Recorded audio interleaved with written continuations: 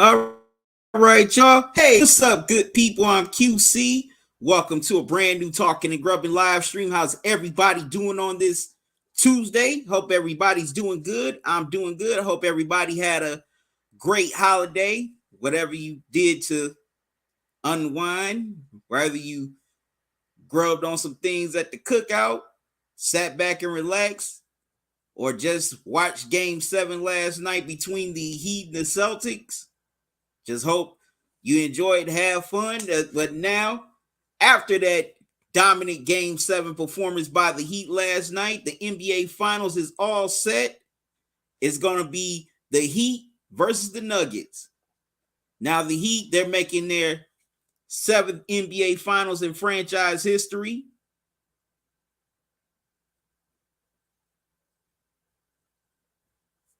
Well, seventh. They're making their 7th NBA Finals appearance in franchise history, while the Nuggets are making their first. So the Heat, they're looking to capture their 4th NBA championship in franchise history, while the Nuggets are finally trying to capture their first after 47 years being in the NBA. They're the last ABA franchise to make it to the finals. Of course, the other two teams were the San Antonio Spurs and the Indiana Pacers. The Heat, they're the second eighth seed to make it to the NBA Finals since the New York Knicks did it in 99. And now they're trying to make history by being the first eighth seed to win the NBA championship. And also the Heat are the first playing team to make it to the NBA Finals. So for those of you who want the NBA to get rid of the play-in tournament, they're definitely not going to do it after this, because they're going to say, look at teams like the Heat and the Lakers. They were playing teams. The Lakers, they got all the way to the Western Conference Finals. The Heat, they got all the way to the NBA Finals. And if they mess around and win it, then that's going to even make the NBA's case even more. So, yeah, this is a great finals. You know, we finally got two different teams in that way the last few years.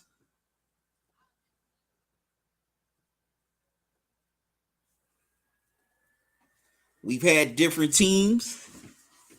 So we're starting to get a little bit of parity back in the NBA.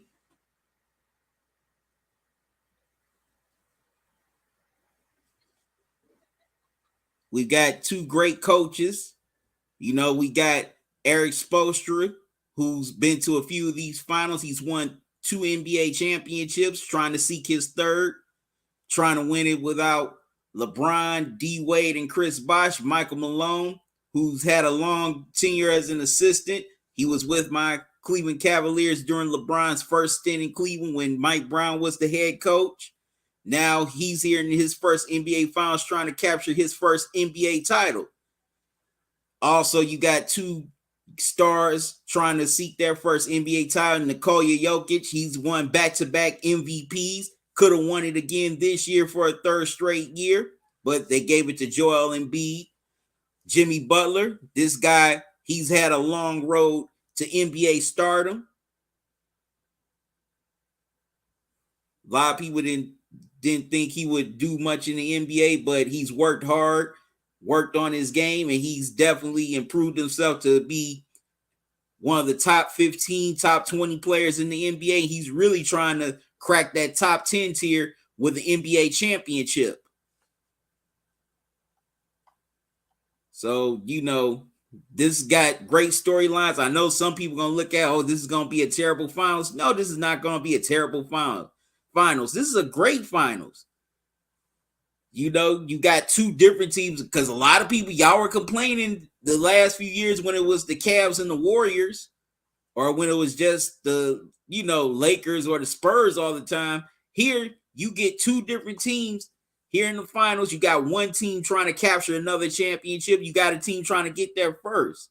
And also, you got stars that everybody can get behind. So this is definitely not going to be a terrible finals. This is going to be a great finals.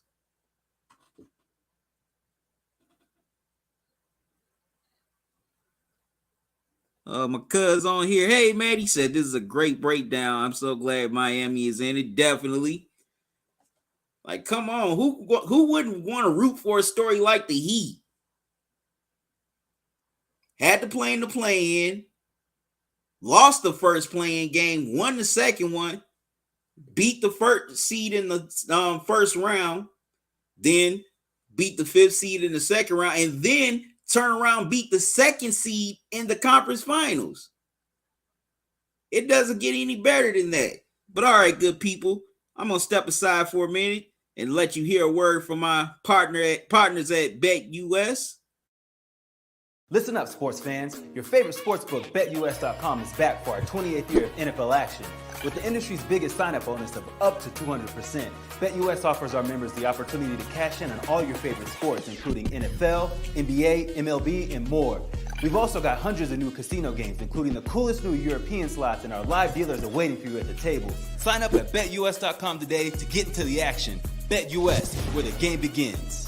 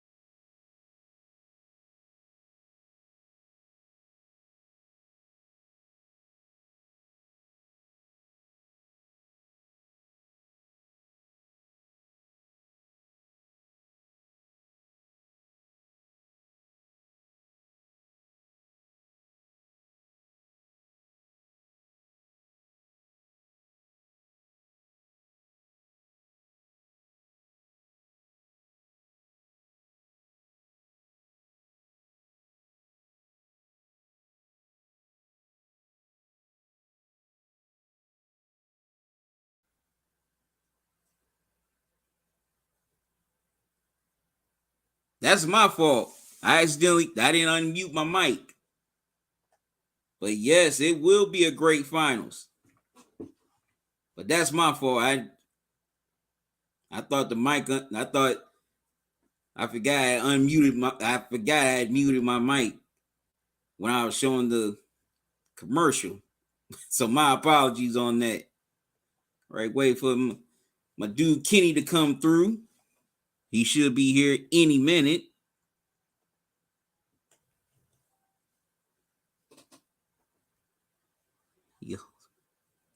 He owes me money. No, I'm playing. He don't owe me no money. I'm just messing. I'm just playing. But yes, I cannot wait till Thursday to see this finals finally tip off. Both cities are going to be off the chain for this NBA finals.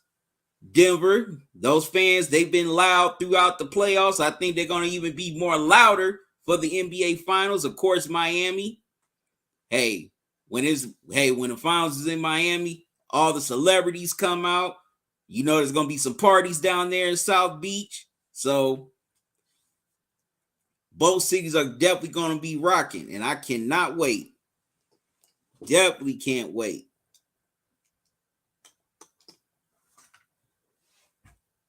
But yeah, definitely can't wait to see which story gets written from this NBA Finals. Will the Heat finally win their fourth championship, their first without LeBron, Dwayne Wade, and Chris Bosh? Or will the Nuggets finally get their first championship in franchise history?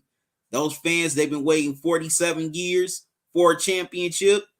Now, the Nuggets, as far as their history, they've had some great teams, but they just ran up on the Lakers most of the time. In the 80s, they had pretty good teams. Couldn't get through Magic and Kareem. Then, they got to the Western Conference Finals in 2009 with Carmelo. They ended up running up on Kobe. So this time, they finally ran to the Lakers again. They got through the Lakers. Well, they swept the Lakers. And now they're here at this point. The Heat, they got their payback on the Celtics after losing a devastating a heartbreaking game 7 on their home floor last year. They returned the favor by going up to Boston and winning game 7 on their floor. And Jimmy Butler definitely predicted in the press conference after Game 7 last year that they were going to be in that position again. And once they got back there, they were going to get it done. Well, Jimmy Butler's prediction became reality last night. And they did get it done.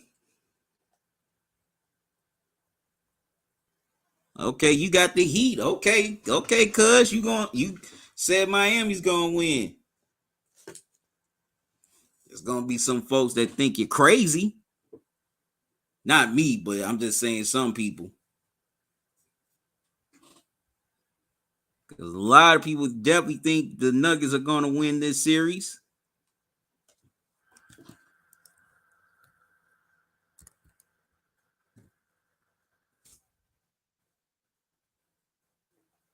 I mean, of course, the Nuggets, they're a very great team.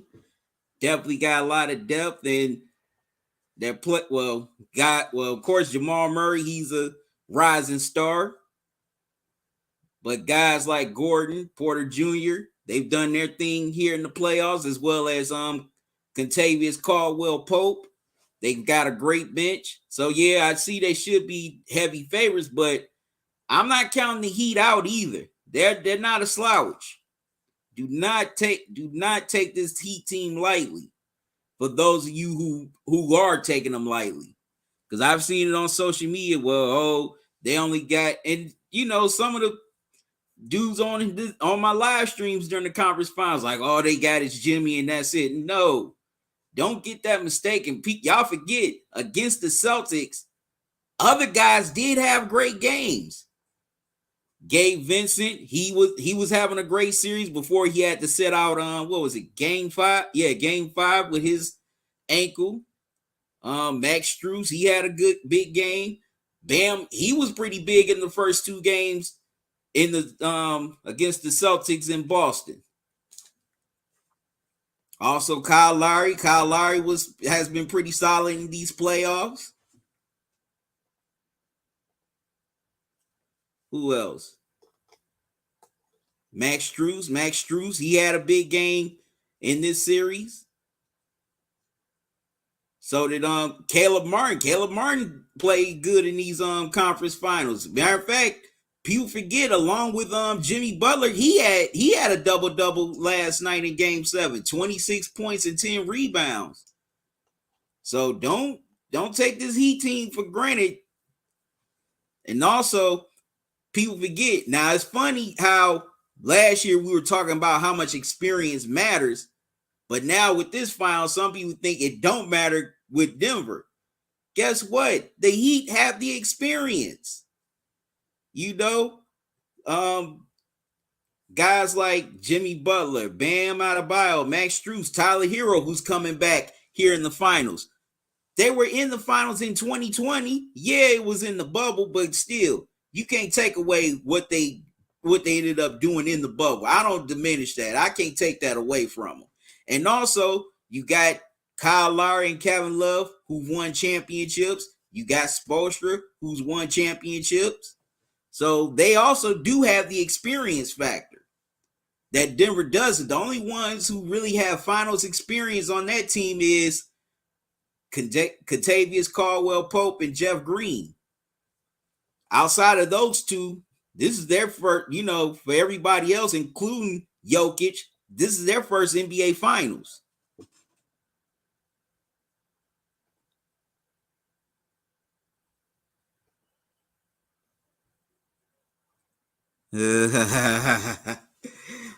Said don't count the Heat out. They've earned the right. Definitely, they've earned it. They've definitely earned it.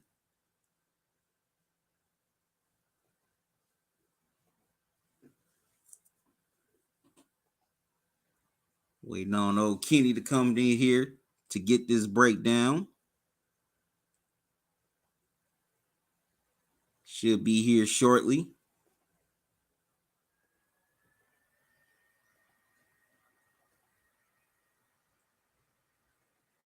Definitely should be here quickly. But all right, I'm going to take a quick timeout. I'll be right back.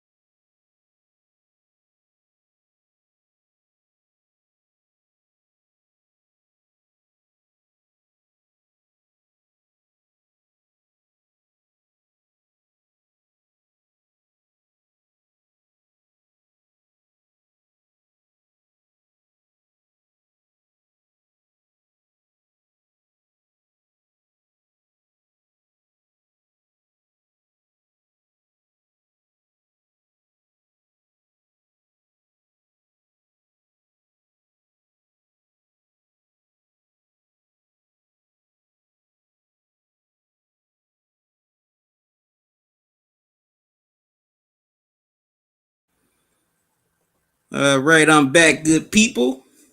Okay, got Kenny, Mr. OBF here with me. What's up, Kenny?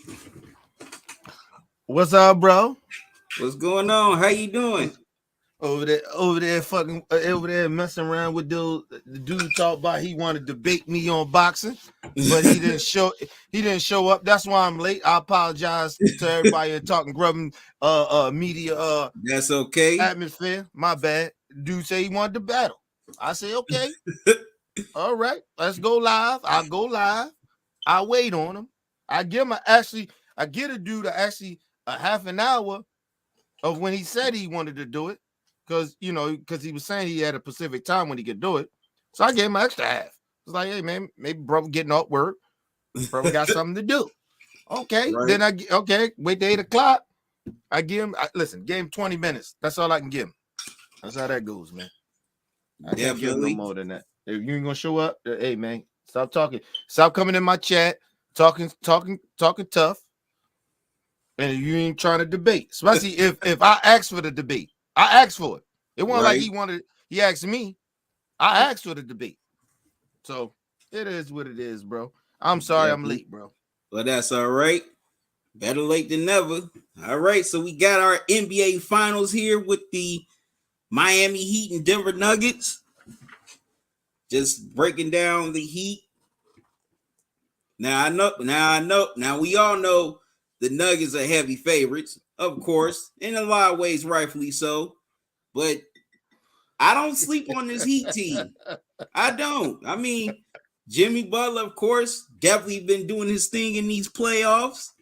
But there are some dudes who can give you a good game, like Caleb Martin. He had a great game 7 last night. Actually, he had some pretty good games against the Celtics. Also, there was Gabe Vincent. Gabe Vincent was having a nice series before he got hurt. You know, he had to miss game 5 with the ankle. Also, Max Strus has been solid. Can't forget about old Kyle Lowry, the vet who has a championship with the Toronto Raptors. Also, they're getting Tyler Hero back for this series.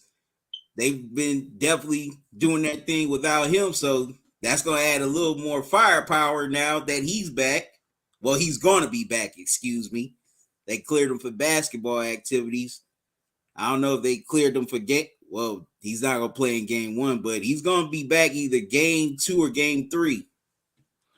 And also you got, definitely can't forget about old Eric Spoelstra. You definitely got to give him his credit for what he's done with this team. Yeah, hey, y'all see how my brother talking, trying to spark up this situation with the Miami Heat, like they I'm really not got a chance sparking of up winning this final. anything. They ain't got no chance, bro. Oh no, they ain't got no chance, bro. This team is a tough out. They may not win, but they not gonna be no pushover either. Listen, man. They listen. If the Denver Nuggets win first 2 games, it's a sweep. They gonna sweep them. Miami only got a chance if they win one of those games in Denver. If they do not win it, if they do not win a game in Denver in the first 2 games, they are going to get swept. It ain't nothing that anybody on that team can do about it. Because like I said, they do not have anybody on that team that can stop the Joker. They cannot stop that white boy. They can't stop him. Okay? It ain't nothing they can do. Nothing. And I don't think it's gonna be listen. And if Murray goes off, they will blow them out every game. Every game. It ain't gonna be nothing they can do then. They make it keep it close if just the Joker go off. But if Murray goes off, they are getting blown out every game, and they are going to get swept. I'm just telling y'all that. The Lakers, Kenny. Listen, man, I think the Lakers was better than Miami. What? Yeah. You drinking that Schultz malt liquor. No, I'm playing. Listen, anyway. hey, man. It might be, hey, it might be true. I'm drinking that stuff, but I'm telling you. Listen, the Lakers was better, bro. They was a better team. You know what I mean? Jimmy Butler played. Listen, I'm not taking nothing away from playoff Jimmy. You know I love playoff Jimmy, bro. Come on now. Right. You know I love playoff Jimmy. Listen, bro.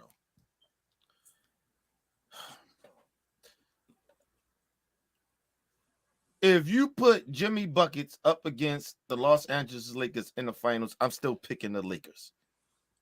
I wouldn't, because I don't trust AD. Listen, but it wouldn't be nobody. All AD got to do is play 2 good games. That's all he got to play. That's all. You be like LeBron gonna win. LeBron and the rest of the team gonna win 2 more games. I'm not saying it would be easy for the Lakers to beat them like I'm saying Denver would.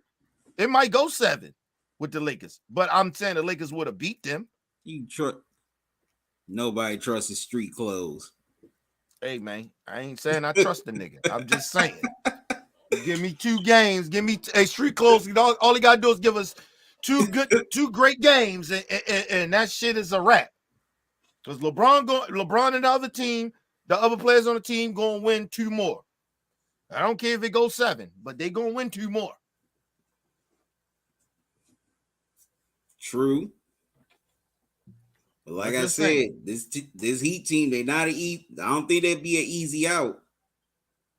The Heat team, they're role players and shit like that. They're not going to be able to. I just don't think that the Denver superstars are better. Like, you get what I'm saying? Like, who gonna stop Jokic? Nobody. He's gonna do his thing. He's gonna do what he do. Who gonna stop Jimmy? Listen, Jimmy can go off. He can do what he do. But who gonna stop Murray? Nobody. There ain't nobody gonna stop him if he get hot. If he play like he been playing. Like, it ain't like Murray been playing like he trash. I'm just saying, Joker just been the guy. That's all. He the guy. Okay, Daniel Berry, what's up, man? Okay, my cuz asked this question. What's up, cuz? Said, if Miami were to succeed, what has to happen? Good stuff, by the way. Well, what do you mean? He means like, if the Heat want to win this series, what would have to happen? Of course, Jimmy Butler. What would have to happen? Or he's saying if it does happen? Like, what would have to happen? For them to win. Right. The only way it can if Jimmy Buckets go crazy, right? Because he gonna have to go crazy, right? But on the other hand, I think the Joker can give you 2 to 3 games, right? I don't know if he can give you straight. I don't think he can give you 4 by himself, right? That Denver Nuggets team, if they play like trash, if Murray don't play good, and then everybody else don't play good, that's the only way Miami wins this series. That's the only way. Well, go ahead, give your prediction. To me, they got to do what they've been doing. Yeah, Jimmy Butler's been doing his thing, but there have been other guys on this Heat team who've had big games in these playoffs. Like Gabe Vincent, Caleb Martin, they've had big games. Matter of fact, both of them were big against the Celtics. Bam, he had a couple of good games against the Celtics. So it definitely would have to be other guys to come along with Jimmy for them to win. And also, we got to see what Tyler Hero does once he comes back. Can I ask you a question? What's up? Is anybody on that team better than the Joker on the Celtics? It don't matter. No, answer my question. No, don't answer my question. Is anybody on the Celtic team better than the Joker? Of course not. Okay. All right. So you got him, right? Now, Murray, can we say where we rank Murray right now? At least top 15. Top 15. Okay. Is he better than Jaylen Brown? Who? Murray. Yeah. Because before he got hurt, he was. Oh, definitely.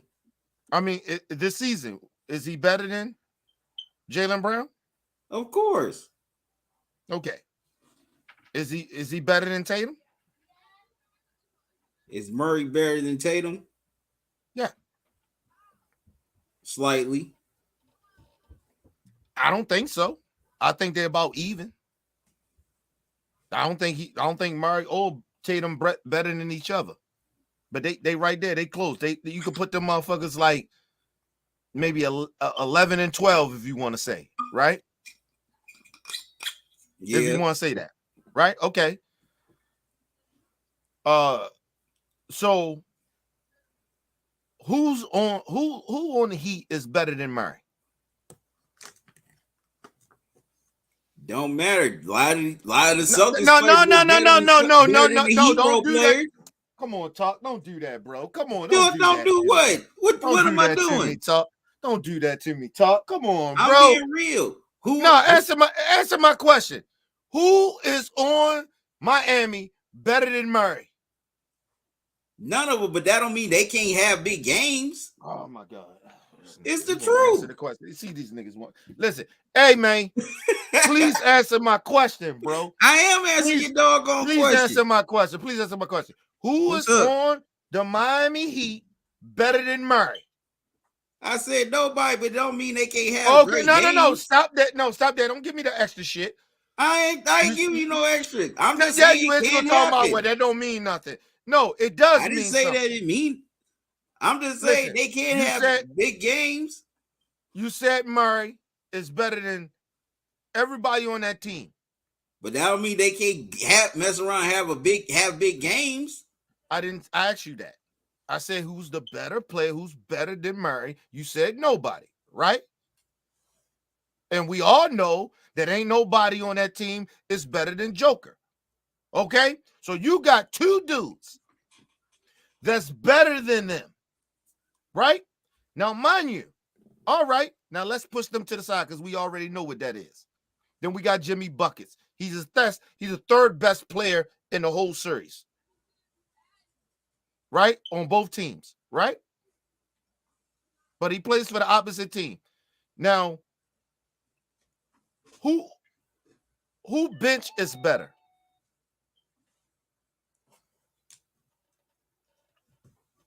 I say the Nuggets. Who starters are better?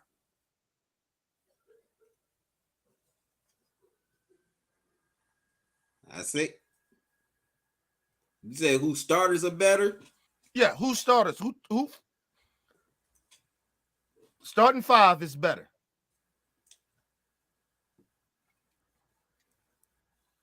Slightly the Nuggets.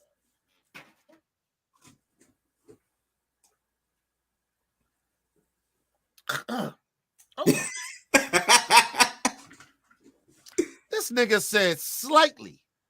What you mean? They got the two best players. How does slightly? That's why I said slightly. It's not slightly. They got the third best player. The Nuggets got the two best players. How is it slightly? And we all know that listen.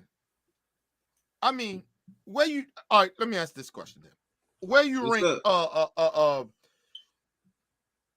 Adebayo, whatever his name is, the center for Miami. Where you rank him at? Where you rank Bam? Overall. Just overall. Like, is he a top 20 player or is he a top 25 player? Like, where you rank? I give him top 25. Okay. Now, where do you rank what's the dude that played the power forward for them? Denver Nuggets. What's his name? Shit. Is it Gordon or Gordon? Okay. I always get him and Porter confused. I thought Porter. Me too. Porter played small forward. Yeah. Where you rank Gordon? Probably top 25. I don't got him that high. Really? No. He's probably a top 50 player. He's not that high. Where you rank Porter? Probably top 50. Okay. All right. Who the other starter is? Is it KCP? KCP. Where you got him ranked? It'll be outside the top 50. Okay. Now let's go down there. That's the Nuggets shit. Right. Now, where what's the dude name that played the point guard for the Heat? What's his name? The point guard Gabe Vincent. Dane Vincent. Where you got him ranked? He be outside the top 50. Right, but he ain't even a top 75 player. True. Okay. Shooting guard. Who they got at shooting guard? Wait a minute. Ain't Jimmy Butler the shooting guard? I don't know. Sometimes Jimmy played a 2 and a 3 sometimes. So who they got outside of that? Like, okay. Who look up the starting 5 lineup for the Miami Heat. That's all you got to do. Okay, let's see. I know it's Jimmy Butler, Bam Adebayo, Gabe Vincent. Who the other two?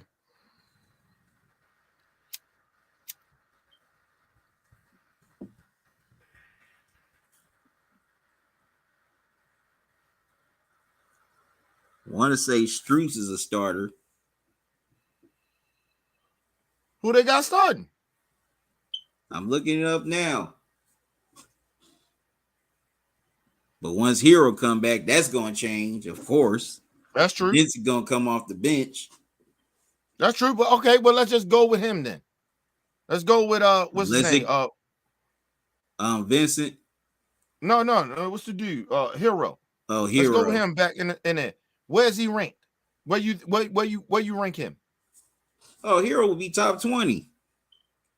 No, he's not. Hell no. Well, at least top 25. No, he's not. No. How is he not? No. You can name. So you telling me you can't name 25 better players than him? How is he not a top 25? You can't. You telling me? I'm asking you a question. You telling me that he cannot? You can't rank 25 players better than him? I know you can. Okay, then. Okay, so right now. No. Go ahead.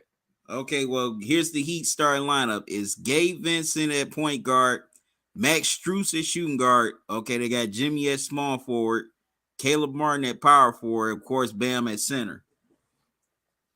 So that's the starting lineup right now. Where you got Caleb Martin ranked? Where you got him ranked?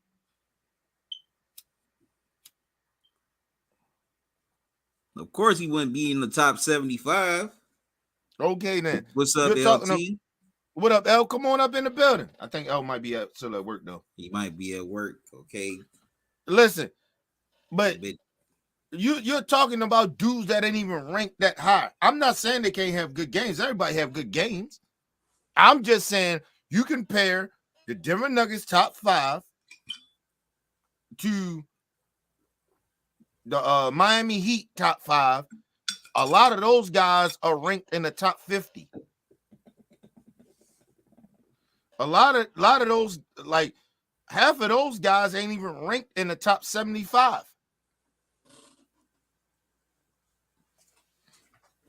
Go ahead. Okay, my cousin said, I don't have a dog in the race, but a large percentage of the so-called experts had Miami losing to Boston anything's possible once they lace them up. Jimmy Buckets proved that. Shout out to your cousin. Okay. Nigga, I was with you.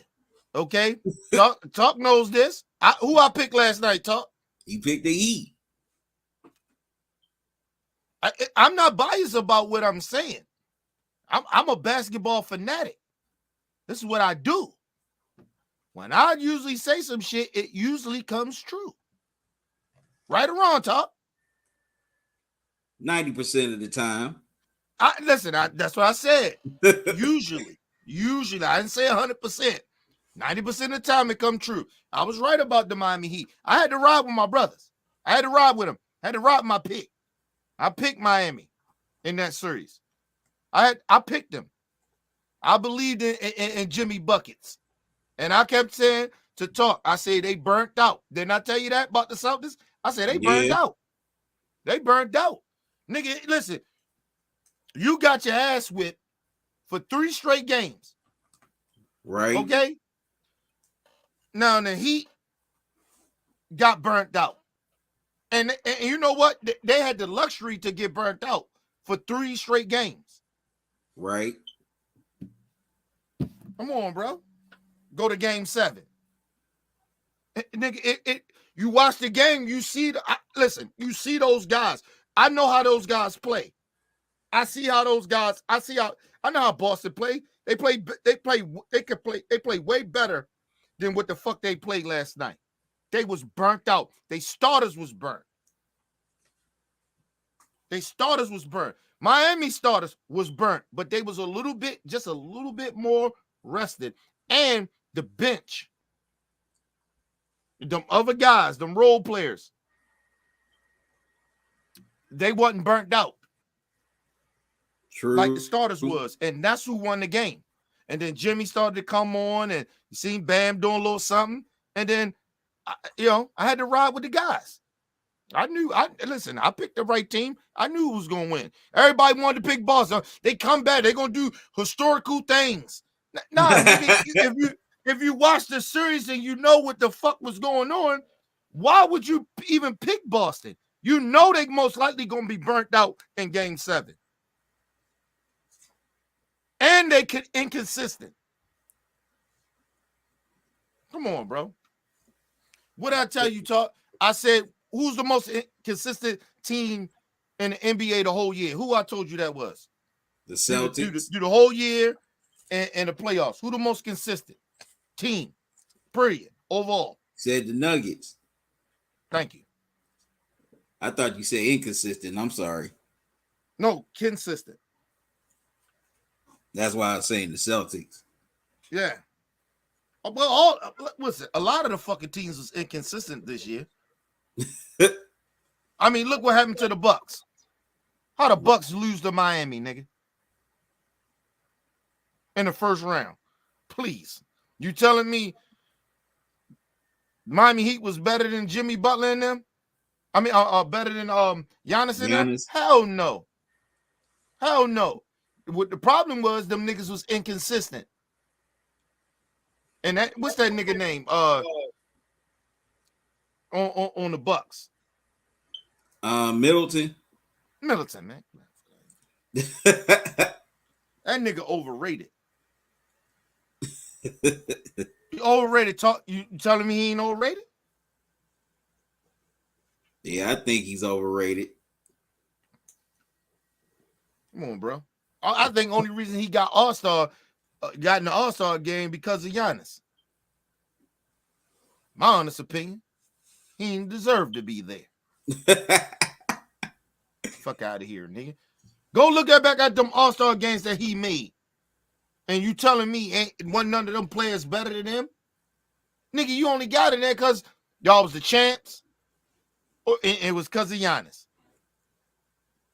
Right. Giannis gonna make the All-Star game every year. Like, what we talking about here? So, yeah.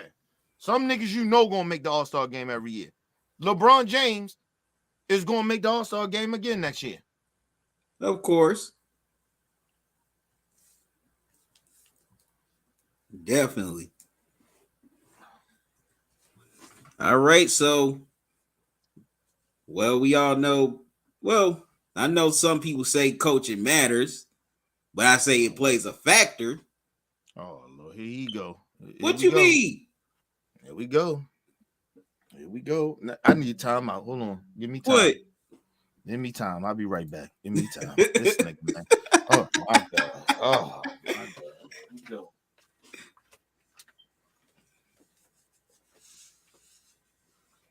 Okay, Kenny's taking his time out.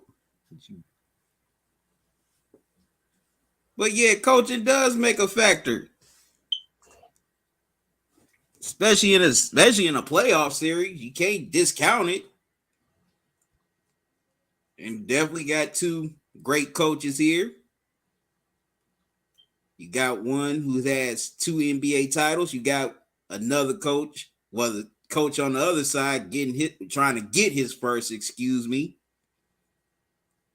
Both rose up the ranks as assistants.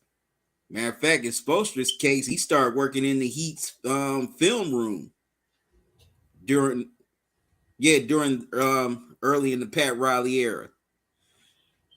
Excuse me.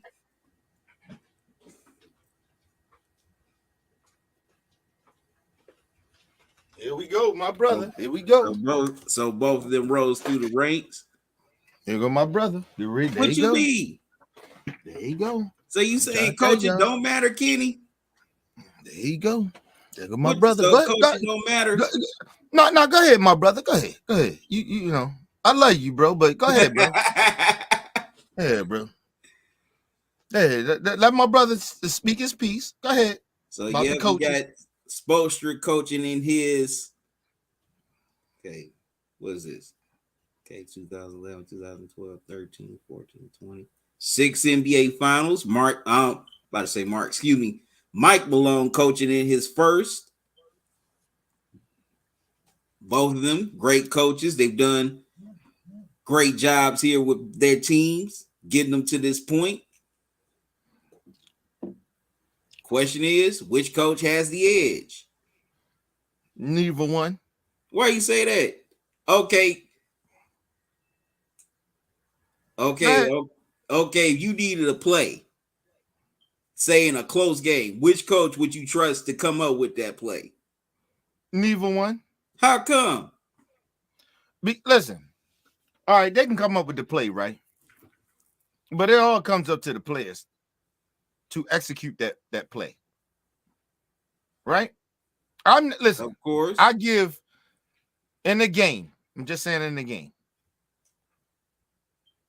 I give both coaches, and it depends how experienced the coach is. Listen, I give 2% to the coach from Miami, Spoelstra, and I give Spoelstra, and I give 1% to the coach in Denver. That's all they got in the game, bro. It ain't that big of a percentage like that. It's not in the game. Because those guys got to go out there and execute the plan. And then sometimes you get out there and you can run a scheme, but the scheme, you know, what the coach the scheme that they want to run don't really work, or don't work when you get out there. And then sometimes you gotta do something different on the fly. A lot of those players do that. So, I mean, I understand what you're saying, but it ain't a high percentage like that or with them coaches or how you acting like. Nigga, timeouts, that's about it. Timeouts, coming up with plays, having a scheme, yes, that's about 2 to 1%, and it depends how big the coach is or how profiled the coach is. Like Steve Kerr. Nigga, listen, I'm giving Steve Kerr about 2% that he has an effect on the game. That goes for Phil Jackson too, nigga. They ain't really got that much effect on the game like that. Not in the game like that. They really, truly don't. But go ahead, because you like to give them all the props. Well, let me ask you, what's your percentage? I don't give them all the props, but they are no, I understand that. What's your percentage? Oh, I definitely give the edge more to Spoelstra because he's been here before. He's done it before. That's not what I'm asking. I'm asking you, what is the percentage that you give a coach in a game, regardless of how big, 5%. How small they are? For either coach? Now I would give 5% to Spoelstra and maybe 2% to Malone. That's way too high. What you mean way too high? For who? For Malone or for Malone for either for either one of them. What? Come on, that ain't too high for Spoelstra. Like I said, this man is in his coaching his 6 NBA finals. I don't give a damn. You really truly think he had a real big impact of when LeBron and D Wade and them won their championships? Like I said, he was a factor. He wasn't just some dude in a suit. No, he wasn't. This nigga was a GM. Get his ass out of here, man. Listen, come on, bro. Come on, bro. Stop, bro. I'm sorry, he wasn't a GM. I'm sorry. He worked his way. He was like assistant something. Come on, bro. He was an assistant. Yeah, come on, bro. He wasn't. He don't have that much effect in that game like that, nigga. He don't have an effect in those games like that. They're not like, I give them 1 or 2%, but they're not no higher than 2%. No coach. Not Phil Jackson, not none of those niggas. They cannot play those games with those guys. It's just like a coach like in boxing, right? You got the coach, he give you all the shit, all the data that you need, right? They got the game plan, everything, right? Not to knock them for the work they put in, but at the end of the motherfucking day, it's up to that boxer to go out there and win. Because you can have a strategy for that boxer, right? And then you get in that motherfucking ring, and then that shit don't be working with your coach saying it's working. Because the motherfucker might have figured out, or that motherfucker is different. You get what I'm saying? Right. So that's all I'm saying. And then now as a fighter, you gotta adapt. I done watched this shit plenty of times, bro. I don't watch it in plenty of boxing matches. I done watch Tank. They got a game plan. They go in that motherfucker, and then they be like, and I seen Tank go back to the corner, and Coach Calvin asked him, "Hey, man, how is it? What's going on? Tell me what's going on." He's still a little strong, It's still there. You know what I'm saying? Because the coach can only give you whatever they give you. You got to go out there and figure out what the fuck is going on, right? It's no different than basketball, bro. You got a game plan. Your coach, y'all got a great game plan. But sometimes you may run into a team that, hey, man, they game plan a little better, and you got to adapt. That's all I'm saying, bro. You're giving way too much to these coaches, man. You're giving them a little too much. The percentage-wise, just a little too much. I'm not saying they too high. I can see why I said 20%. Nah, 5% is way too high. No, it's not. Even if you gave them 3, it's still too high, bro. They're not that much of a factor like you think in those games, bro. They're not. I don't know why you see that. Listen, first of all, imagine what we be watching when we were watching the games. You doing what you do, right? And you great at doing what you doing. Conversating again. Listen, bro, you seeing shit. I guarantee you that damn coach don't see that we see.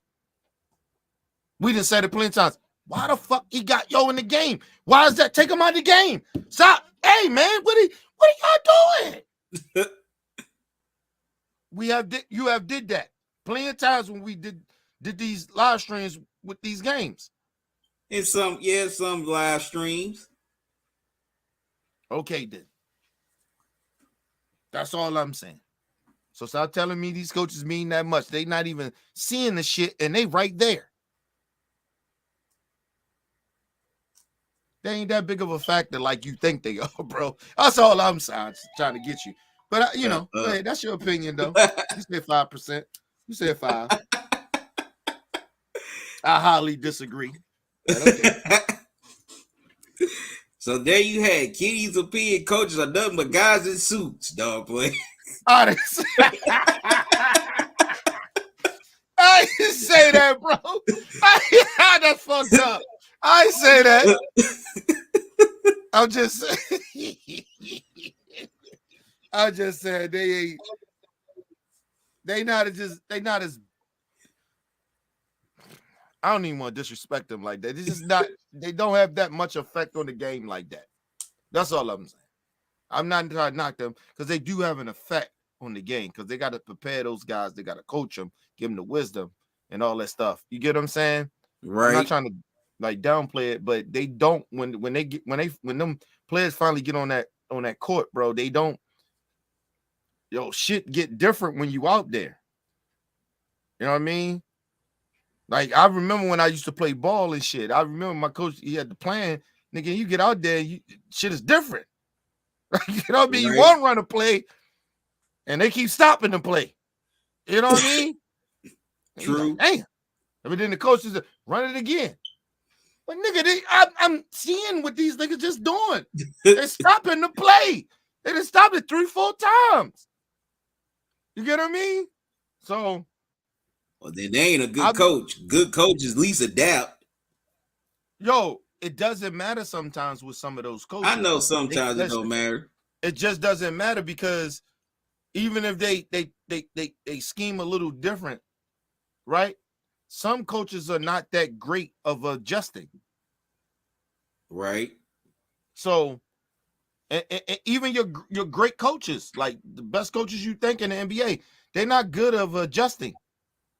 That's why a lot of the teams lose. You know what I mean?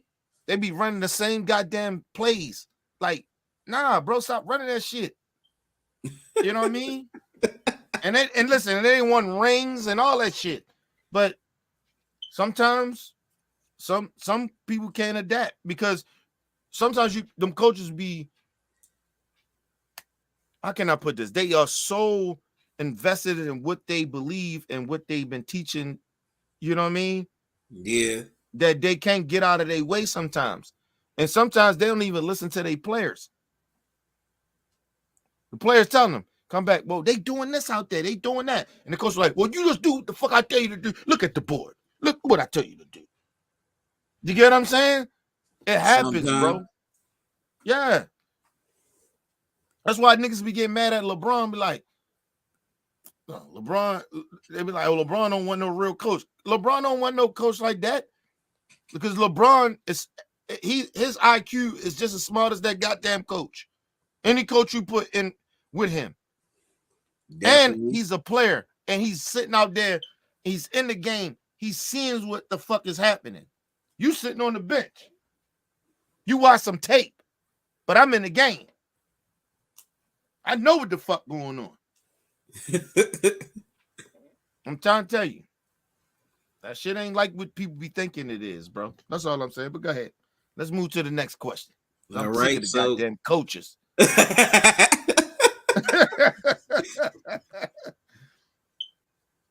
You are anti-coach. That's not true, bro. No. Everybody need a coach. Everybody need a mentor and a coach, bro. You need that, bro. All right, so since you're talking about the Nuggets, now we know what Jokic and Murray are going to bring. Which players outside of those two you're going to be looking at closely to be factors in this series? On the Nuggets? Yeah. Go ahead, retract. Okay, what's up, Rick? How you doing? What up, Rick? Bring your ass up in here, Rick. That's why anything is possible. Yeah. Yeah, cuz right. Anything's possible. I'm not saying that the Heat can't win. I'm not saying that. That's like when I watch a boxing match. If I think a fighter is better than another fighter, doesn't mean that I don't think that the fighter that I don't think that's better than the fighter that I'm picking can't win. I'm never thinking that. It's a puncher's chance. Because all a motherfucker I do is catch you one time and your ass is night-night. You get what I'm saying? So definitely the same thing. The same thing with like any other sport. If you catch a team, if a team is on fucking fire one night, it ain't nothing you can do. And listen, and you could be the best team, but if that team is catching fire, it ain't shit you can do. Nothing. Niggas can't miss. You know how many times people say, like, yo, we try to stop Kobe, but this nigga wouldn't miss. Like, you get what I'm saying? right. Every time he grabbed the ball, he just kept hitting. Some shit you can't stop, bro. That's all I'm saying. But go ahead. What's the question again? I'm sorry, bro. All right, now for the Nuggets, which players which players outside of Jokic and Murray are you going to be paying attention to in this series to be factors?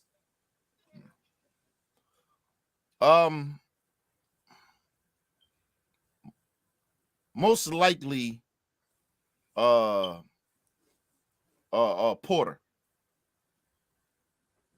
I'm not really worried about the bench, the role players. I'm not really worried. The only person I'm really worried about is Porter. He's very inconsistent for me. Yeah, he's definitely been consistent during the playoffs. And I don't like that shit about him. It's one thing. I mean, I ain't saying you got to play everything good. You know what I mean? What do you say? KCP? KCP and Michael Porter Jr. Yeah, listen, no, even when it comes to KCP, KCP is a role player. When you look at Michael Porter Jr., Michael Porter Jr. supposed to be a star. Right? Right or wrong? Or at least an all-star. Right, but no, just give me a star. What you just say, at least an all-star. But no, even to get to the all-star, you got to at least be a star. Yeah, he should at least be at a star level. Right. He's not a star. He's not a star. Like, you get what I mean? Like, I don't even know if I got that dude.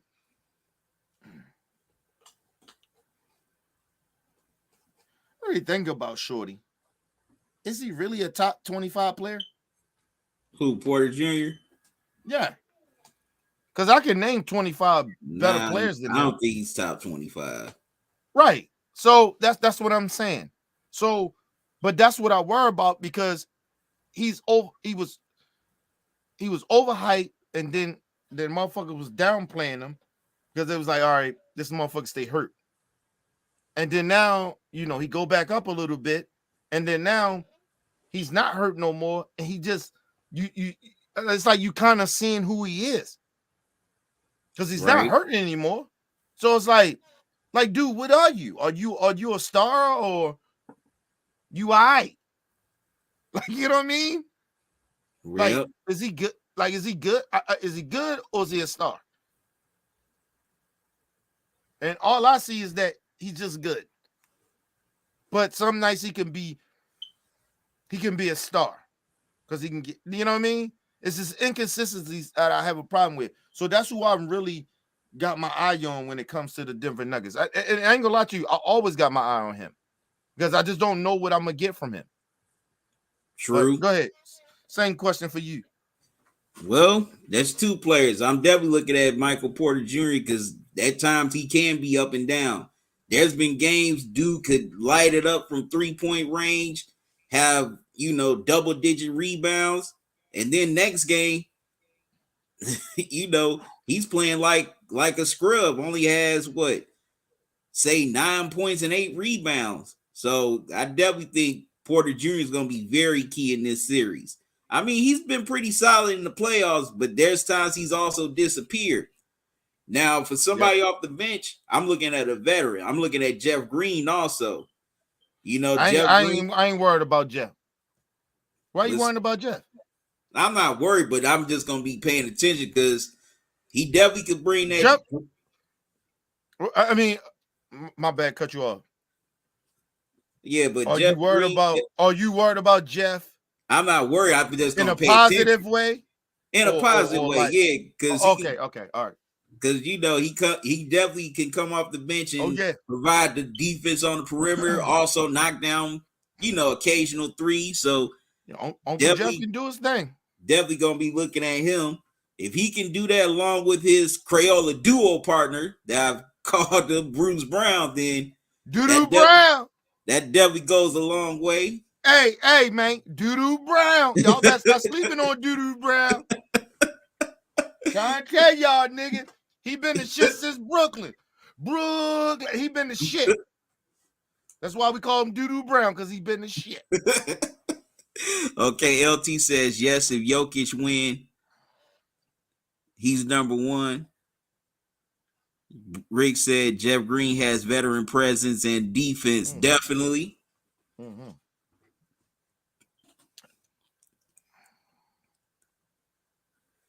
LT, you asking me, do y'all see the 76 development after they got Nick Nurse? No. I don't. Nah, not really. Nope. And two, they need another superstar, bro. Yeah, because Harden, he trying to get out of Philly. He already gone. That nigga ain't coming back, man. So I don't even know. I don't even know who want James Harden anymore, bro. I'm tired of these Philly cheesesteaks. Fuck that nigga. He eating up every goddamn thing. Eating up all the Popeyes chicken. He fucking up, man. This nigga, man. Stole all the honey buns from Philadelphia. You know what's really going on, nigga. Nigga, they got a shortage in Philadelphia with honey buns. Get his ass out of here. Fuck James Harden, nigga. But now, listen. What's the name? When it comes to Philly, they just need another superstar, bro. They need a true, and I think they need a true point guard. Like somebody that's not going, that can be selfish, but not selfish. You know what I mean? Know when to be selfish. Right. You know what I'm saying? Maxie, I never picked Mac. Well, no, I mean Harden was the point guard. I'm sorry. Maxie good. I like Maxie. Yeah. Maxie a two guard. I like Maxie. Yeah, but you really he's more of a shooting guard than a point guard. Yeah, that's what I'm saying. That's what I'm saying. Yeah, that's what I'm saying. Two guard. He's more of a two guard. So I'm good with him. And do they even start him? Yeah, he's been starting him. Yeah, he started this season. Yeah, let y'all keep starting, man. I like Shorty. You know what I'm saying? But they need a true point guard. Somebody that's know when to be selfish and not to be. Right. You know what I mean? So they need that. Listen, we got to see who the free agent is going to be this year.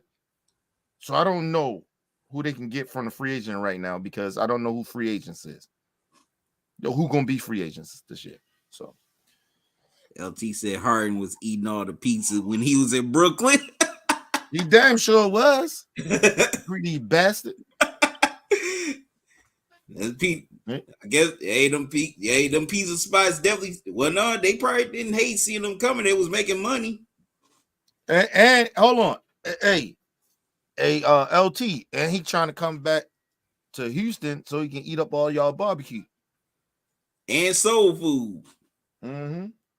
He gonna be all up in the barbecue joints and soul food restaurants. So LT, if you ever want to get you a soul food dinner, you better get there before Harden do. Yeah, holler at James. Like, James, hold on, Mike. Can I get a plate? LT, you better DoorDash your order early. Like, come on, let me get this before. Yeah, James definitely like to be there at least after game time with. Like, put my order in at 6 o'clock. Mm-hmm. That motherfucker put his order in before everybody. And you know he got some clout. You know he got some clout because he's an NBA player. So you know he rich. So you know he got some clout. He gonna come first. Of course. You know what I mean? So LT said, I just had some barbecue over the week. Man, and you ain't sent us none. You ain't right, LT. You been on live with us and you didn't tell us you had barbecue, man. That ain't right. That's cold. You know the crazy part about it, for the last couple of years, right? And it all depends, right? Like, because I grill like that. But I don't like barbecue chicken. For what reason? I don't know. I'm iffy like that, bro. I'm very iffy of shit I like because I didn't eat ketchup for about at least about 20 years. From since I was a kid till I got like older and shit, I didn't eat it. So I'm real iffy about shit that I eat. I don't know if it maybe my taste buds, bro. You know what I mean? Could be. You know what I mean? Because I just really started. I ain't like mayonnaise for like 30 years, but I just recently started eating it. Depends what You know what I kind of mean? So mayonnaise you get, though. no, I just don't like mayonnaise. Period, bro. Well, I didn't like it. I'm okay with it. I still don't eat it that much, but you know, I eat it. You know. Hey, King, you saying Nuggets will take a win again? Okay. So you saying you're picking the Nuggets in a sweep? Yeah, he said he's picking the Nuggets. Nuggets win, and they sweep them in 4. Rick said the beard like them strippers. Hey man, and he like them hot wings, nigga. So he gonna go to a strip club with the strippers and the hot wings. Yeah, that nigga gonna eat. Oh, he gonna eat when he there. His greedy ass. Y'all know James Harden, nigga. He eat, nigga. That's what he do. So Rick, James Harden was into them strippers heavy when he was in Houston the first time, huh? LT said James Harden gonna be at all the strip clubs and clubs in Houston. Yeah, listen, I you know, I can see that. Listen, I don't know why James Harden want to go. Oh well, do we got fam? Where James Harden from? Ain't he from LA? Think so. Well, ain't he from LA? You know, but you know, sometimes you move your family a certain place and they there. So a lot of his family could be in Houston. So that could be a real big part of why he want to go back too, if I'm not mistaken. And he probably got businesses and shit down there. So yeah, James Harden is from LA. Okay, but yeah, but he probably got a whole bunch of family and shit that moved down to Houston. He got businesses and shit down in Houston. You know what I'm saying? So, you know, that's part of probably the real reason why he want to go back. Because he probably trying to go back just to end his career down there. You know what I'm saying? My honest opinion. I think it's also for tax reasons because LT and Rick, correct me if I'm wrong. Y'all don't got state income tax in Texas, do y'all? I don't think so. Rick said, no, I can dig. No. Rick, you just start eating ranch dressing, dude. Mm-hmm. You were deprived most of your life. No, me too. I just started eating ranch dressing probably about 3 years ago. Y'all were deprived of most of y'all lives. Nah, yo, it's sometimes it's just your sometimes listen, can I just say this then? Let me say this. A lot of shit that everybody talking about, I was poor, so I didn't have that shit. Like ranch dressing, I never had that shit when I was young. You know what I mean? My mom that wasn't on the grocery list, nigga. It'd be like, oh, we're gonna bring some ranch dressing back. You get what I'm saying? That wasn't nothing on the list. Like, you know what I'm saying? Nigga, eat was cheap. True. King, you said Jokic Murray duo is too much, and the rest of the D players, the Denver over Miami, Joker is too genius from the floor. Okay. Ricky said Houston got some of the best strippers and wings. Mm-hmm. What's the best wing spot down there in Houston? LT said also Lil Baby in Houston a lot, and which Harden hangs out with. I don't even know why Lil Baby around him. LOL. It's a little difference though, bro. That's a little difference. Weezy calling me and shit. Rick said LT can speak on it. H-Town be lit. I can imagine. Yeah, okay. There is no state tax down there in Texas. And you gotta think about it. The most lit states in the country, really, for black folks in a way, like like it's lit. Like, is Houston and Atlanta. Like, what it's just about lit down that bitch. Huh? no Miami? That's more for the Hispanics. No. Miami is like that place It's that more where of a you want to mix. go. If you want to go to live more than anything, right? But that ain't no place that where like you want to go and spend all your time there. You know what I'm Right. saying? Like, you just don't. But if you go to Houston and you go to Atlanta, nigga, you want to keep traveling there in those two spots. They lit. That's where a lot of black people are, bro. I In those know. two states. Like, I mean, where we go have fun. Put it like that. We have a lot of fun in Houston and in Atlanta. A lot of fucking fun there, bro. For I black know. folks. I'm just gonna say that. Yeah, I know. Yeah, I know a guy that's I know a guy that I grew up with. He's down in Houston now.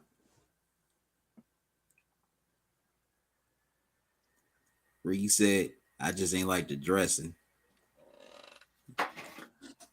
LT said people Yeah. just grow up different talking. They eat most of this stuff when they're older. Some of my people in my family that's just older just start eating seafood.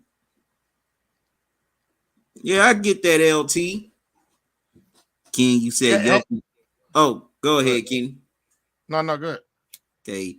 King, you said Jokic, the real MVP this season. Don't know why they gave it to Embiid. Joker dominate games.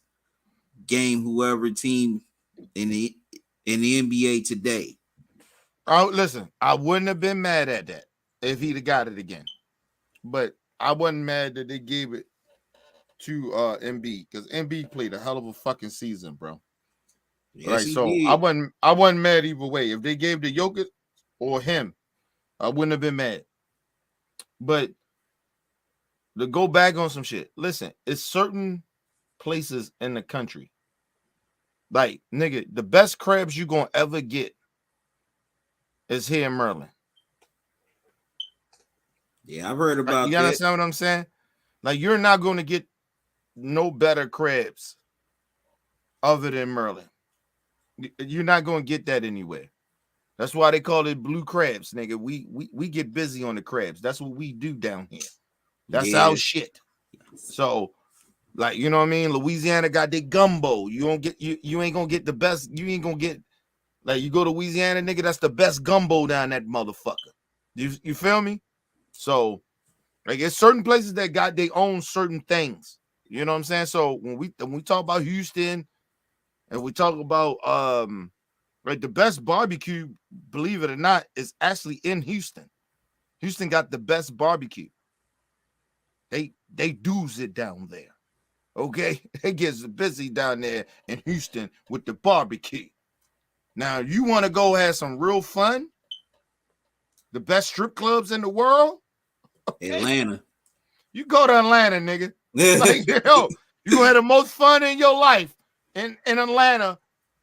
You can party. You can party down that bitch, but you only gotta hang. You only can hang with black people. You go to them white strip clubs, it's not like that. You gotta go to the black shit in Atlanta. Don't go to them white shit, nigga. Ain't nothing popping outside of Atlanta strip clubs. I'm just telling you that now. I'm trying to think of the best hot wings. Like, the best pizza in the world is actually come from two places, actually, which is New York and Chicago. They got the best pizza, right? And that's like a toss-up. Hot wings. Trying to think I the like best hot wings. Chicago's pizza better. No Yeah, diss to New York. New York pizza is good too, but I just like the deep dish better. yeah, but it's a toss-up though. Like, it's like I love both of them. I didn't eat Chicago shit. I didn't eat New York shit. So I know the difference. But they both like right there to me. But the best hot wings, I can't tell you where the best hot wings at. I don't think no state has did the best hot wings for me. You know what I mean? Maybe, you know what? Maybe Miami. Maybe. Yeah, LT, you right. There are a lot more Cubans down in Miami. Mm-hmm. Say you want to go to Atlanta this summer or next summer. Yeah, I've always wanted to go to Atlanta. I never been to Atlanta or Houston. At some point, I gotta go. I gotta come down there and see y'all, Rick and LT. I think Rick in like North Carolina or some shit. No, he in Texas. My Nah, bad. he's He in is in Texas. Texas. Yeah. Like Like I Rick, said, that they're the only two places that my wife want to move at. So we got that decision in the next 2 years to move at Atlanta or Texas. But I don't like Texas. how I come? don't. It's racist as shit down there, bro. Seriously. And like I said, I would never send my child to school down there. I had to homeschool her. You know what I'm saying? My wife already talking about homeschooling her now. You know what I mean? Because she don't feel in Baltimore. It's not like Houston, but she just don't feel like my daughter's getting the proper education. And my wife is hands on, bro. Ever since my daughter was born, she hands on. We've been homeschooling her, from the beginning. That's why she's Okay. smarter than she really is. Like her at her age, she's smart. She's like fucking 2 grades smarter than what she is because we homeschooled her. So my wife feel a certain type way sending her to school, but I keep telling my wife, I get that. You still can homeschool her in a way. We still got to teach her, but we can't stop her from interacting. Not You at know what I all. mean? She need people to interact with. She don't want to be around no grown ass adults all day. Seriously, bro. Like, and listen, that made me grow up fast. Like hanging around my aunts and uncles and shit. That made me grow up real fast, bro. And I wish I could have stayed more of a kid than to deal with a lot of the grown-up shit. But I was around my aunts and uncles and dealing with a lot of that shit. And then you grew up and then the hood make you grow up. But my daughter don't got to deal with that. So I don't want her to grow up faster than when she need to. Let her be in her space, nigga. But go ahead. I'm sorry, talk. Oh, that's right, Rick. Yeah, Rick, you did say you were originally from Florida. Rick, you also said the best barbecue in Texas is a place called Goldie's in Kendall, Texas. LT said I second guest on Florida for vacation. F that BS. Yeah, Nah, listen, with old Ron listen. DeSatan. I understand that, but niggas still go to Florida on vacation. They still go there. Like their fucking tourist shit is still up a little bit. It's starting to dwindle down a little bit more than it used to be, but that is still the place where people go tourists. Yeah, and Like also tourists go there. a lot of cruise ships are docked there. Mm-hmm. Yeah. LT also said the education system in Texas is effed up. Mm-hmm. Yeah, But they don't teach them shit now. They don't even teach them about history. not at They all. teach the kids down there in Florida and Texas and shit. And a lot in the South now, they want to teach them that racism doesn't exist, slavery didn't exist.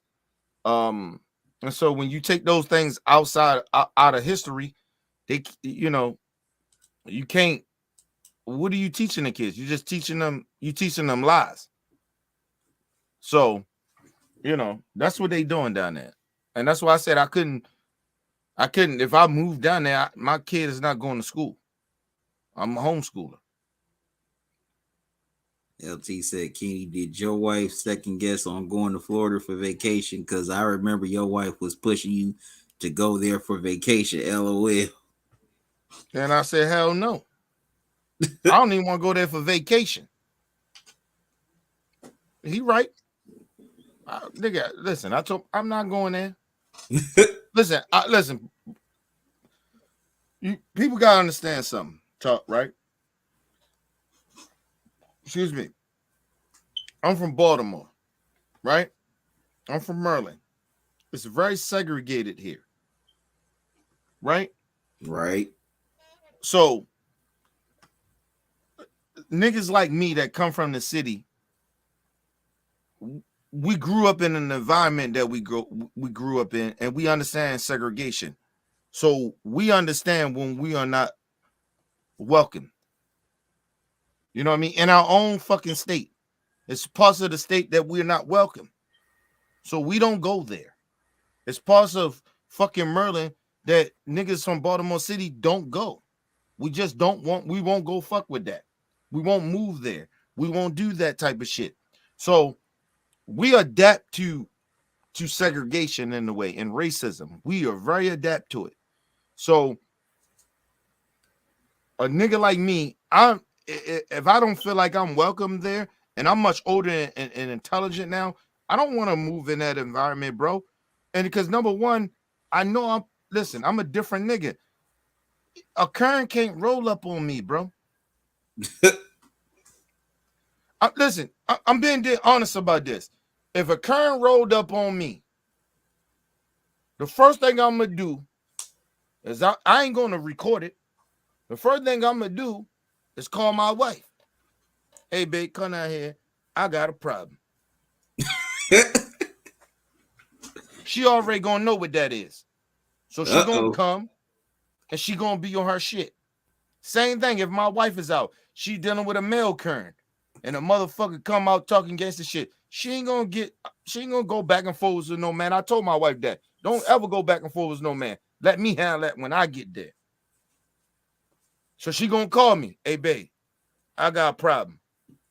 What's going on? Blah, blah, blah, such. I need you to come down here. Okay, cool. I'm coming. You understand what I'm saying? We built different. So we ain't doing all that current shit. We ain't doing all that racism shit. We understand what racism is, nigga. And we from the city. So, and we segregated. So we understand. We don't fuck with white people like that. That's racist. We don't fuck with people like that. So if you be racist like that to somebody like me and my wife, listen, nigga, you ain't got to worry about the police. You'll worry about you gonna call the police after we done. But me and my wife, we ain't gonna sit there and go back and forth with you for what? Fuck, we going back and forth. We'll figure out right away what that situation is. Okay, cool. Let me call my wife. Let me call my husband. That's how we do it, nigga. We don't give. First of all, me and my wife, we don't trust police, so they come after the shit happens, because that's usually when some shit get fucked up, right? That's usually when they come, right? Pretty much. Or when they do come, they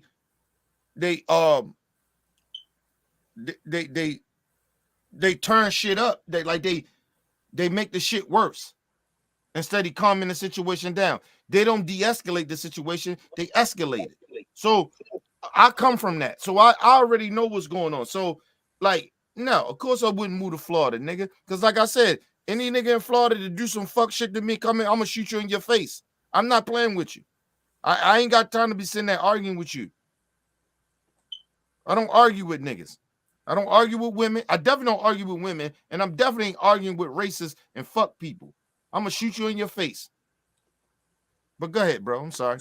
Okay, Rick said, okay, he's going say he's going there next month. All right, King, you said Nuggets. They are have more power. They face Miami in the first game on Thursday. They rest a lot. Miami are tired too much. Coming from a seventh game, this is big. It's going to be different. To me, it could be 50-50 because sometimes you've seen teams, sit down, rest a lot of days and they become rusty while the team that's kept on playing are still in the rhythm. So that's fit. So in my opinion, that's 50-50. All right. So now for me, gotta look which Heat players I'm gonna be looking at in this series. First, I'm gonna be looking at Caleb Martin. Can he continue what he did against the Celtics here in these finals? He's definitely hit some big shots. Also, he's definitely done good on the rebounding. So definitely going to be looking out for him, and also going to be looking out for Kyle Lowry. Kyle Lowry, when he's got it going so far in the playoffs, the Heat have been successful. Of course, he's a champion. He can definitely still hit big shots. He may not have been what he was in Toronto, but he could definitely still have a good game. Also, he can still pass. So those are the two players I'm going to be looking at in this series. Also, I'm watching out for the whole goddamn Heats. Everybody. Other than Jimmy Butler, I'm worrying about everybody. Outside of Jimmy, I'm worried about everybody. I ain't doing all that talk about break everything. Nah. What? Them niggas is fuck out of here. What you mean?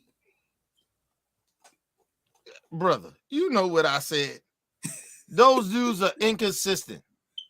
The whole team is inconsistent. Okay? I ain't worrying about nobody outside of Jimmy Butler. I mean, I'm worrying about everybody outside of Jimmy Butler. Put it like that. Listen, I ain't worrying about playoff Jimmy. He coming to play. And he might play out his goddamn mind this series. That's why I said it's a real big possibility that he's going to be a problem for the Denver Nuggets. That's why I believe Murray going to have to step his game up. Murray going to probably have to score 30, 40 points some games.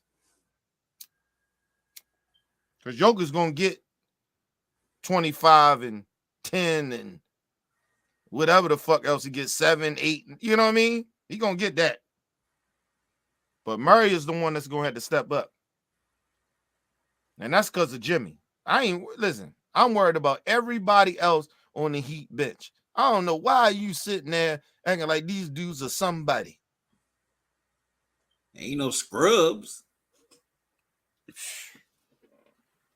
Oh, that's cold. You gonna sell them short like that? All right, brother. Go ahead, man. What? Go ahead with that bullshit. What you mean? Man. There you go, man. There you go. There I go. What you mean? There you go. Listen, listen. Can I just say this to everybody and Talkin and Grubbin, everybody out here in the views, everybody, Facebook, YouTube, wherever the fuck we at and what we doing. Let me tell you something about my brother. My brother is a good Samaritan. What you mean a good Samaritan? He always trying to find the good in something. Okay? When he knows it's not there. What? He knows that. He knows that. No. He knows that something ain't good, and he still would try to find something good. I mean, the Heat. They're here for a reason. Of course, Jimmy was a major part of it, but I ain't gonna sit him write this team like this is like the 2007 NBA Finals. All right. Okay, fine. Good Samaritan nigga. Okay. Shut up, kid. All right. Answer this question. Who are you picking? Give me a minute. I know you picking the Nuggets. I know you got the Nuggets. I ain't trying to hear that shit. Don't try to throw me out there because everybody know me. Everybody know where I'm at. Okay? That ain't what I asked. You hear this good Samaritan ass nigga? Give me a minute. Why I gotta be a good Samaritan? Because he want to be a good Samaritan. He don't want to hurt nobody's feelings. Oh, how about being a good we don't give a fuck. Nigga always doing that, man. Come on, man. Y'all know him out there. Hey, Talking to Grubbin fans, subscribers. Y'all know this nigga trying to be. I'm not a good. How about a good Samaritan? Always trying to be. I was trying to be nice. I just like to give some credit with his due. Man, you gonna give credit for some motherfucker. You gonna give credit to it. I mean, come on. The others he gonna try to find some good. He gonna try to find some good out some shit I'm just getting ready to say. I guarantee you. That nigga. I love him. That's my brother. I ain't gonna lie to you. That's part of why I do love him. Because he got a good heart. Right? But sometimes that shit is irritating. What? Just trying to tell you. goddamn Good Samaritan, nigga, man. I ain't being no Good Samaritan. Pick, nigga. Who wins? I take the Nuggets in 7. What? He said 7. And that's him being a Good Samaritan. Because listen, what you mean me being a Good Samaritan? Yeah, it's almost 7. It's going 7 games. Get the fuck out. I can't underestimate this Heat team. Yeah, there you go. Good Samaritan. I ain't gonna underestimate him. Yeah, there you go. Ain't got nothing being underestimated. You know the goddamn damage that already happened. Listen, listen. Let me ask y'all a question. This right? And hey, my brother already said this already, so he knows, right? So this ain't nothing new. I'm usually 90% right about the shit that I say. Okay, it's the 10% I'm wrong about because I'm not perfect, right? And I could always be wrong. Nobody perfect, right? This nigga, this is what he does, right? He knows that I'm right, right? But he'll take that other 10% that I'm wrong, right? And to be a good Samaritan. Without being no Good Samaritan. That's what he does.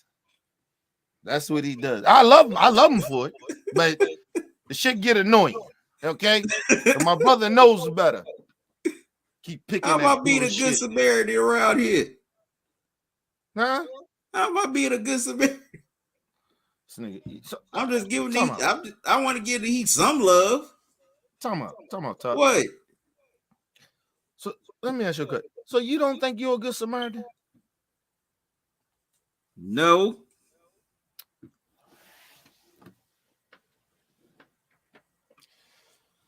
This nigga, man. Okay, not all the time. Oh man.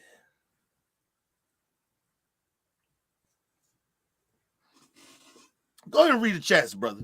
I ain't even got nothing to say. I got nothing to say, bro. King, you said, okay, Joker, Bird. Okay, you predicted they're going to score 80 points every game. No, I'm not saying that.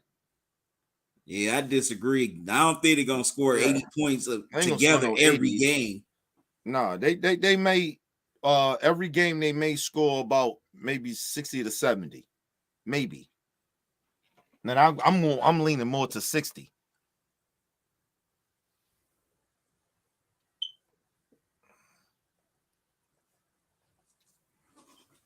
Yeah, that's not damn. Yeah, well, you said you picking the Nuggets. How many games?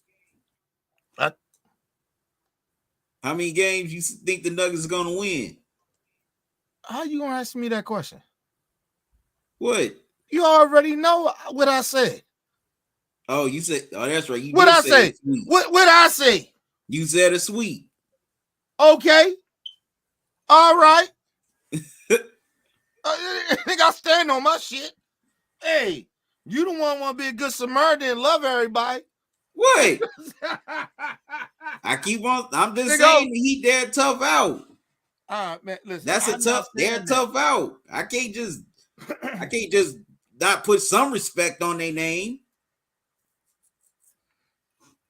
First of all, they got all the respect in the world of what the fuck they just did to get to the finals. But some people don't. I ain't saying you, Kenny. I don't give a fuck about them. I'm just saying because they don't know nothing about basketball. But I give all the fucking respect to the Heat, how far they made it. And just this, through the whole season to now. Nigga, listen, the Heat got my respect. I know they got do. my respect. And, playoff Jimmy got my respect. You know he do. So, hey, man. But some people don't. Playoff Jimmy. Man, fuck them. They don't know nothing about basketball. They don't know shit. And they probably hate us anyway. Niggas probably Denver Nuggets fans. We hate the Heat. Nigga, you can't hate a team, bro. You're going to hate the other player because he's great. Like, what the fuck going on here? That's fans for you, unfortunately. Yeah, that's no motherfucking biased crackhead fans. They on that shit.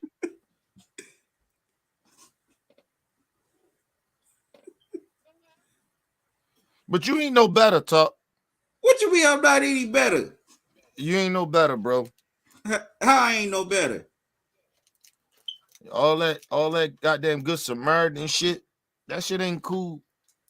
I'm not being a good Samaritan. I'm just giving some Yeah, props. you are, bro. No. Like you I get said, way too much. You get way too much props. I think that he's gonna be a tough out. This nigga, sometimes you just can't be neutral all the time, bro. Sometimes you gotta be like, hey, man, fuck that shit. I think the Heat are gonna be a tough out. I don't think this is gonna be an easy series. Your parents raised you right. No, your parents raised you right. They raised you right, bro. They raised you to be a good man. Seriously. I'm a good Samaritan. Your parents raised you to be a good person. You know what I mean? You're a good person. Honestly. Hey, man, you better than me. I tell you that shit. I tell you that shit all the time. You better than me. I'm an asshole. Sometimes. You know what I mean? If you know me, I got a good heart. But if I say fuck you, I mean fuck you. Right? So, but you be sitting Talk ain't like that. Oh, wait a minute. Here come Rick now. What's up, Rick? What's the deal, brothers? What's the deal? Mm-hmm. Nothing. This nigga talking out here being a good Samaritan. I'm not being a good Samaritan. Hey, Rick, answer this question for me, Rick. Every time we get in these discussions about anything, don't Talkin always come out here and be a good Samaritan about everything. Nigga, don't take no sides. I don't. No, I ain't talking about you. I'm talking about Talk. No, he don't. No, you're right. He don't. I like that about him. Thank you. Yeah, and listen, I said the same shit. He keep. That's what I love about him. He stay well grounded like that. You know what I'm saying? That's a good character trait to have, man. I like that about him. Well, and your parents raised you right, and I always tell that nigga that. His temperament is very. You know what I'm saying? It's very well it's very well even and shit. It's well keen and shit. I admire that about you. I admire that about him. Yeah. That's your favorite. Yeah, we admire that about you. It ain't a bad thing, Talking. I know, but still, that's your favorite description. Good Samaritan. But no, hold on. No, I ain't gonna say that, but I'm just saying, but no. Don't talk about Kenny. Oh, no, okay. But hold on. I got to be real about it, though. It is annoying to me. I ain't gonna lie about it. I ain't gonna say that. I like it. Like I said, I like that. I didn't say I didn't like it. I just said it's annoying to me sometimes. It's annoying. That's funny. I didn't say I didn't like it. I just said it's annoying sometimes. Because he ain't perfect, nigga. So sometimes this shit annoys me. I'm just saying, yeah, it's just a character trait of his and shit. It's just part of his character. I like that about him.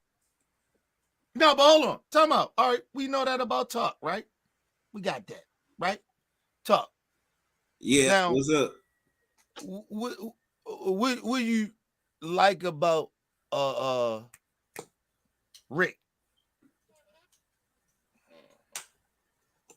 So one thing you like about Rick, like that, is just him. He 90% Rick. Because Rick's a cool dude. Hey, the coolest ever, huh, Doug? No. You know the crazy shit about it? I was going to say the same shit. Nigga always cool, lady. Nigga cool. Nigga, he'll never be on no, like, you never see him. And it's real talk. I never see Rick not cool. Like he always, like, real, like, mellow about shit. And I be like, and that shit is annoying to me too. Man, I understand. I hear that in real life, dog. Real talk. I understand. Nigga always cool. What the fuck you cool about? Motherfuckers be telling me the same shit, nigga. Niggas be mad at me, dog. Niggas be yelling. My niggas be yelling at me, bro. My niggas be yelling at me. Fuck be mad because I won't yell back. About? but my voice too deep. It's hard for me to raise my voice and shit. You know what I'm saying? I don't like to do that shit. Right. I scare my kids if I do some shit like that. They be scared. Don't do that shit. That nigga always like cool, like mellow about some shit. Like, yo, all right, yo, I love that shit. But then sometimes I'll be like, just get angry, smack a nigga. Hey, but I'm gonna tell you where it comes from. I'm gonna tell you where it comes from, Kenny. I'll tell you where it comes from. It go back to what you had said earlier and shit, man. Nigga just come when you come from nothing, man. It don't take much to please me, man. You know what I'm saying, man? Life is good. You know what I'm saying? Mm-hmm. Life is good.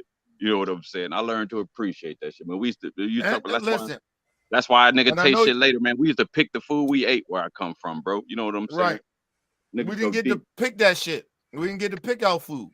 I'm talking about we had to pick it out the ground, bro. That's what I'm talking about. Right, yeah. Yeah, that's what I'm saying. Like we had to pick this out the ground, nigga. You know what I'm saying? Niggas wasn't buying shit out of stores like that. A nigga in the name brand cereal till I bought it. You know what I'm saying? Right. Real talk. He ain't lying. And you gotta think about it. Rick come from like the South a little bit. So when he talk about picking that shit from the ground, and that's what you're gonna Florida, eat, bro. It ain't no different from like when I grew up, right? It's like, yo, whatever the fuck you get from the market, that's affordable. Bro, like, you get what I mean? It could be the horrible. Listen, I was on government cheese and powdered milk and shit like that. So it's not like I remember government cheese.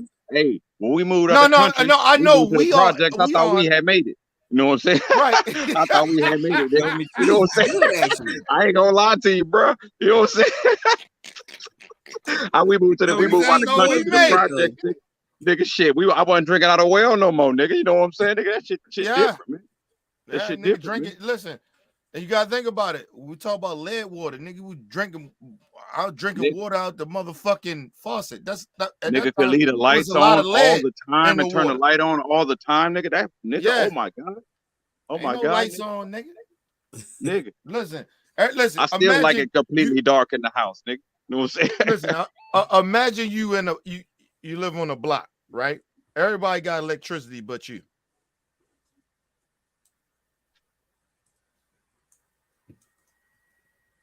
And that shit happened. That shit didn't, like, it wasn't no shit that like here and there it happened. No, it happened more. It happened 90% of the time. Me growing up, I never had electricity. So I always tell people, like, I come from being humble. So that's why I treat people the way I treat them and show love to them and try not to shit on people that much, because you don't know what the fuck somebody actually been through in their life. Man, that's why I am the way I am. That's why I was explaining it. That's why I said that's why I'm cool all the time, bro. All right, now hold on. No, hold on. Everybody that had it hard, man, from their point of view. We about to get deep in this shit. Y'all get ready to tell the truth right now. Y'all get ready to tell the truth. We on the wrong channel for that, man. No. Y'all get ready to tell the truth right now. And we'll move on. But we're gonna tell the truth right now. You and that nigga talking. What? What y'all like about me? The asshole. That's what I like. Shit. That's what I like, nigga. That's what I like. Cause you an asshole, nigga. You know what I'm saying? I'm gonna keep it 100. You know what I'm talking about, Kenny. You know what I'm talking about? You know exactly what I mean. Yeah, you like our Luke. You like our Luke. He bring that shit out of me. That nigga bring it out of me. He make sure I stay on my shit too with that shit, nigga. You know what I'm saying? He be an asshole. I'll be an asshole right back. You know what I'm saying? You know what I'm saying? I be like, hell yeah. Yeah, Kenny, you like our Luther off of Key and Peele. How I describe it. I'm gonna be more formal. I'm gonna be more formal when I say it, Kenny. I'm gonna be more you the alter ego. I'm gonna be more formal, bro. I'm gonna say you more. You're a little rambunctious, my nigga. You know what I'm saying?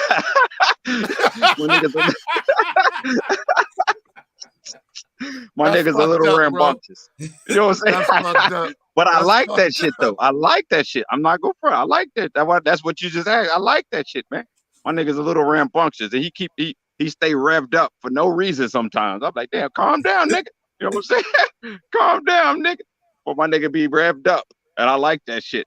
That nigga say it ain't hard for him to get to 100 because he be on 60 already. You dig? Yeah. You know what I'm saying? That's how I describe it.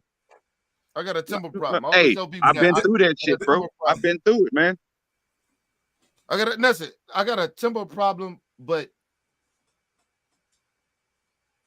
I think a lot of the times I always gotta be somewhere close to that, because you know how you be through shit in your life that where people probably play with your what's the word I'm looking for? Like they play with your like how good you are as a person. Like they play Your with integrity. that. You mean your integrity? No. Just like if you're a good dude, Yeah, people that's what I'm play with saying. that. Like, If you kind-hearted, that's what I'm saying. you're a Niggas will try kind-hearted you, dude. bro. Niggas will try you, man. Yeah, because at the end of the day, like y'all know me, I'm very kind. Y'all know me because y'all been knowing me for years. I'm very kind-hearted, but people play with that and they take that shit for granted, and they play with that shit. So sometimes I gotta be a little on edge sometimes, it's like being aware of some motherfuckers gonna play with that. And if you play with that, I'm already there. So you ain't gotta worry about me, gotta dig deep down to get in your ass. Like, you get what I'm saying? So that's where I am a lot of the time. So that's why it seems like I'm a Cancer, bro. I'm very passionate about every fucking thing. So my emotions everywhere. Huh? Go ahead, talk. Where's it at? Okay, King said all my predictions are coming true. I'm not a fan of the Nuggets. Just see only truly situation. I'm a fan of MJ during his prime. Denver comes up a champion. Okay, King, I get it. You confident in your prediction. I get it. We're not talking because he's a good Samaritan and shit. So he want to be nice to the Heat. Hey, Rick, who you picking in the finals, Rick? We didn't ask Rick that. Who you picking, Rick? Who you picking, Rick? Who I want to win or who I think I'll win? Who you picking? Who? No, okay. No. Put it like that. No, he said two things. No, he said two things. Who you win? Yeah, no. Who you want to win first? Oh, I want Miami. I'm rooting for Miami. Now, who you think gonna win? Denver. And that's the same shit I'm on. Nigga, I want Miami to win. Basketball. If I'm gonna talk about basketball, you know what I'm saying? We on Talking channel, bro. You my nigga, bro. That's why I like talking. We can talk about basketball, bro. I think Denver going. Man, I know what Miami needs to do to win, but I think Denver, man, they're a better team, man. And it's their time, man. I think Denver gonna do it, man. They're the best, man. They're a great team. That's all I can say, hands down. Right? True, but Kenny tried to make it like. No, Kitty tried to make it like I'm just being all complimentary to the Heat. I just told him like, yeah, you are. No, I'm rooting for the Heat. I want the Heat to win because I like the players more. I like the players that's on that team. You know what I'm saying? And I like their play style, everything. I like that is team. Not with, hold on, I'm more biased, but I think Denver is going to win the series, though. I believe Denver. Rick, that is not what Talkin said. What did I say? That is not what he said. Like, mind you, he asked us, right? Remember, he just asked you. He said, who you want to win, right? And you told who you want to win, and you said who you think would win, and you said that, right? Yeah, and I can explain why. Yeah. Now, Talking, we asking you the same motherfucking question, nigga. Oh, I want Miami to win. I would like to see history be made. Watch an AC win a title. Okay. Real talk. But I said, all right. But I did predict, but I did say the Nuggets was gonna win. I just said Nuggets in 7. All right, then. All right, brother. All right, okay. So at least we know where you stand, nigga. Because I ain't know. Because you always want to be a good Samaritan and give everybody hugs and kisses and shit. You know what I'm saying? I don't know. What the Heat did is extraordinary. You can't take that away from them. Yeah, bro. I think Denver's gonna win in 5 if they don't sweep them niggas, bro. I don't think it's gonna be a sweep. Man, I'm dead serious. That's that good Samaritan shit right there. He know. What do you mean, good Samaritan? No, I want to. No, because I could. No, he know better. He know better. Talking ain't what I'm talking about. I'm talking about that. I want to hear why, because I could explain why. It's the matchups. You know what I'm saying? It just I could break it down. You already know. Rick, he knows that too. That is not why I gotta be a good Samaritan. Saying that. He not. Hey Rick, that's not but why I he's know what saying that. Miami needs. I know what Miami needs to do to win. You know what I'm saying? But Right, that's a hard thing. of It's gonna be, course. man. That's a very strong hard. mountain. That's a big tall mountain to climb, bro. Right. That's all I was saying. This nigga want to be a good Samaritan. Talking about, well, all they did. I don't give a nigga. We know what they did. I pray they don't sweep them niggas, so I have some shit to watch. But I think they might sweep them niggas on me. But if they don't do it in 5, I ain't gonna lie to you. I want this shit over and quick because I want to get to the free agents. I want to get to the next season. I ain't gonna lie to y'all. I ain't gonna lie. I want to get to the free agents and get to the next season, nigga. Good playoffs. There's been some good basketball. I've been enjoying. I want to get to the with the draft. I want to get to all that shit. I'm not upset about any other people who made it. I like it. I'm glad it is what it is. Hey, Rick. Let me ask you a question. Is where you got LeBron ranked at right now? Overall. But he's still where he was at. Like I said it before. In today's game, like right now, like top 5. Where you got him? You got him in your top 5? Yeah, still in the NBA. Where you got him ranked? Where you got him ranked? Right off my head right now, I ain't think about it, but at least 4. At least 4. Nah, I ain't got LeBron. At least 4. I'm not gonna, like I said, I'm not gonna discount it. I ain't got no 4. That's like me discounting Steph because LeBron beat them niggas before that. Hold on. You told her. So that means I don't think nobody ranked the change in my eyes. I'm saying you putting LeBron over top of Embiid. Yeah. Embiid still ain't did shit. Wow. He still ain't did shit. Got a point there. Embiid still ain't did shit. He got a point, but I'm still saying wow, bro. No, I'm saying, yeah. Like I said, nobody ranked. I said that before on the other show, man. No, I don't believe nobody ranking is going to change in my eyes because of this 1 year. You know what I'm saying?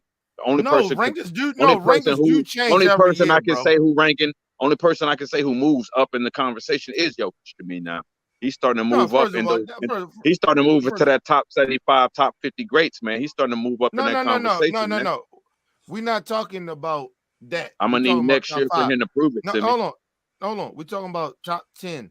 Yeah, don't rankings change every year. So you can't say that. The rankings change every year. I can't not to me. In the top 10 best players. In the NBA currently, in the NBA currently, yeah, you right. Yeah, my bad. That's what I'm saying. They change every year. Yeah. Yes. You right. That's what I'm talking about. I ain't talking about the top 5 players and all that right now. Nah, that shuffle ain't gonna be no different. It'll be the same shuffle. Even though a lot of people lost this year, because I ain't gonna discount Giannis, Steph, LeBron, none of them, just because they're not here right now. And I'm glad they're not, because I like seeing new shit, man. I like good basketball, bro. I love to see this. This is good for basketball. It's good for the NBA, man. I love to see new people win, and they deserve it. Damn it. Listen. You have to shuffle the top 5 in a way, right? But that's what I say. It's the same shuffle, though. It's gonna be the same players, though. But it doesn't matter what order they come in, because any given night, you know what I'm saying, motherfuckers that shoot the lights out. That's not true. That's not true. Sometimes, like how I look at the top 5 overall, right? If Joker wins, right? He win a chip, right? He's number 1. I can't do that because he's going to do it again to me. It's only his first one. No, but hold on. But that's what I'm saying. But if he doesn't win, I still got to put Giannis that. When you said that, Kenny, that hurt me. I still got to put. I'm thinking like, damn, if Jokic lose, bro, that's gonna hurt me. It's gonna hurt. Right. Man, that's gonna hurt my feelings. He deserves. Jokic can't be number 1. Yeah, he can't be number 1. He deserves this like shit. I said, right I'm still. But he's not. No, he's not even in my. He's not number 1 in players to me right now. Nah. No, but that's what I'm saying. He's not number 1 in my players overall either. But I'm just saying, Giannis I still got still Giannis. the best player in the goddamn world. I still got Giannis. Yeah, that's what I'm saying. I still got Giannis. Well, I'm sorry. I'm sorry. No, I don't. No, hold on. I'm sorry. No, hold on. I'm sorry. No, I don't. Actually, I don't. I got Steph. I got Steph at number 2. I got Giannis at 3. Who you got number 1? No, I'm saying right now, I got Steph at number 1. But I got Giannis at number 2. I got Joker at number 3. And I got Embiid at number 4. And I got LeBron at 5. He's still my top 5. I still got top 5. Because you know me, I'm a KD fan like that. And I took KD out. Because I ain't like how he played, nigga. I didn't like that shit. You know what I mean? And so it was horrible. I got him out. Yeah, I got I'm KD. switch cameras. I'm gonna move inside, man. This light outside. I've been sitting on the goddamn table I made, man. I love this shit. Go ahead, handle your business. But no, I got KD at 6. I got him at 6. I still got KD at 6. But if Giannis win, I got him overtaking. I mean, not Giannis. Joker. If Joker wins, I got him over top of Giannis and Steph. If he wins, definitely. Because I think he deserve it. Number one, and he been MVP for the last couple of fucking years, and he been playing out his fucking mind for the last couple of years. He just been as equal or better than those guys for years. True. So he win a chip. I can't be like, oh nah, nigga, you can't get that. And Giannis, and then we know Giannis just got kicked out the first round, nigga. That shit matters too. Big time. And Steph got kicked out with the second round. No, that shit matters too. So, nah, I'm gonna give Giannis this motherfucker props. If he win this championship, he's number 1. Now, if he lose,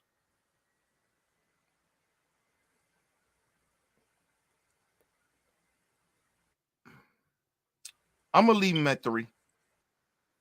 I don't know if I can take him down because I can't say that I don't know if Embiid is not better than him.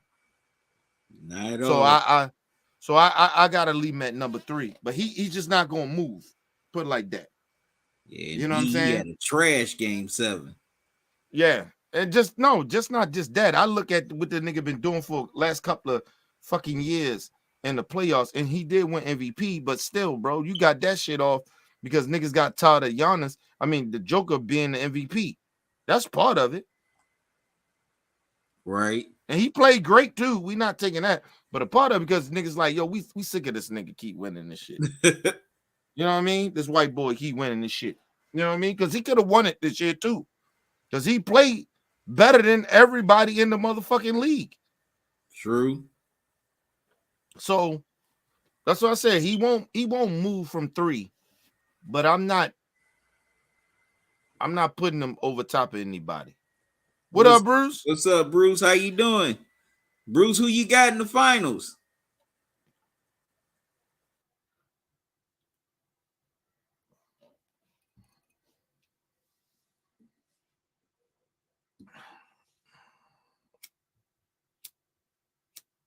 What's your top 5, Top? Top 5, as far as right now?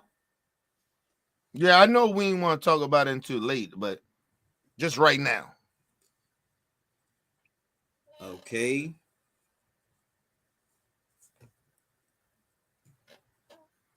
Number 1, I would say Jokic. So you already got Jokic at number 1. Yeah. Wow. He better than Steph? This year he's been better than Steph. No, he wasn't. Steph's number 2. No, he wasn't. Because you got to think about it. Steph was coming off a championship. And Steph played great this year. He played on the same motherfucking level as Giannis. Joker. And any of them niggas. He played on the same level as them. Giannis is there. I mean, Joker is there. I get him. He there in the finals. I get that. But is he better right now? No. I don't think so. You can't put him ahead of Steph. I don't think you can put him ahead of Giannis.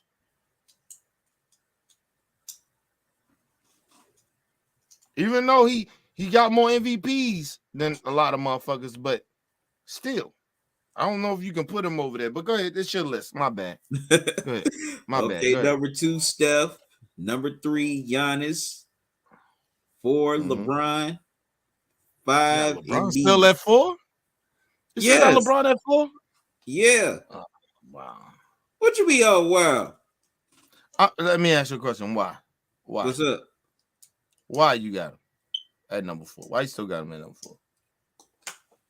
I mean, he did have a great season. Also, he did make history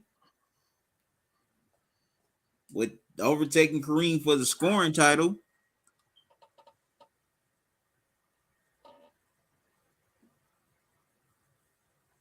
I know we're not talking about the next season, right? Right? I know that. Right? But let me ask you a question. Okay. Do you think that LeBron James is going to be top 5 next year? Honestly, Probably just your won't. opinion. Okay. All right. Okay, Bruce said, I feel if Bam could play Jokic good, then Jimmy playoffs going to win it in 6 or 7. He also said, I feel Spoelstra is the number 1 coach, and he's going to find a way to slow down Jokic, and then the Heat going to win. Okay, so Bruce, you picking the Heat. First of all, Bruce, you're a goddamn lie. Who the number 1 coach Why you is? messing with the man's pick? No, he said that what did he say? That the Miami Heat coach is the number 1 coach. That is bullshit. Why is it? Is Bruce just talking about this series? Or you talking about overall? Yes, Bruce, elaborate on Spoelstra. Are you talking about in the NBA period or just so far in the playoffs? No, just overall.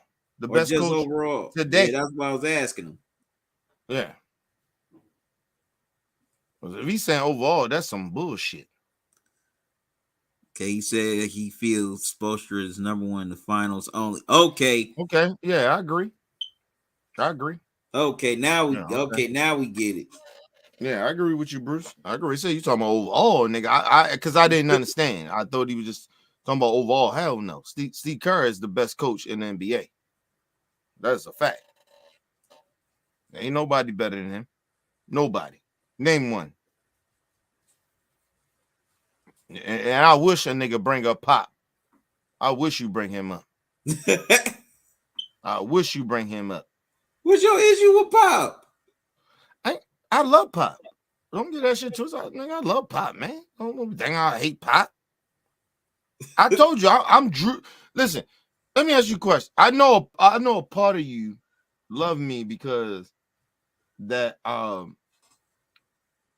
what you said I was? Talk. What you say I was?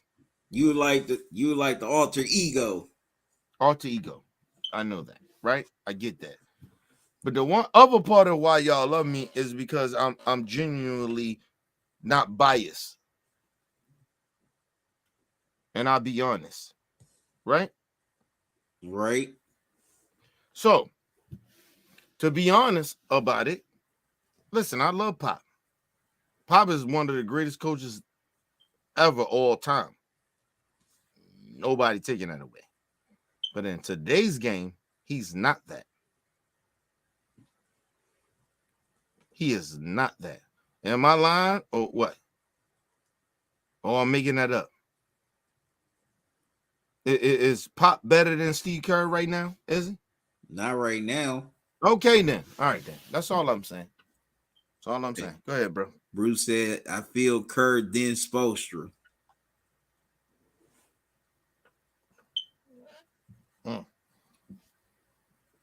What?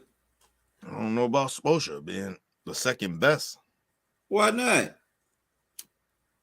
Overall?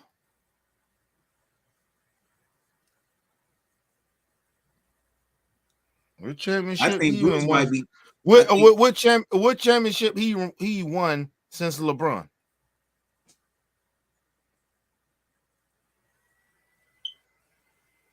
I think Bruce might be saying right now. No, he's not saying right now because I ain't gonna take it that way. I'm gonna say that because he was saying Steph Curry is better. So he talking about overall. And at this time, Spoelstra is not the best coach, second best coach overall. Hell no. Then who is? Overall, second. Yeah, shit. Right now. Hmm.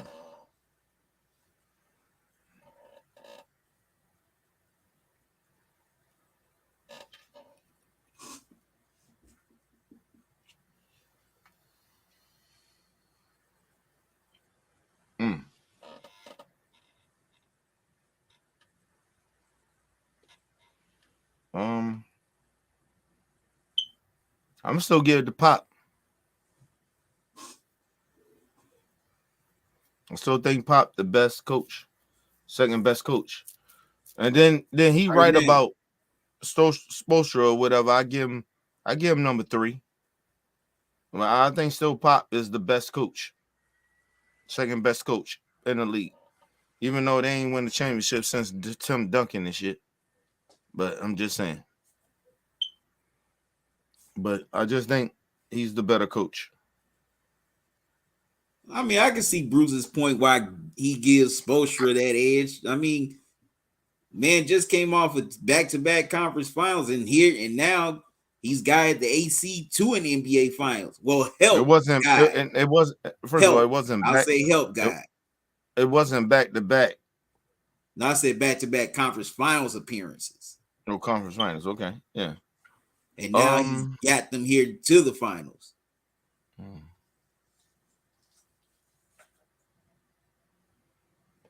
You know what? He is right. He right. You think about that shit. Yeah, he right. Yeah, he right. My bad, Bruce. You right. You right about it. Yeah, he's the second best coach in the NBA. You right. You are right. You know what I mean? It didn't like shit. Think about Pop in a way. Shit. You think about the Boston Celtics. Their coaches. Their coach. So yeah. He might be over Pop right now. Oh, so. Yeah, Missoula. Mm-hmm. Bruce said, King, I feel LeBron's still the superstar, but not top 5 next year.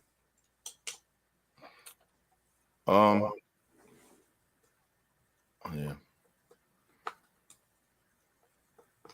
No, I don't think I'm with him on that. I don't think next year he would be, but he's still top 5 right now.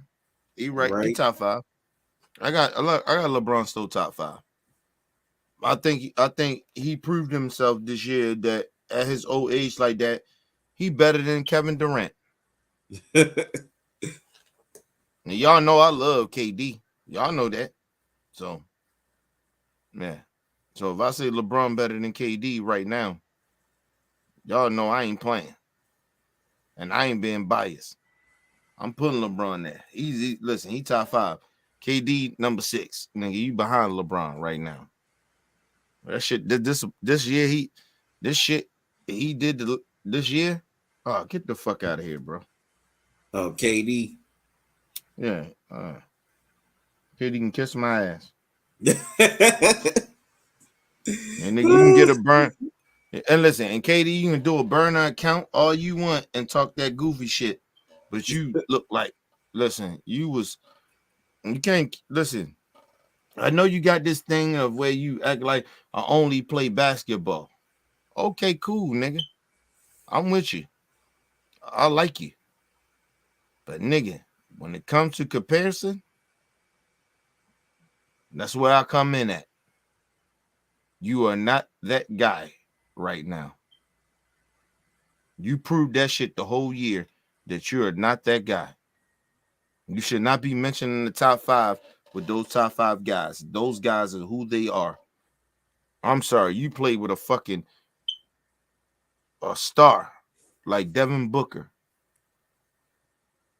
And I understand the bench. I'll remember I told you about their bench, didn't I? Yeah. Nah, but KD, get the fuck out of here. You KD, nigga. LeBron James, y'all damn near had the same type of bench. Pretty much. Come on, bro. Damn near had it. And y'all had a better starting 5 than the Lakers to me. Yeah, they did. And I seen you, bro. I watched you in the playoffs. You look like trash. You look like trash. And you can say, well, motherfuckers, Kevin Durant might come out and say, nigga, I scored this and I did that. Hey, okay, Kevin. Okay. It wasn't no impact in the game like that. Your scoring didn't have no impact. You was playing like I just want to play basketball. That is not the NBA, nigga. You have your scoring has to impact. And that's why I took his ass out of the top 5. Because your scoring did not impact shit.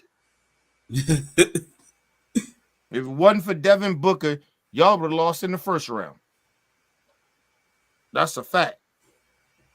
Definitely true.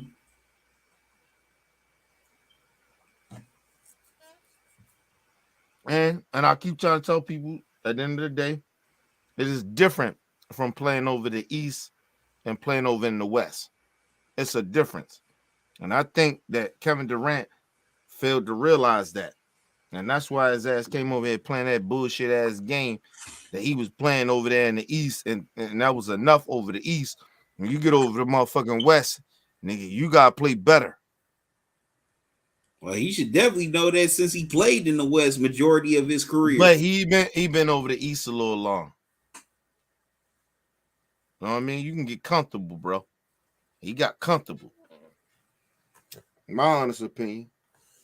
Yeah, that's true. And you know me, talk. You know I'm the biggest Kevin Durant fan. Definitely. I love KD. That's my guy. But you know one thing about me, I don't lie. Nigga played like trash. He trash. He was trash. KD was trash. And I don't give a fuck what you say. Get your burn account and get mad, get in your feelings. I don't care, nigga. I don't give a fuck what you do. But like I said, you played like trash. You played like a nigga that ain't been over the West, and you didn't take the West as soon as you took the East. And you've been over there bullshitting over the East, but this is the West. The West is a little different. And you got your wake-up call. Well, I hopefully it woke your ass up. And nigga, you better do better. That's all I'm saying. Go ahead, talk. Oh, my bad. Go ahead. Okay, Bruce, you said QC, my favorite players for all time are Michael, Kobe, and KG. Okay. OKG.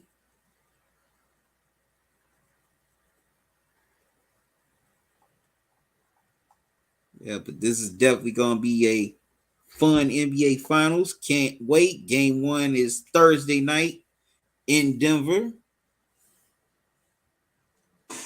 Let's see what happens. Is it going to be rhythm versus rest? Let's see who comes out on top in game 1. Brucey said, I feel KG has the heart of the champion.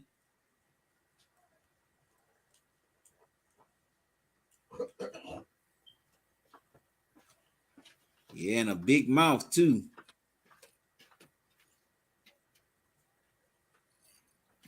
He had a very big mouth, especially once he got to Boston. Who's your favorite players? Top 3 favorite players. Your top 3, just favorite. It don't matter if they great or not. No, just overall. All time? No, just your favorite players. It don't matter they gotta be all time or not. But who your favorite players? My top 3. Mm-hmm. Okay, would be Jordan, LeBron. Hey, third one is tough.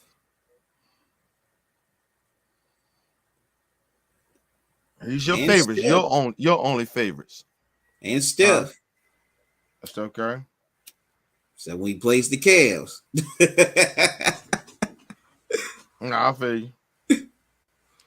Listen, my favorite players of all time, my top 3 favorite players. Of course, it's Kobe. Y'all know that. I mean, we ain't got to like we don't know what that is. That it's Kobe.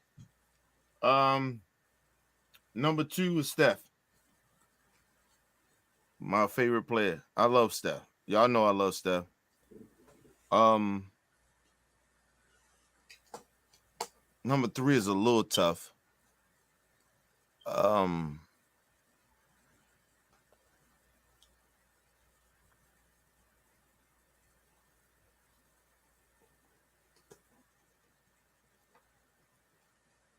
Magic Johnson. Okay. Magic Johnson. And the only reason it was tough for me is because, you know, I love KD. That's that's my guy. But I grew up on Magic, bro. You know what I'm saying? Like, that's my guy, man. Like, I love Magic, bro. I still love Magic to this day, bro. I still think like Magic he's like those, he like Moses, nigga. He can walk on water. Like, you get what I'm saying? Like, that's my guy. I fucks with Magic Johnson, bro. That's my guy. I fucks with Magic, bro. I probably like the crazy shit about it. I probably like Magic more than I like Kobe. Yeah. Like, honestly, I do. Like, and I mean, just Magic overall, I probably like him better than any other player other than maybe Kobe. Like, he's that guy, like, overall in and out of basketball. Like, that's that, like, he an inspiration. That dude, like, he's that guy. He, like, to me, Matt Johnson's that guy to me. You know what I'm saying? So, but Kobe is, you know how I feel about Kobe, bro. You know what I'm saying? Like, I love Kobe, though. But Magic is like he's somebody like in and off the court that like I kind of like. He's just that guy. He's that guy. He's that. You know, like somebody you're like, you know, you're OG. Yeah, it's like that guy. You know what I mean? That does the right shit. That gives the right shit at all times when you need it. That's Magic to me. That's Magic Johnson to me. I love Magic, bro. That's my guy. Like, he probably is Kobe is my favorite player overall as a player. But overall as a person with everything, Magic is probably that guy I love. Like, I really like love Magic, bro. Because I think that he did some shit for me. I think that, like, I don't think a lot of basketball players ever did. Even Michael did what he did with the shoes, but he didn't have that impact in my community like that of false inspiration. You know what I mean? Somebody that like when you think of Magic, like you like Magic is a motherfucker that still you think that can talk to the people. You know what I mean? True. You think about Michael Jordan, you be like, okay, his shoes. Right. You know what I'm saying? You feel what I'm saying now? You know what I'm saying? Oh, definitely. It's a difference, bro. So Magic is that dude. And I know a lot of people thought I was gonna pick Michael because I think Michael is the greatest basketball player ever. No, nigga. No. It's not my favorite player. It's not. But I understand that he's the greatest basketball player. I get that. But he's not my favorite player. I'll take Kobe over him. That's my favorite. Because I grew up on Kobe. I was raised under Kobe. Like, shit, God rest the Mamba, but man, the Mamba only like maybe about maybe a year, maybe 2 years. I think the Mamba like maybe maybe 1 or 2 years older than me. That's it. Yeah. So I grew up under Kobe. I watched him from high school and come all the way to the end of his career to his death. So I watched Kobe. So he been my favorite player, bro. You know what I'm saying? But nigga, I try to idolize Kobe when I did play ball. You know what I mean? And even when I didn't play ball, nigga, I had you remember when Kobe had that nappy hair and the shit was out there like that? He had that shit. Nigga, I had the same shit. Niggas used to call me Kobe. My cousin, them like, nigga, you look just like Kobe Bryant. You know what I'm saying? Like, as long as you didn't try as long as you did not try to emulate his rap career. Mm-hmm. God rest his soul, but Kobe could not rap. No, I did that too. I rap too. Well, I hope you was a better rapper than he was. Nah. Kobe, No, I'm sorry. Kobe couldn't I ain't rap. listen, I ain't gonna say that. I think if you put me and him on the same track, we probably be equal. I wasn't that great of a rapper either. I was a better freestyler.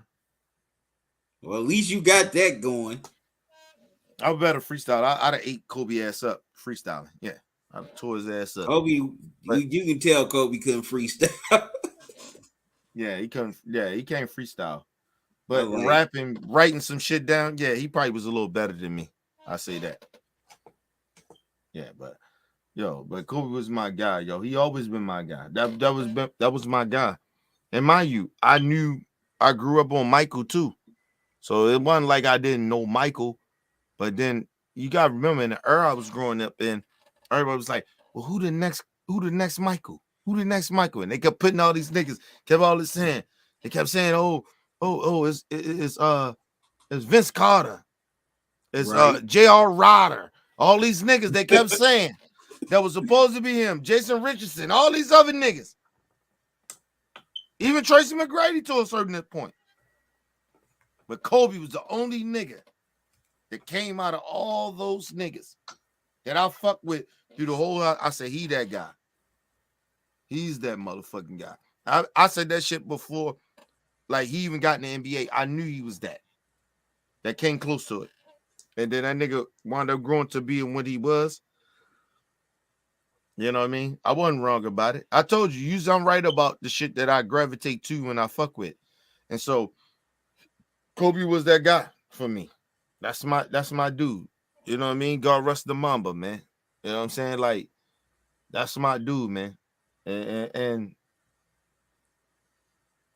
people gotta understand something about Kobe too. When Kobe, like, before he passed away, bro, he was getting ready to do some real historical things. Like he was getting ready to do some real big shit. And people didn't realize that. And I know everybody want to keep that Colorado shit over his head talking about that shit. Listen, you gotta understand about athletes. Ain't no athlete like Kobe Bryant at that time gotta steal some pussy. I'm not saying it's not possible, because we already seen some of these niggas that do goofy ass shit, but ain't them niggas ain't Kobe. Okay? They ain't on that level. Right? Kobe ain't gotta take no pussy, bro. Of course. And I keep telling all the feminists out there, if you understand the game, Kobe Bryant didn't have to take no pussy. This nigga was a rising star. He was that guy. He didn't have to take no pussy. Not at all. And then, mind you, think about the one time he fucked up and said, you know what? I'm going to do what Shaq and them do. Fuck bitches. Because, mind you, Kobe was already married. Right. So the one time that he want to go out there and be like Shaq and them, you know what I'm saying? All of a sudden he get caught up in some bullshit. You know what I mean? You can't be like me, Kobe. All I'm saying is that this dude didn't have to take no pussy, bro. He Kobe fucking Bryant. At that time. Every city he traveled to, I bet come on, every city he ever went to, women were flocking themselves to him. And then, mind you, he wasn't an ugly nigga. He's a very handsome dude. Right? Now, people would say, well, what about Bill Cosby? Okay, listen, let me just say this. The reason I tell you, I ain't saying all of it is true, but I believe Bill Cosby did drug them women. Let me tell you why. Tell you real talk. Back in those days, Bill Cosby is ugly as shit. Oh, that's cold, Kenny. Come on, bro. I don't think he drugged No. Hold on, bro. What? Listen, hold on. Time out. We're gonna have this conversation. Let's be real. All right. Let's have this conversation. And let's be real about it. Take out feelings out of it a little bit, right? Kobe Bryant, to you, is God rest the mamba soul. He a very handsome young man. Right or wrong? That's not a judge. I don't really judge dudes like that. No, so. But he ain't ugly, and he ain't an ugly nigga. Put like that. He ain't ugly, is he? Is he ugly? Probably to a lot of women, he's not. Come on, bro. Come on. Stop that, man. You ain't gotta be because you listen. I don't like when people try to pretend that ain't nobody better looking than them, or somebody that's good looking. You think that shit is being okay? He was a nice. No. Hold on. No. Talk about. Hear what I'm saying. That whole shit of people talking about pausing, or you being gay or some shit like that. No, listen. You know a nigga that's better looking than you. You know that. I know it's a man thing that niggas be sitting out there be acting like, oh, you can't say that. That make you gay to give a nigga that's very good looking. You say he good looking, that's gay. No, nigga, the nigga is very good looking. He's better looking than you. And you know it. Kobe Bryant was a very good looking dude. Okay? Nothing gay about it. I don't want to fuck Kobe Bryant. I'm just saying, or never will, or never did. All I'm saying is, he's a very good looking dude. He wasn't ugly. But you know what's crazy? Niggas will tell you, they won't tell you that another nigga is good looking, right? But they'll tell you another nigga's ugly. Wouldn't they do that? All the time. Okay, then. So why we can't say, oh, that nigga's a good looking nigga. He good looking. He's a very good looking dude. Right? So Kobe Bryant's a very good looking dude. Motherfucking Bill Cosby was ugly. That is a fact. Even in that case, I still don't think Bill had to drug no women to get none either. Yeah, he did. I disagree. Yeah, he did. And listen, and I'm gonna tell you why he did, right? Because everybody was talking about how rich he was and how popular he was. He was raping bitches way back in the day. Before he got real popular like that, he was drugging bitches. I believe that. Let me tell you why. Because I know that his white counterparts that back in the day was doing the same shit he was doing. What was his name? Jimmy Carson. All them niggas, they all was doing it. Sammy Davis Jr. All of them. His white counterparts, they was all drugging. Them Quelo shit, that shit was popping back in the day, bro. I had uncles and shit. They told me them Quelo shits was popping back in the day. Oh, of course. Okay. So he was doing it. And so all those other entertainers. I'm not saying what he did was right. I'm saying he wasn't the only one. Now, mind you, Bill Cosby was not a very good looking dude. And at those times, back in those days, you had racism and segregation and shit like that. So he could not fuck them fine ass women like that.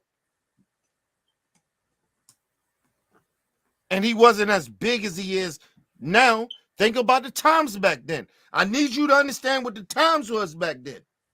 You thinking that this ugly ass nigga that wasn't as popular as he was now, you don't think he drugged them women? You don't think that his ugly ass had to do that? I still don't think he did it, Kenny. I'm sorry. I don't.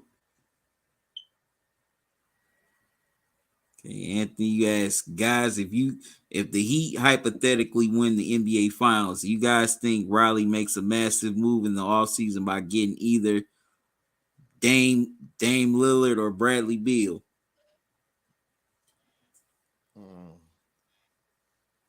I mean, I guess maybe Bradley Bill, but not Dame Dollar. Dame did. You're not getting Dame. You're not getting Dame. I don't think Dame leaving. Yeah, Dame was very loyal to Portland. I could see them getting Beal if that were to happen, but Dame, he's way too loyal. You also said what worries me is I don't think Bam is big enough weight wise to be constantly dealing with Joker throughout this series. That's a valid point. Well, that ain't no shocker. I just don't think that Bam, he don't play enough good defense. I don't give a fuck if he's shorter than him or not. He just don't play enough good defense to stop Joker. And even if he play good defense, he's still not going to stop Joker. You're not going to stop a guy that does what he does. You may cut down on some of the shit that he does, but you won't stop him. So, it is what it is. Go ahead, bro. Okay, he also said, I think it's more about ego than perception. If you say another guy's good looking, that you're gay. We in a new era where niggas be doing that shit. Where I come from in a certain era, bro, you know a nigga that get all the chicks. You know a dude that get all the chicks. You know he good looking. He's like, damn, this nigga. Chicks fuck with him. He more good looking than me. You know that. Like niggas be sitting there. First of all, I'm too old to play with people. That's number one. I'm not sitting there playing that gay shit with people. I'm not playing that. Okay, so that's number one. I'm a heterosexual male. I ain't got time to play gay shit. So and gay shit. Like, listen, if a dude is like when I was growing up, if a dude, you know, I noticed if a dude is very good looking than you, you know it, right? But sometimes if a dude that is average like you, but he got a little bit more swag than you, can pull a chick. We all know the difference. You know, an ugly dude, if he's uglier than you, but if he got more swag than you, he got a little bit more money than you, and he fresher than you, he'll get that chick before you get him. We know the difference. Right. So stop playing this gay shit. This is that new generation of shit of niggas. I don't want people to think I'm gay. Nigga, if you ain't gay, you ain't gay. And then first of all, everybody's opinion. Listen, the motherfucker can sit out here right now and think I'm being gay. So what the fuck that matter to me? Nigga, but I stand on what I say. Nigga, and I'm married, been married for over 20-some years and been fucking pussy ever since I could fuck some pussy. So call me gay. That's homosexual shit he's saying. You say whatever you want, but I'm still fucking pussy. I don't give a fuck what you talking about. But anyway, go ahead, man. Tired of this new shit. These niggas is a lot of these niggas are probably homosexuals anyway. But anyway, let's move on. Oh wow! Now this is news to me. The Portland Trail Blazers fan base signed a massive petition that got 100,000 signatures, and they sent it in to the front office, the owner, and the ownership of Portland to trade Dame so he can win a championship. I don't know if that's true or not. I ain't gonna speak on that. I don't know if that's true. Yeah, I don't know if that's true. You think that's true? Talk. I don't think it's true, but it wouldn't surprise me either. Yeah, I mean, yeah. I don't think that's true though. I think if Dame wanted to get out of there, he would have requested a trade by now. Yeah, you'd have heard about him because Dame would have spoke about it. Dame just one of those guys that's a real dude. He don't, you know what I mean? He with the what you call that shit? Talk. Ring chasing. No. He not like a dude that be doing subliminals. Right. He's not a guy like that. He say his shit and it is what it is. So shout out to Dame. You know what I mean? I know niggas that know Dame Dollar too. So nah, I didn't hear that. And I don't think that's true. Yeah, Dame. And listen, the crazy shit about it, I'm gonna call a nigga that I know that know Dame. Since that shit true. Like, you get what I mean? So yeah, Dame strikes me as a loyal dude. Very loyal. Mm-hmm. And he's just a real dude. If Dame put his shit out there, if he trying to leave, I think we'd have knew by now. It wouldn't have been no, like, you get what I mean? Definitely. So, like the two dudes that I fuck with in the game like that, right? That's like entertainers that I know. I mean, I know a couple of people that know a couple of people, but the two dudes that I know for sure, right? The people that I know, the people that I got a relationship with, right? That knows them, right? Is Dame Dollar and Earl Smith Jr. Oh, And I'm wow. telling you, so if I know something and I speak on those guys, listen, and when shit come out, I'll be like, I can tell you that shit ain't true or not. And if I don't think it's true or I don't know nothing about it, I say, all right, I don't know nothing about it. But I guarantee you, I'll figure that shit out by the next day or two. You know what I mean? I know niggas that know Dame Dollar. I know niggas that know Earl Smith Jr. And I know niggas that know Tank too. I know niggas that know Tank too. So like those the three guys that I know. If I know some shit true and it's false. That's why I don't like when niggas be speaking that shit about certain shit, and I'll be like, yo, that shit ain't true. Like, yo, because I know motherfuckers that know them that I don't put their name out like that, and I won't do that because they sources. And I don't want to put that out there. I want to fuck their relationship up too with them. You know what I mean? I'm not saying I directly know Dame Dollar. I know motherfucking Earl Spence. I know Tank. You know what I mean? I don't Right. know them dudes personally, but I know dudes that's close to them that knows them. That's all I'm gonna say. Let's move on. Okay, Anthony, you said it was on sports news radio in Portland when I was listening to it on XM radio. King, you said Jokic is a unique player. That's why nobody can't stop him in the series. Good teamwork of Denver plus coaching staff. Staff handled teams very excellent. Okay, I get what you're saying, King.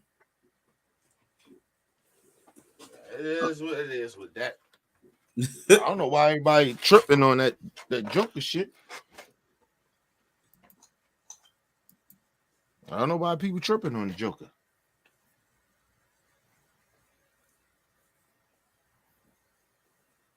All right, give us some more comments, people. We got 15 more minutes. We're gonna get the fuck up out of here. Like, what's your thoughts on this series? Who you think will win? I know some of y'all say Denver in a sweep. You have one say the Heat in 6 or 7.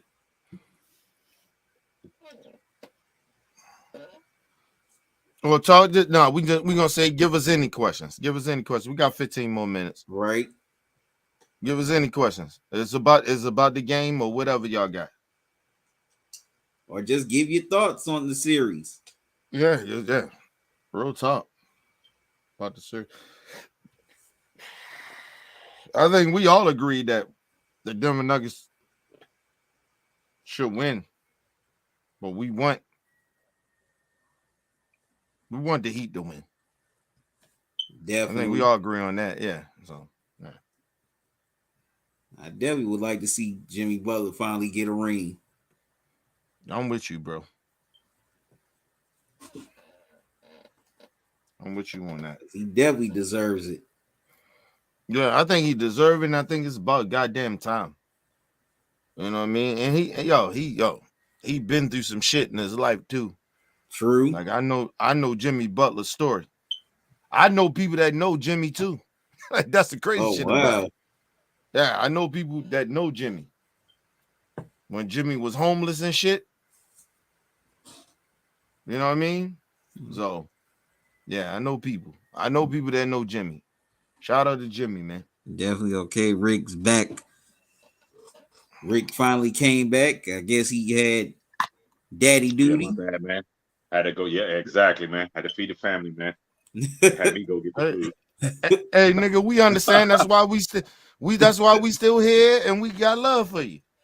Go ahead, get your shit out. Put your shit out, nigga. And I wish I could get like 2 orders. They got to feed everybody.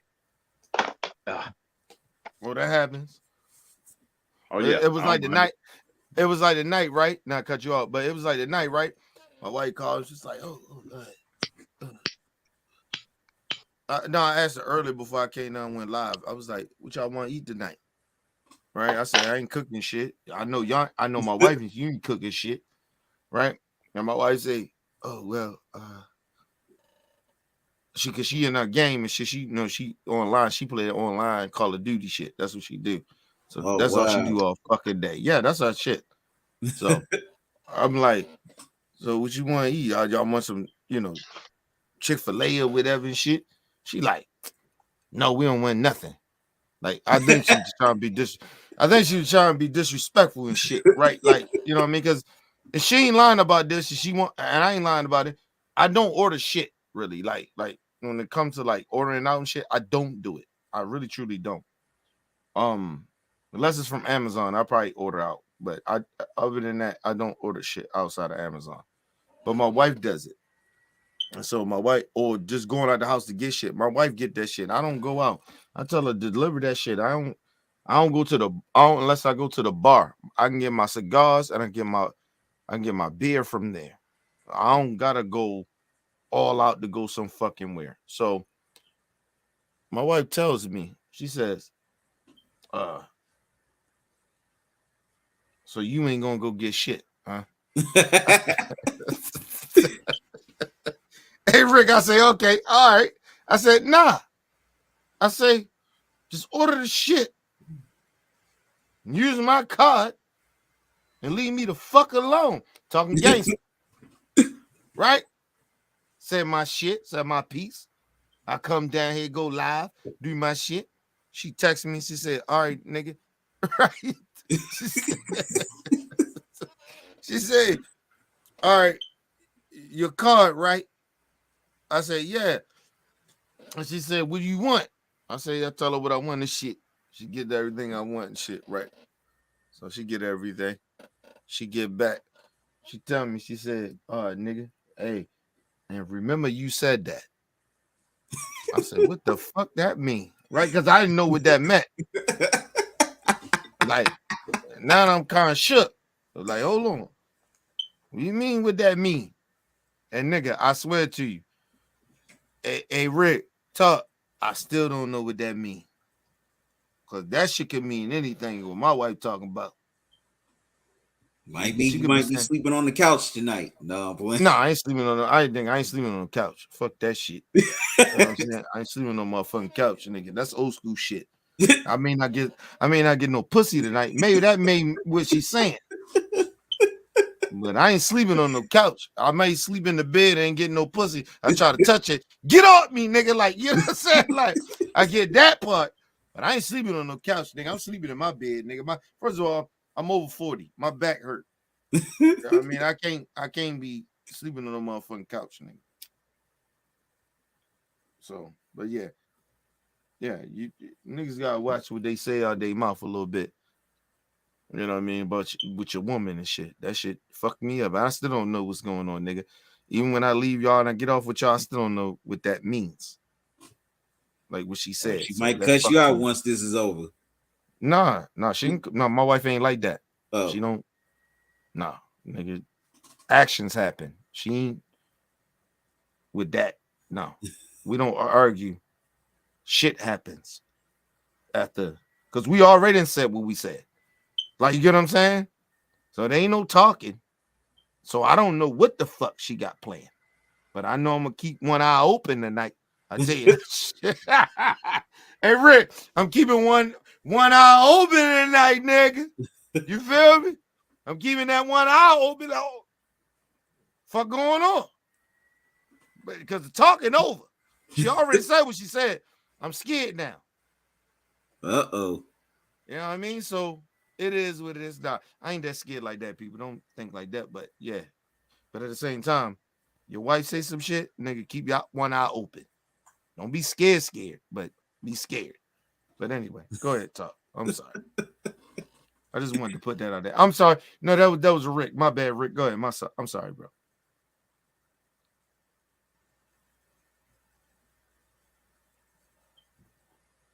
We can't hear you, Rick. Go ahead, talk. Say what you gotta say. Hey, Anthony said. I was waiting on him. Okay, Anthony said Miami wins the NBA championship. Do you think Riley retires after this season until Miami to promote Spoelstra? No. What the fuck are y'all smoking on? I don't think Pat Riley definitely ain't gonna retire. What are y'all? At least another year. Pat Riley ain't he's not even the coach. But he is old, man. GM. Yeah, that's what he said. That's what he's asking. Would he tell the Heat to promote Spoelstra to the GM? No, I can't see it. What? Because Pat old, man. But I think I'm not this year. I think probably another year. Maybe next year too. Pat retires. No, I don't even think it's another year too. But damn, do you know something about his health that we don't know? For you to ask that question, he might know something about his health that we don't know. Or something. He might because he is old, man. Listen, Pat got Pat got another 5 to 10 years in him. Man, no. Miami. Bro, hell no. You acting like Miami ain't been making playoffs. They ain't making to no finals. No, it ain't about him. It ain't about him losing his job. It's about can he do it, man. That's it. Physically, man. That man is old, man. You got. What are you doing physically? Man, you don't think that shit takes a toll out of you being in that front office, man? Physically. Come on, bro. No. What the fuck? Yeah, you gonna sell these motherfuckers short, man. Are y'all serious? I'm dead ass serious. That's why he asked that question. I understand what he's saying. Pat is old, man. It's about that time, man. He is old, bro. He might be the oldest. Who's the oldest president of basketball operations in the NBA right now? Or who's the oldest? It's gotta be Pat Riley. I think so too, Talkin. That's what I'm thinking now. That's a good question, Anthony. I'm thinking now, like, damn, that's a great question, Anthony. I want to ask a question. I want to look it up now. I'm like, damn, who's the oldest president of basketball operations right now? Pat Riley? 78. 78? Yeah, that's what I'm saying, bro. Thank you. That's what I'm saying, bro. 78? This nigga tripping. You sure? This nigga's tripping. I'm faux show. Look it up, Talk. Look it up. I want you to look it up. I need you to do it. Damn that. You say Pat Riley is 78. That's what I know. He's tripping. That's what I'm like, man. You tripping, bro? This nigga old, man. Yeah, he just turned 78 a couple months ago. But he looked good. He look in great shape. Because he got to the front office early. That's why, nigga. He was able to shave a couple years off that lifespan. That is a hard job to do.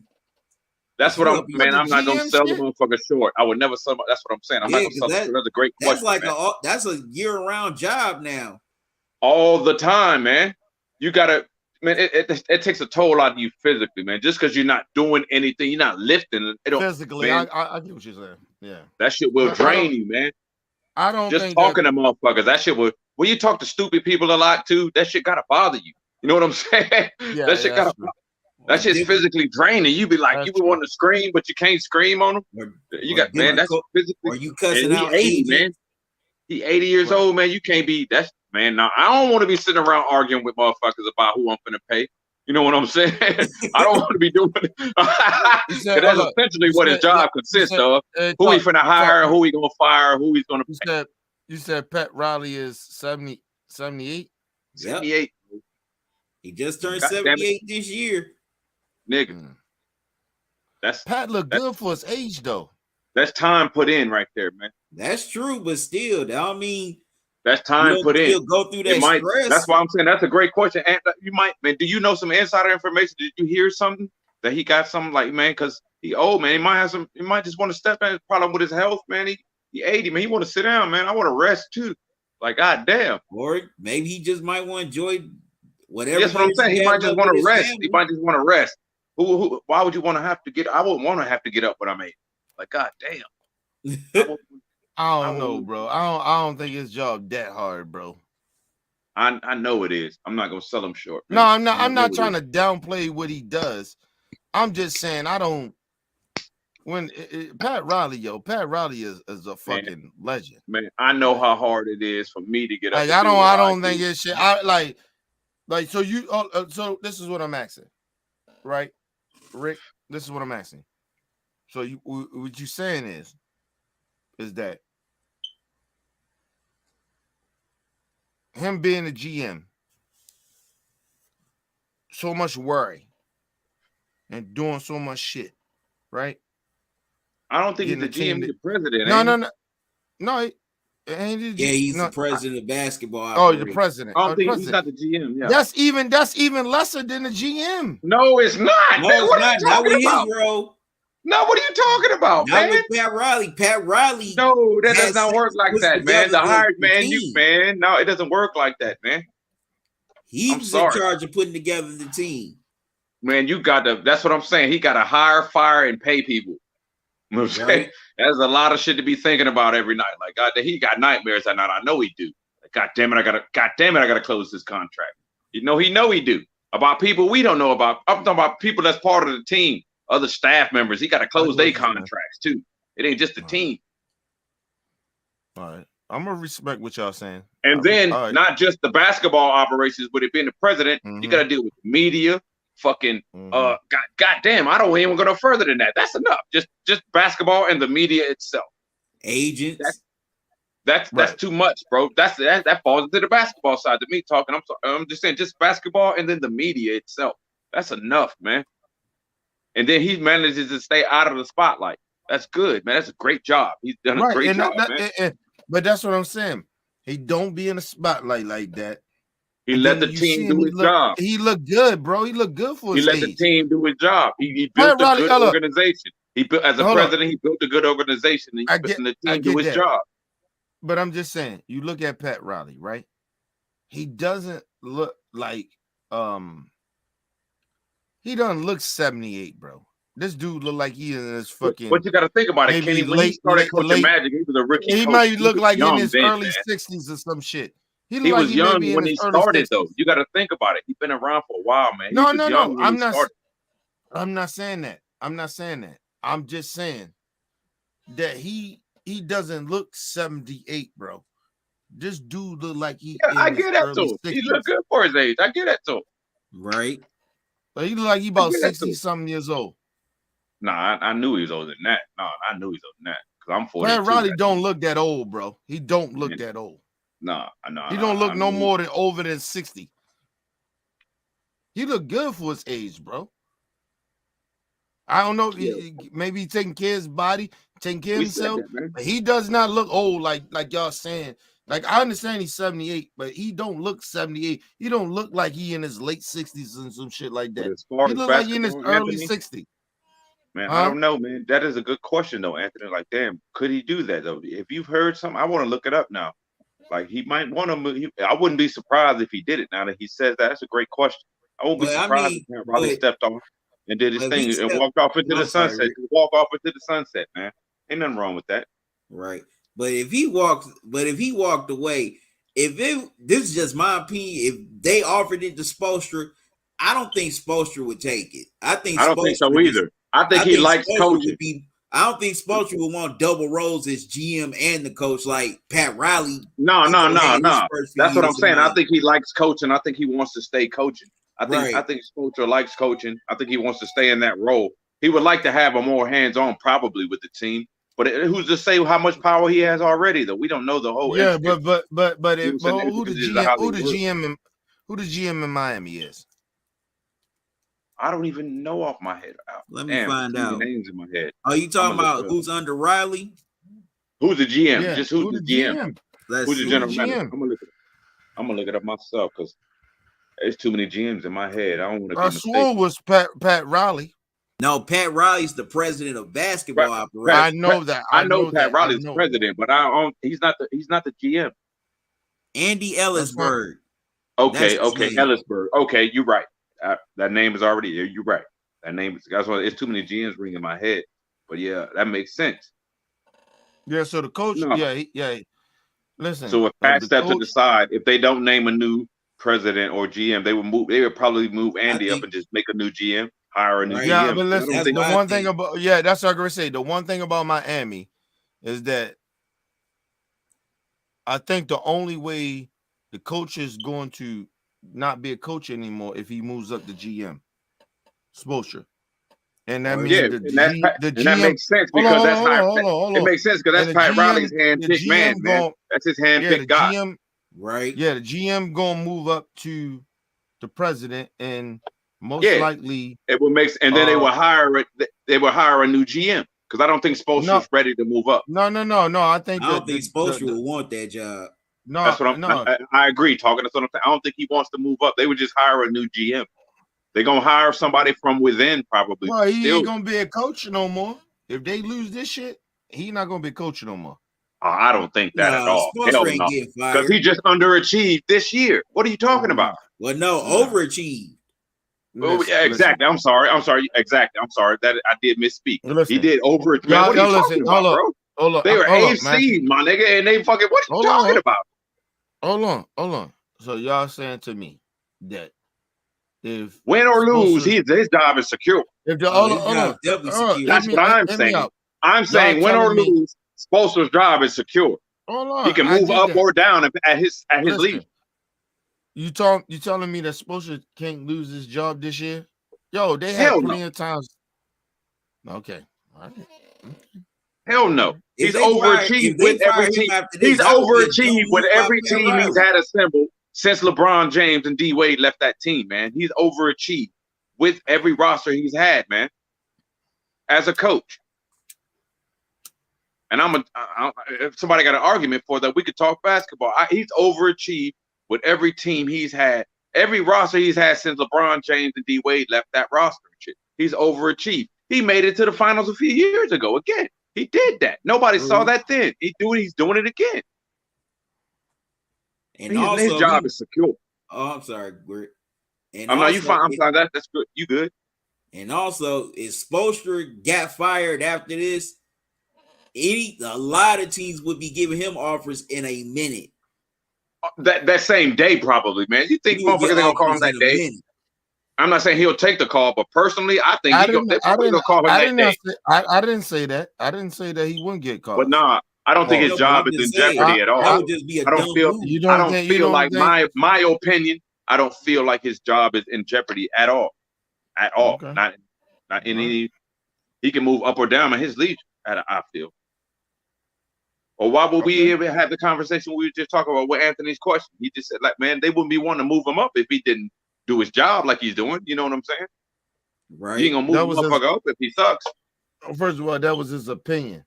That wasn't factual. That was his opinion. No, he was asking a question. He just asking a question. It was just a question. And that's what I was saying. No, I said that was my opinion. In my opinion, I don't think his job is in jeopardy at all. That's okay. That's I don't feel like his job. Do you feel his job is in jeopardy?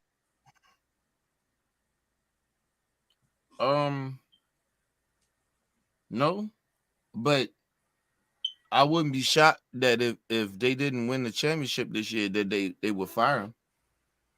Nah, I will be.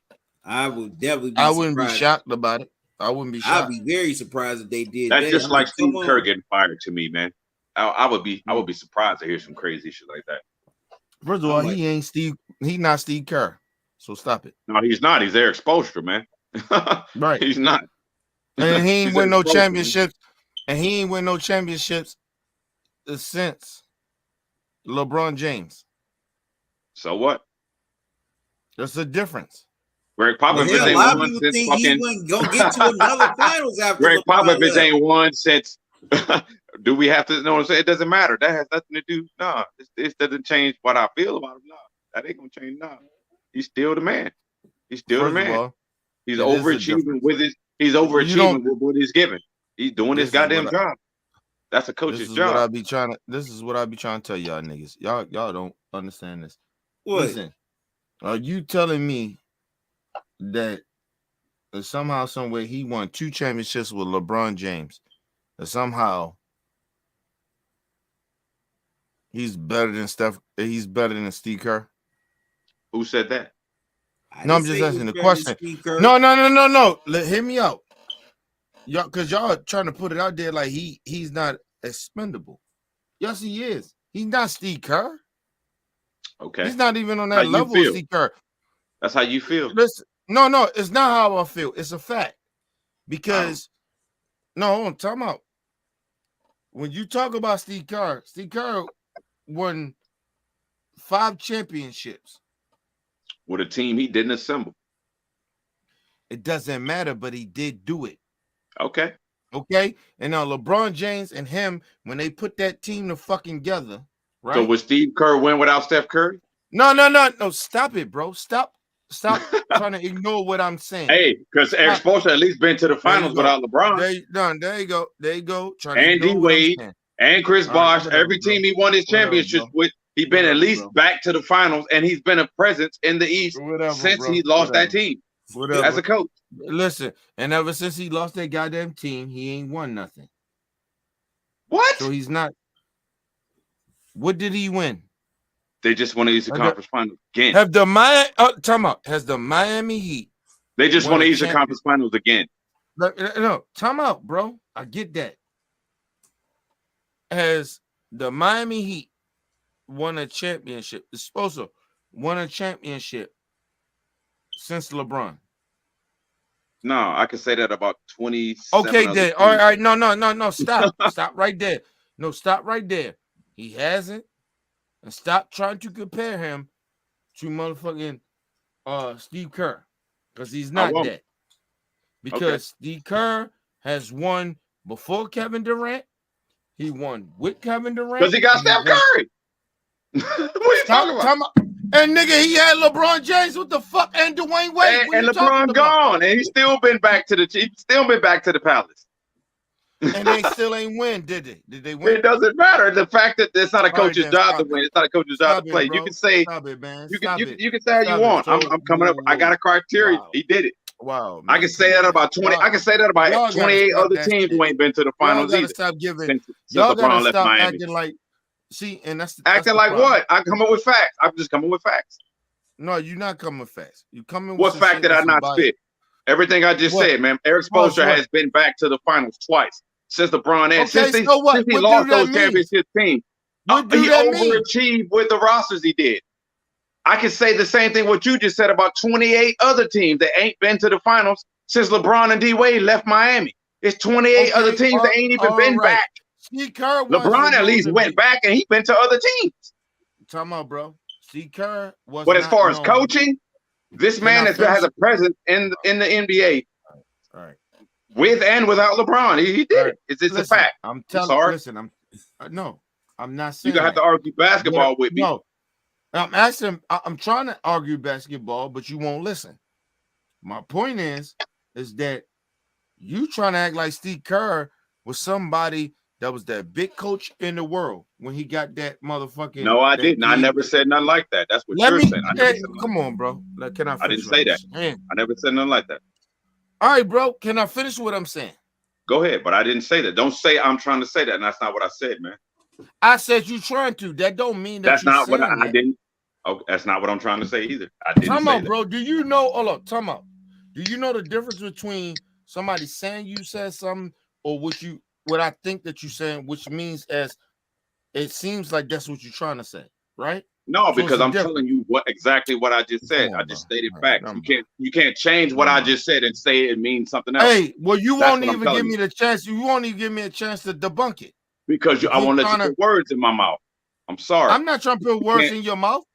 I'm not trying to put words in your mouth. All right. Go ahead, Kenny. Go ahead, bro. I'm sorry. Go ahead. I'm not. Go ahead. Listen. I put it like this. Sometimes y'all forget, right? That Steve Kerr, just like the guy from Miami, the coach from Miami, you keep acting like this dude was that guy to take that spot, right? Steve Kerr came up the same way that the Miami Heat head coach is Spoelstra, right? That's his name, Spoelstra. Am I saying his name right or wrong? You said right, Spoelstra. You said it right, man. Right? They came up the same fucking way. They No, they didn't. From the bottom up. The bottom up. They came from behind coaches. They came the same way. I disagree. Because that's not the story. What happened with that shit, man? Eric Spoelstra, I mean, he didn't inherit a good team like that, man. He didn't inherit a team, man. Man, stop, man. Listen, now you lying. I'm lying. I'll be right back. Now Steve Kerr didn't inherit that team. I'm lying. Don't. You are lying. Steve Kerr didn't inherit that team. Steve Kerr. So you're saying that team was not there before Steve Kerr got there? Is that what you're trying to tell me? Yeah, that because Eric Spoelstra did not have that team already there when Kerr got there. Say what now? That team was already there once Kerr. That's what I'm saying. That's what I'm saying. So did not Steve? What is he talking about? Eric Spoelstra, he had to work with what he was given and shit. He did that. They assembled that team with LeBron, D. Wade, Bosh. They assembled that team. They won championship. The team disassembled, and he's still been able to make it back to the championships. He's done that. Steve Kerr, he inherited that team. He didn't build that team. He's kept it good since then, since he's inherited it. But it still has that same dynamic three-piece core. Why is this nigga? Oh look, time out. Okay, time out. And that's a fact. Bro. They have the same dynamic three-piece core. No. Eric Spoelstra lost his three pieces. Bro. He lost his three pieces, and he still managed to make it back. Okay. Steve Kerr has never even had to Steve Kerr hasn't even had to go through that. He's never even had to do that. Go ahead, bro. We'll be able to talk like that when Steve Kerr don't have Steph Curry. Then I could be able to say something like, "Oh shit, this nigga done made a team out of." You know what I'm saying? That's different. That's a whole different But we can say that about Eric Spoelstra. He had LeBron James, goddammit. He had D Wade, goddammit. He had the team. Right, bro. And then he's still been able to make it, man. And it's 28 other teams ain't even been able to make it back. And he done did it twice in 4 years. He done did it. All right. Listen. And I'm speaking facts. I'm not speaking anything. No. I'm not. Listen, I'm not gonna keep arguing about this shit because I know what facts is. Right? Listen, you can say whatever you want, but like I said, he came in that shit the same way that Steve Kerr came in it. Right? Now, Steve Kerr came in that shit when. Can I finish what I'm saying, bro? Okay? I heard what you had to say. Right? Listen. When fucking Steve Kerr came in and got the fucking Golden State Warriors, they wasn't no championship team. They was dudes that Mark Jackson drafted with everybody else in that organization. They was nobodies. They wasn't nobody like that. They wasn't nobody like that. They was good players, potential good players, but they was not like that. Steph Curry was not like that. Draymond Green was not like that. That team was not like that. Fucking what's his name? God damn, I can't. Klay Thompson was not like that. Nobody knew these niggas was gonna be like that. Nobody. When Steve Kerr got them, they was not fully like that all the way. They was just coming up. That is a fact, right? So, when you talk about when Spoelstra got LeBron and they created that fucking team, they was like that. LeBron was like that. D. Wade, Bosh, they was like that. So stop trying to act like, oh, he didn't come into nothing great. He did. All he had to do was get them niggas together and take, and this it talk. And this is what go down when I tell you about the coaches, right? When I tell you about those motherfuckers they don't have that big of a say like you think they do. They was already a playoff team with Mark Jackson. Oh, bro, listen, bro. I heard what you had to say, bro. Let me finish what I'm saying. I told you, talk. The motherfucking coaches, you want to put all that shit, they mean so much like that. No, it took that team to get that shit together. That's why they bombed in that first year, but they still was great. They still made it to the finals. Okay? When motherfucker Steve Kerr got that team, they did not make it to the fucking finals. That is a fact. So don't tell me how far they went. Did they even make the playoffs that year? No, when Steve Kerr came. When Mark Jackson had them. Mark Jackson last year. How far they went? When Steve Kerr took that team. When Steve Kerr took that team, how far were they already? Yes. They were already a playoff team. Time out. No, time out. When Steve Kerr got that team. I think they won a division that year, if I'm not mistaken. Can I finish what I'm saying? When Steve Kerr got that team, right? How far? Look it up, Talk. How far? When Steve Kerr got that team, when he coached the team the first year, how far they get? They ended up winning it. The first year? They won their first in Kerr's first year. I already know this. Thank you. That's not Kerr over. First year? I thought we were talking about Steve Kerr first year. Yes, it was. 2014-15. That was his first year. They did win the championship. Kerr's first year. You get me excited because I think you're mistaken. That's what I'm talking about. Mark Jackson, the year before that, they was already won the division. They already was that team. Matter of fact, I'm gonna look it up myself. What was the year? No. I'm counting the years. Because they won the year. I think they won a division that same year before with Mark Jackson. Everything that year. They was heavy already. Division. Huh? I don't think they won a division with Mark Jackson. I'm looking it up right now. Steve Kerr first year. Yeah, you're right. I know they won a championship his first year. That was my whole argument. He inherited that team.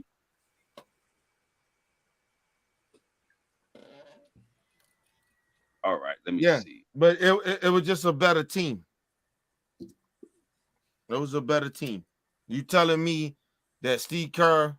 Hey, you right, Talkin. They finished second in the division that year. I'm looking at it right now. They finished second in the division. That's what I'm saying. I remember that year. Did they win a championship? No. That's my point. God damn. That's my point. No. Okay, so I know I'm right about it. So hold on, time out. So I know I'm right about what I'm saying. What are you saying? Steve Kerr got that team, right? At the Mark Jackson. Did Eric Spoelstra win his first year? Can I finish what I'm saying? The first year that Steve Kerr got that team, did they win a championship? Yes. Yep. They won the championship. That's what I'm talking about. Yes. Steve Kerr won the championship the first year there. Okay. He inherited, just like that remind me who that was. And if John Gruden, same shit. I'm wrong. I apologize. Same shit. Same shit. I still think John Gruden did that in the NFL 2001 with my team, with the Bucks. He did that shit. Time out. I still think that if you compare with Steve Kerr in that first year with that team that he got, then with LeBron James, Spoelstra got with LeBron James in them, that was a better team than the fucking Warriors was. Am I lying about that? I don't know. That's arguable, bro. That's arguable. That's not arguable. No, it ain't. It's not. It's LeBron. Yes, it is, because that Warriors team from that year is considered one of the greatest teams of all time. What do you mean? That year? Not that first year. No, not the first year. What are you talking about? The second year. It was the second year. It wasn't the first year. It was the second year. All right, bro. All right, Kenny. All right, man. Am I lying about that? You're not listening to me, man. What that first year that Stephen won that championship, was that the best team? They broke records that year, man. Ever? No, they did not. No, that was the second year. The second year. I'm not talking about the 73 win. I'm not talking about the 73 win. That's not what I'm talking about. The wins. What were you talking about? What were you talking about? Throughout that year, that season, that team, those players, man, man, never mind. Oh yeah. You talking about were they the best team that year? Bro, they broke records that year. They were definitely the best team. They were dominant that year when Steve Kerr did that shit. Hold on, but time out. Well, so was fucking LeBron team was the best team. No, both of them first year they did not win, and they was not. No, because Dallas beat shit out of them. We all know this. No, you talking about the finals. I'm talking about they was the best team in the whole NBA that year. The Heat was. Miami? What are you talking about? Yes. Miami? What are you talking about? Yes, bro. During the Golden State year or during their finals year or during Exposure's year? I'm talking about, you said that Golden State was the best team that year that they won a championship, right? Steve Kerr first year when they won. Yeah, they were the best team that year. Okay, all right, time out. Stop there. Now, we go back to when LeBron, they put that team together. They was the best team in the league. I don't remember who had the best record. I don't. They were. I'm telling you they were. Okay. They didn't win. What's the point? I get that. I know. I get that they lost, but that's my point. So are you sitting there talking about he's the best coach and all this other shit? He lost with a great team that was put together. We can argue. That's not arguing. It's not put together. Fact. He didn't. He put the. No. You're right. They did. They put that team together. He did inherit that team. That was not the original team he got. He did not receive that team originally. That team was put together. All right. You're missing the point, bro. He did not inherit that team. What is the point that I'm missing? Tell me. Eric Spoelstra first year head coaching in Miami, bro. He did not win the one of the greatest put the game. What was his first year? Matter of fact, I'm gonna look it up. What was his first year? They was the best team in the league. They was the best team in the league. Turn the brightness down. This thing is sitting there talking about acting like, so Miami won shit. LeBron, I didn't say that either.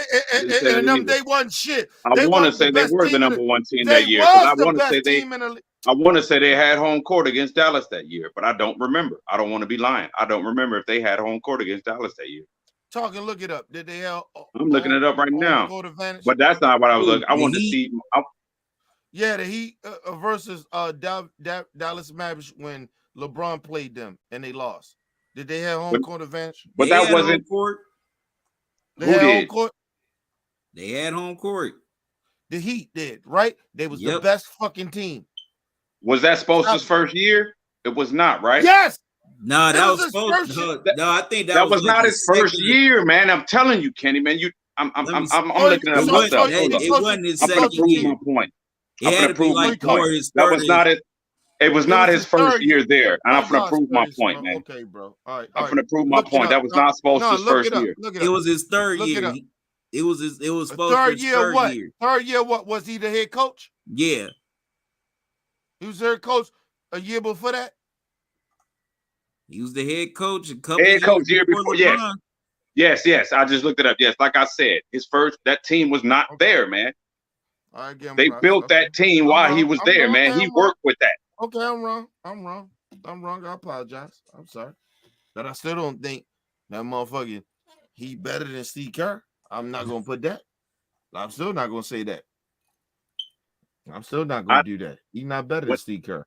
If we're talking about if he's a better coach, if Spoelstra is a better coach than Kerr, I don't know. I just no, it ain't no. I don't know. It's a fact. I don't know. It's a fact that he's not better. There's been a lot of great. He ain't better. He's not better. No, I'm not going to say that either. First of all, that's a good argument. It's an argument. That's arguable. No. It ain't no good argument. Number one, his record's not better. Number two, Steve Kerr got more with the team he's had. Yes, it is. All right, man. With the teams he's had, yes, it is. All right, man. Steve Kerr has always had a top 75 player, top 10 player, top 5 player on his roster every year since he's been a head coach in the league. So we're gonna blame Steve Kerr. No, this is a fact. How you gonna not blame him? That's like saying Pat Riley ain't come up off of Magic and Kareem, nigga. What are you talking about? What are you talking about? That's like saying Phil Jackson ain't come up off of Michael Jordan and Kobe. What are you talking about? That has nothing to do with we talk about coaching. We talk about coaches. And he's had a top 5 player on his team every year that he's been a head coach. What other coach can say that? Mark Who? As a top 5 player every year he's coached. Every year he coach. Phil Jackson. Nah. He was coaching before he got Mike, man. When Mike first came out, he wasn't Mike's first coach, man. Phil Jackson wasn't Michael coaching. Phil Jackson was Michael Jordan's first head coach, man. When did Phil start coaching in the NBA? Doug Collins was there first, bro. You forget. I didn't ask you that. I said, when did Phil Jackson start coaching in the NBA? He was assistant in New York sometime in the 90s. I said head coach. I don't know what his first head coaching job was. Chicago. They did not win the year. They did not win his first year head coach. Bro, they did not win the first 2-3 years as head coach. The head coach. I said he did not win his first 2-3 years. Phil didn't start coaching until 89. Exactly. But I'm saying he did not. So it still doesn't. When he started coaching head coach? 89. 89. Right? When did he get with the Bulls? 89. 87. Okay. He was an assistant. He was an assistant on the Tex Winter. He was an assistant with assistant. But he was not. We talk about head coach. You said head coach. Bro. His first head coaching job was 89 in Chicago. That's what he brought up. His first, he was an assistant before that. We're not talking his first. We just said that first head coaching job in Chicago. Okay, so what are you talking about? What are you talking about? He didn't win. And he didn't win. So what are you saying? What are you saying? You saying that I'm saying that Steve Kerr has had a top 5 player on his team every year that he's been a head coach. He's had a top 3 player, arguably. If we can argue that too, though. He's had a top 3 player on his team.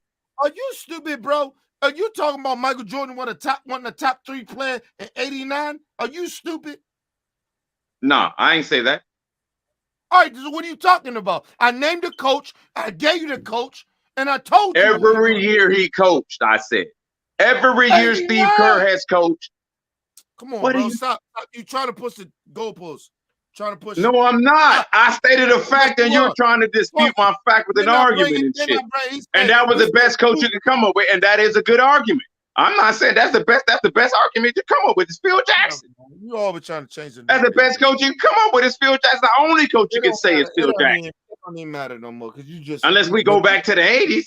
That's the only coach you can say that had a top 5 player on his team every year he was a head coach. The only player you can say that about is only coach you can bring up is Phil Jackson. Phil Jackson was a coach in the 80s, 90s, and 2000s. What the fuck are you talking about? What are you talking about, nigga? I don't know what I don't know what the argument is now. We were talking about who had I know you don't know what the argument is because you got off the argument because I'm still on the same subject. I'm still on the same subject. Steve Kerr has had a top 5, arguably top 3 player on his team every year since he's been a head coach. And you asked me what other coach have ever had that, and you had to bring up Phil Jackson. Exactly. That's the only argument you can bring up. And he still had years where he did. But I can still bring up facts. I just said that. That's the only player. That's the only coach you can bring up an argument. But Phil Jackson still did not have a top 3 player on his roster every year he was a head coach. Because you forgot. Damn, I don't want to bring it. I want to be technical just to rebut your argument. Michael Jordan did retire, right? And came back, right? Phil Jackson did switch teams, right? Scottie Pippen was a top 3 player. What the fuck are you talking about when he played? Oh, see, that's arguable. Okay. That's not arguable. That's okay, a fact. To you. No, that's not no to me. Okay, to that's you. A fact. You go look at that year that Scottie Pippen played. I know the year. That's why you don't remember it. He didn't man. He was not that. Nobody expected the Bulls to win that shit that year. I'm out, bro. I can't argue with this nigga no more. Because listen, he's trying to move. You can't argue with facts. I'm sorry. He's trying to move it every time. He want to move it every time. He want to move it every time. Nigga, I'm out. I love y'all niggas. Facts. I'm out. Facts. I love it. No, I'm out. Okay, Kitty. Great facts. Love Kitty, man. Love him. Facts. Let me catch up on some of these comments. LT said, I just got through watching a clip from Vlad and Gilbert Arenas said Heat and Celtics are both trash. Nuggets will blow the F out of either team. I won't. I think they'll. Like I said, I was the one who said that I think they'll sweep if they don't win in 5. But I ain't gonna call nobody trash. I won't call anybody sorry ever. I won't call nobody sorry, but I ain't gonna say they trash either. But I think they will, man. Yeah, I think they will sweep them boys, man. If they don't beat them in 5, I think they'll sweep them boys. For some reason, I don't think this is gonna be a sweep. I know people think I'm crazy. I don't think you're crazy. Like I said, I hope, man, I want Miami to win. God damn, I want it. Because I know what they got to do to win. They're going to have to, they're going to have to play that top man. They're going to have to play the top man and play full court the whole time. That's going to take too much energy. And they got it on defense, but they're missing a few players that I know what they need to do. But they ain't going to be able to do it. I don't think they'll be able to do it. Denver's such a great team. I think they're going to beat them boys in 4. I think they can. For some reason, I don't think this is a sweep. I hope it's not. Anthony, you said it takes a toll on you mentally, but not physically being a general manager in the NBA. Of course. Oh, yeah. See, that goes to what we talk about. Yes, that's what I'm saying, man. Like, man, people don't understand. I'm sorry. It just, man, people don't understand. I'm not going to sell them boys short. That's just, man, just the mental fortitude alone that it takes to deal with a job like that, man. Man, that's a lot to deal with. Right. I don't like being in charge of other people. Like, man. And then like you said, you gotta handle media also. Man, that's a whole nother. See, that's a whole nother fucking heap of track, man. That's too much, man. Just dealing with the team operations itself, and then you gotta do once the media come in, that's too much. And then the shit outside, man. That's right, too much. Like say if a player get in trouble, you gotta deal with PR. It's too many stipulations that come along with that job, man. I don't know how you can sleep at night. That's all I can say. I don't know how you can sleep at night. I know if I had that, man, I don't think putting myself in his shoes, I don't think I could take that. I won't sell them short. I don't think I could do that, man. I don't think I would want to do nothing like that, man. Like, man, I don't want to deal with that kind of stress. You know what I'm saying? I like making my own schedule. I like doing what I do. You know what I'm saying? I don't want to have to do that. Nah. You're too much hiring and firing. And then you got to pay everybody. Everybody's calling your phone. If anything to do with the team, they're calling your phone. The owner's calling your phone. Anything to do with the teams, they're calling your phone constantly. I wouldn't want to deal with that. LT said, I give Pat Riley another 5 years. Anthony said, no, he's healthy. But what I'm saying is, if he wins this title, do you think he rides off into the sunset so he doesn't have to deal with the mental aspect of working in the front office? That's possible. Yeah, that's what I'm saying. Like, yeah, it's just the stress of it all. Like, man, I wouldn't be surprised if he walk off into the sunset. I would not be. Given his age, and man, I would not be surprised. But as far as the elevation, Anthony, with your first question, that is a great ponderment. Like, man, I wonder who they will move to that front office, because it's going to matter with that team, man, because that team is built largely off of their culture. You know, I mean, that team is built off of the culture that's in that. So, they're going to hire from within. They're going to probably bring somebody we don't know about or whatever. You know what I'm saying? Because I don't think Spoelstra wants to do that. I think he enjoys what he do. I think he likes his job, basketball wise. I think he loves it. And he's proven it, man. Look at the team. Look at the way they played. He's showing it. The team shows he's a great coach out there, man. He's needed on the sidelines like that. He's needed. Anthony, you said having to worry about who to pay, who to trade. Yeah, that's definitely grueling. See, he's saying everything we were saying. Wait, Dan, I'm sorry. We was arguing. We should have been reading the chat. See, Anthony was in. I wish he was up here, man. Everything he's saying is right, man. Everything we were saying. Yeah, being a GM, that's an all-around year job. You dealing with you don't get no days off. Draft, you got trade deadline. You burning up no days off. You gotta constantly be looking for something to improve the team 24 hours a day. Right. Or people blowing up your phone. That's what's the up, president Nick? Is strong. What's up, Nick? How you doing? Man, who you got in this series? Anthony said, yeah, you're correct. They would promote Andy Ellsberg to the president of basketball operations, then promote Adam Simon to the general manager, and then promote Alonzo Mourning to assistant GM. Oh, I could definitely see that. Because, yeah, Spoelstra don't strike me as that kind of guy who wants, like, say over the roster. That's more of a Pat Riley thing. That's the main reason why he left New York to come down to Miami. He wanted that type of control with the Knicks, but the ownership wouldn't give it to him. So the owner at the time of the Heat, Mickey Harrison, hadn't been the owner yet, told Pat Riley that, hey, you can come down here and you'll get fine, and you definitely would have the final say over the roster. And he literally faxed his way out of Miami. I joke about it. I said Pat Riley is the originator of I'm taking my talents to South Beach. He faxed his way out of New York. Okay, Nate. Okay, you riding with your Heat. I can get with that. Anthony said, I'm a Heat fan, but I'm going to be realistic. I think Nuggets win the series 4-3. Okay, you got the Nuggets in 7. Man, I hope so. I would love to see that. Oh, my gosh. It'll be a great end to a great playoffs. Yes, it has been. Some good basketball. I know that it's been some good basketball.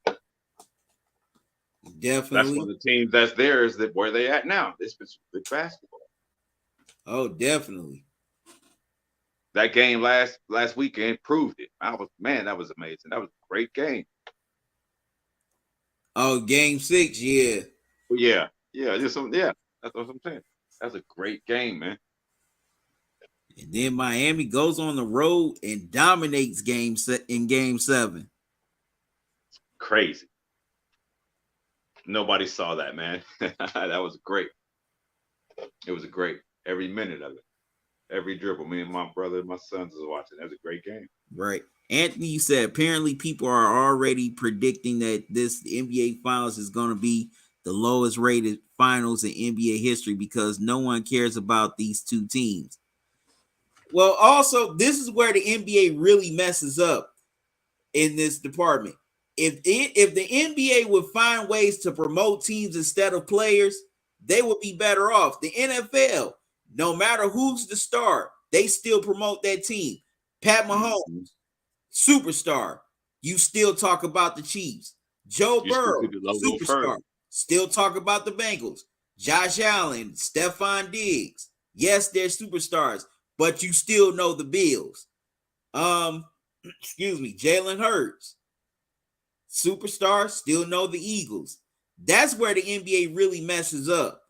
That they don't try to push teams hard enough. They only want to push the players.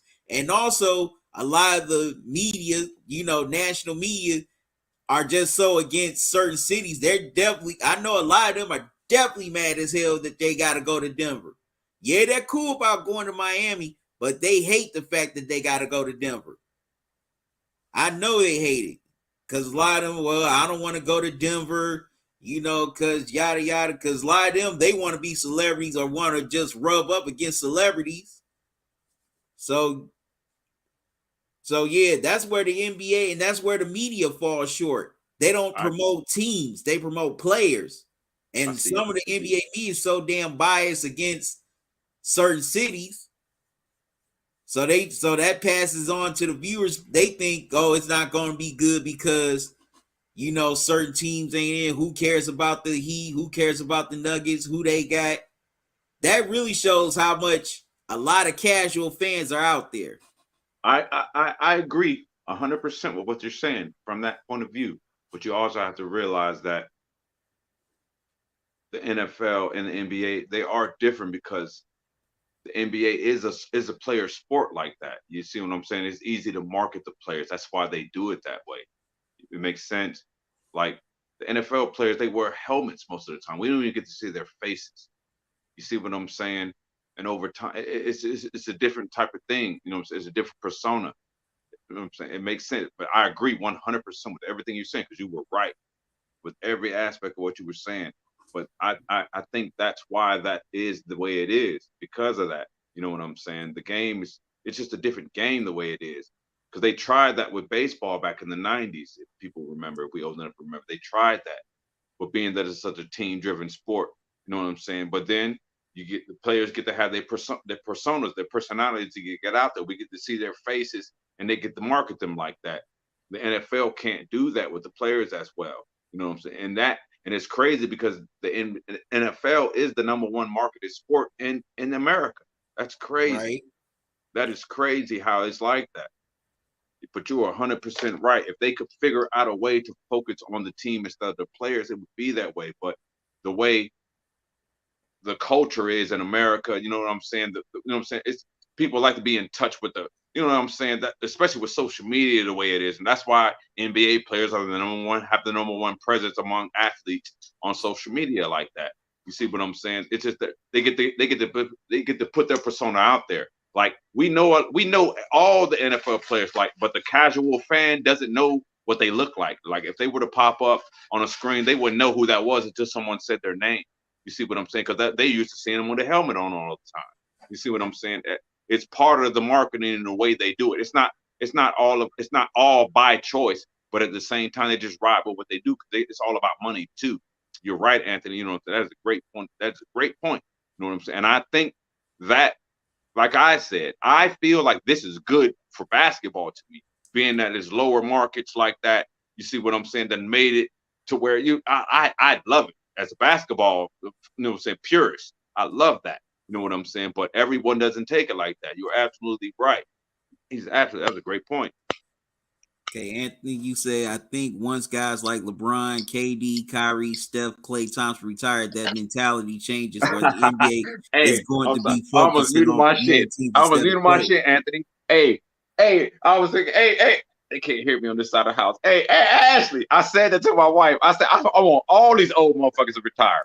LeBron is the only nigga should be playing. If you don't have stats and they're like his and you're the same age, God damn it, you need to leave. Let these young boys shine, man. The NBA, we should be talking about nothing but young, new people right now. At the most, the NBA should be suffering its biggest low because nobody knows who most of the players are because we still trying to cling on to all these people he just named right there. I said the same.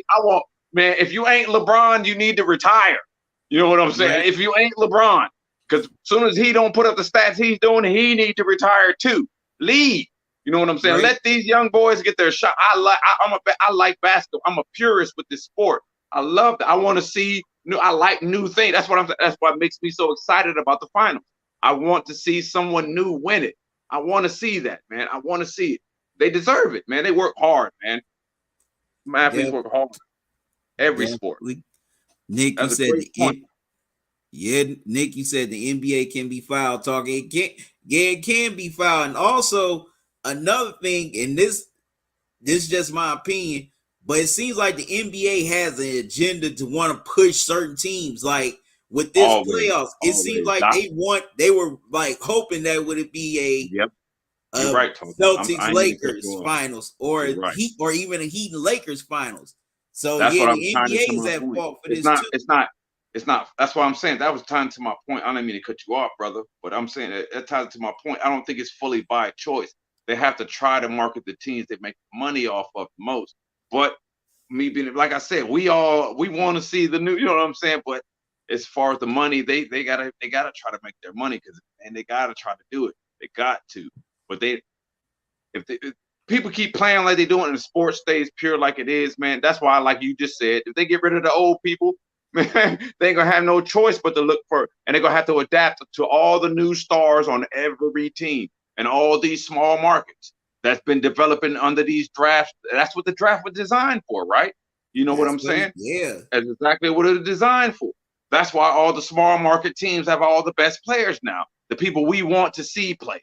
You know, all the young players that have been touted for the last 5, 6, 7 years. You know what I'm saying? The high school, all the new players that's coming out. They're all on small market teams. That's what the draft was designed for. You know what I'm saying? We should want to see that. I hope it happens like you just said. They should get rid of all them boys, Anthony. You know what I'm saying? They get rid of all them boys to be. You know what I'm saying? They all should go. If you don't have stats like LeBron, you need to leave. If you're the same age, was in his draft and below, you know what I'm saying? You need to go. if your stats aren't like his. I'm sorry if you're making your money. I understand. But as far as like what we're saying, man, I want to see the game, bro. I want to keep watching, man. I'm gonna be 60 in some years. I want to see. I want to keep watching. I love this. You know what I'm saying? I want to see. I want to keep watching.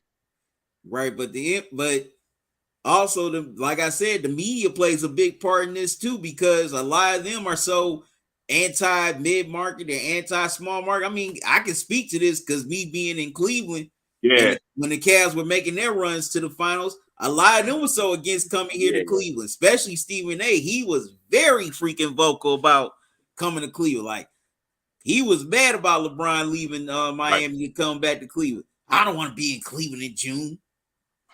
That's another. Hey, that brings up what Draymond said. They call it the new media, right? That's why it's time for everybody to take over that, man. Like, it's and like, come on. That'll stop that too. That's also going to stop that, I think, in the future, man. It's going to be. I think the sport will be more pure because of that. Just like, I hope so too. I'm just hoping. I hope so. Just man, I hope so. It'll be beautiful to watch, just to see all the teams, because then it's only going to matter about who's winning, and that's all that matters to me. Who's winning and who's losing. But yeah, but I remember when First Take, this was during the conference finals 2 years ago. They really dogged Milwaukee. They really went on Milwaukee. You know, who's old boy? Damon Woody. He was telling Steve A, you want to be in Milwaukee? Man, and then Stephen A went in on Milwaukee. So did Max. Molly, she recalled about, you know, when Minnesota hosted the Super Bowl a couple years ago. She said, well, I'm glad I didn't go. They didn't ask me to go because that's going to terrible seas. Like, first of all, shut the hell up. You there to do a freaking job. You're on the company's dime, not on yours. This ain't your personal time. It's a work vacation. Keyword, work. That's what you're there for. And also, with sports, it's supposed to be about the teams that's playing, not about what city you want to go to. Now, me personally, if I'm in that position, if I don't like a city, I wouldn't have said nothing, because I know people in that city watch my show also. That's the professional in you. You know what I'm saying? Like, that's what you're supposed to. Yeah, just let it go, man. I don't want to go there, but I ain't gonna say that. That's not only disrespectful, that's tone deaf. Like, come on. You dissing people that watch you in that city. So you gonna alienate them because you don't like their city. Like, come on, y'all. That's y'all are very tone deaf. Like, the Colts are not the only one that watch y'all, okay? Like, come on. It's just, to me, like I said, the NBA definitely drops the ball on this, because they're having an agenda because they want certain teams there. And I get it because of the money and the ratings. But y'all don't push these other teams. Y'all don't try to. Anthony Sal was watching a video recently talking about if the draft where the Knicks got Patrick Ewing, that lottery a few months before, was rigged. Oh yeah, there's been definitely stories about that over the years.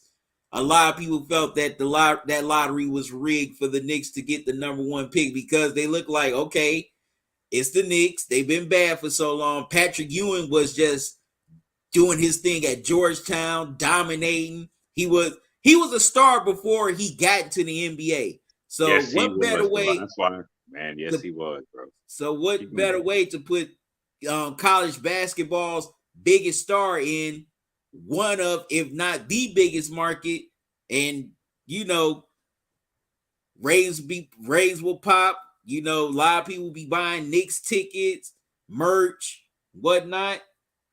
It just went together like hand in glove. But yeah, I remember a lot of people over the last few decades have felt, that lottery was rigged. They said that because of the picks that came out. Look at all those top picks in that draft. I will never forget that. I remember that, man. I remember that. Georgetown, man, I used to want to go to Georgetown when I was in school. That school was lit, man. John Thompson had that school lit. You also said this video was saying that apparently the NBA purposely froze the envelope for the next, so David Stern could get that envelope easier, so they can get Ewing to New York. Yeah, I've heard that story. Rick Nick says he agrees with you. Say you speaking facts. Understand, fam. Yep, definitely you are.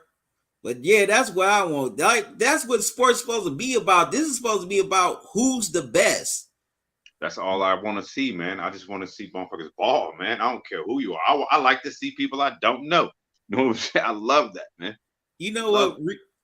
You know what? Recently, which YouTuber said this, and I had a disagreement with him. Town Biz put out. Well, he did a live stream recently saying he came up with the suggestion that maybe do it like the final should be like the Super Bowl, have it in one neutral location. I said I expressed my disagreement on that because I feel that whoever comes out of the East and the West, they worked hard to get to this point, and they should have an NBA Finals played in front of their fans. But but then he changed it and said, and I might be wrong. If he watching, correct me if I'm wrong. He said that, okay, maybe you have like the first couple of games in a neutral site and then have it in both cities. But to me, that would take the fun out of it. Like, all games should be in whatever team city. That's what they played for. They worked hard to get to this point, and they deserve to play the NBA Finals games in front of their home crowd. Right. They deserve that. Hell yeah. Super Bowl is different. That's just one game. The NBA Finals, that's a 7-game series. But I know what he was saying, since a lot of the media complain about going to mid-market or smaller cities, because a lot of them, they only want to be just on the coast basically on the coast all the time. So that's the perspective he was coming from, saying like, okay, since they complain about being in cities like a Denver so much, just do it neutrally. And I don't know why people complain about Denver. I've never been there, but I've heard a lot of good things about it. It's just cold. Yeah, but this is about to be June. And it's just, as far as like we was talking about earlier a couple hours ago, as far as like cities go, man, like it just ain't as much fun to do. They don't have as much fun things to do. I never been. You've been to Denver? I have friends there all around. Yeah, man, I'm a military brat. I've been on. Man, it's a lot of places. I'm about to say, enlighten me. I've never been to Denver. I've heard good things about it.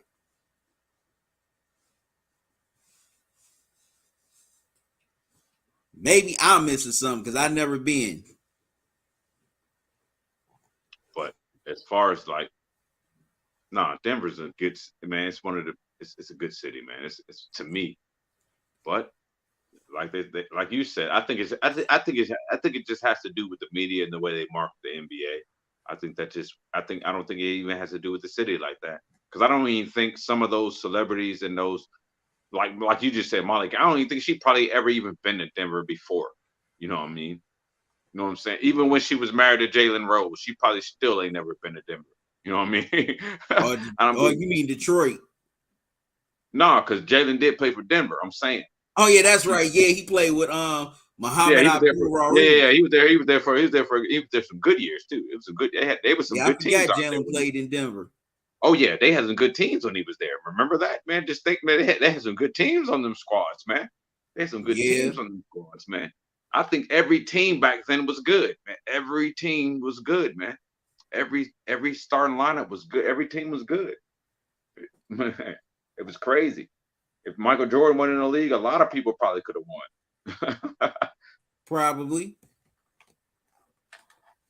A lot of people probably could have won. The West was always hard. Very hard. Anthony says, is there a way you can make the NBA entertaining with all the scoring, but mix in the way they played in the 80s and 90s with the physicality? No, it wouldn't work. It wouldn't. Because then the game would be slower if you trying to put the physicality of the 80s and 90s. You're right. That's why they made the rule changes, to make the game faster like that, just so it would be more scoring. people like to see scoring, and that's why they changed the rules to do that. If they only way I could see them doing that, man, if they probably in the All-Star game, just make it a straight. They already made it like a pickup game, so make it a pickup game for real with no rules. You know what I'm saying? You got to call these fouls out here. You got to. But them boys don't want to play like that for some reason. Everybody's scared to get embarrassed. Kobe proved that, and I still watch that All-Star game on YouTube, man. I go pull that shit up. Kobe proved that, man. Them boys don't want to play. All-Star game, I'm hearing rumors going around is that they might go back to the East and West format again. Man, I hope the league is balanced out enough for that. They only changed it because the league wasn't balanced. Right. But that was the NBA's fault too. While we're talking about it, they let the league get unbalanced like that by letting the owners, you know what I'm saying, manipulate the teams the way they were doing like that. They let the league get unbalanced like that. They let that happen. That was part of the reason why they tried to. Well, I say why they tried. That was part of the reason why they kept Chris Paul from going to LA during that time. They were trying to balance the league back out, and they were trying to do that. That's why they kept Chris Paul from going out there. Then it wasn't just to steal those championships from Kobe, like everybody said. It wasn't just that. Okay, we all know that's why. We all know that happened. But what's up, Nick? Oh, what up, Nick? What up, bro? Oh, yeah, what up, Nick? What up? I think they should go back to the East and West. I don't see. That's been that's like I do. That's what I'm saying, man. Yeah, I don't see the whole point of the whole captain shit. It's garbage. I only, like I said, I just like it because I just like the street ball effect. No, but the boys won't play. They won't play though, Nick. You know what I'm saying? I like the boys picking their team, but they won't play. That's the problem. They should go back to that East and West shit. I don't know why they let that shit. That ain't gonna make them boys play because if they know that, because if a team is more dominant that year, they're not gonna play hard. Well, they better fucking play. They better fucking play. The only thing I think that'll make them play is like Talkin. I know I'm the oldest nigga in the room. Hey, y'all remember how they used to get them boys that check in the NFL for that Pro Bowl? You know what I'm saying? They get them boys that check. If them boys get at the NBA, if they up that check for that All-Star game, hey Nick, I'm not joking. If they up that check, you don't think them boys that play for some money? If they all right, I think if they made say they made like a $2 million pot for the All-Star game, and the players get to split it, that'd be enough just for them, just the bragging rights and that money for that year. Them boys would do that, man. I think they would do it, man, just for that. You know what I'm saying? But the NBA, they would take that $2 million and give it to charity. So the players ain't gonna care. So you got to make the players care about playing. That's the only way. And back in the day, they cared about that shit because it was pride on the line. And Jokic didn't know you could just. My bad. Go ahead. I ain't mean to cut you off. I'm sorry. Go ahead. I said Jokic didn't even want to play in the All-Star game because he knew that shit wasn't worth it. Right. Because he done saved this time. He done saved all his energy and his focus for right now, and he's doing his job. Who you? I think in the finals it can go either way. To be honest with you, I mean, I hope so. I really do. I hope it's a great 7-game series. To be honest with you, I want to see that. I swear to God, I do. And Rick, I agree with you, bro. We need new stars, bro. They need to get rid of all these boys, man. Yeah. LeBron is 38, 39, nigga. If you ain't got stats like him and you was in his draft, you need to leave. I'm just saying, you need to just go ahead and take that little check you got. You know, some of them boys got Gilbert Arenas checks that we don't know about. You got to do your research. Some of them boys is raping their team for the checks that they own, and they're not even playing. You see what I'm saying? Right. It's players that's right now that's not signed to the roster, and they're getting money. It was a lot of players you can look up that did that, and I know players that did that. They raping those teams, man. They getting their money. Those guaranteed contracts be taking a toll. Like Talk said, you could blame the NBA for that shit. Definitely. Yep. 100%. 100%. Because these are dudes that we ain't never seen. Because they were trying to the NBA's whole deal is trying to compete with with football and American football. Baseball and American football. That's the NBA's whole deal. They're trying to compete with baseball and American football. Because American football is still the #1 watch sport, but them boys still can't get no money, and it's amazing to me. They just now breaking that $200 million barrier to get their money. That's crazy. We need new stars. Like, you know, they need to get rid of all them boys. To me, I told my wife that I will never stop saying that. As much as I'm a basketball purist, I want to see good ball. The only way everybody gonna start liking it again is if they see people they don't even know. Pick up your team and all the star players gone. What are you gonna do? You see what I'm saying? If you turn the TV on, all your star players on your team, I don't care who you are. If you were to turn your TV on now and then look at your team and all the star players are gone, man, you're gonna be kind of depressed. You see what I'm saying? You're gonna look, but it's going to intrigue. You're gonna have to look. If you're a purist and you like the sport, you're going to watch it. It's going to change. It will change, and it will change the way the market and the media works too. They need to push Giannis as a new face. Say that again, Nick. I said they need to push Giannis as a new face. Yep, he is the youngest and strongest right now. He's the youngest and strongest. He's around my age. Yeah, he's the youngest and strongest. Because I couldn't even give it to Luka, because Luka already said he don't want that. Luka don't want. And Giannis, he's around my age too. Right, but you know what? And I was speaking on this. I think they want to, but I think they really don't want to do it because it may be a factor. It may be because Giannis is in Milwaukee. Maybe. Right. Yeah. No. You're right.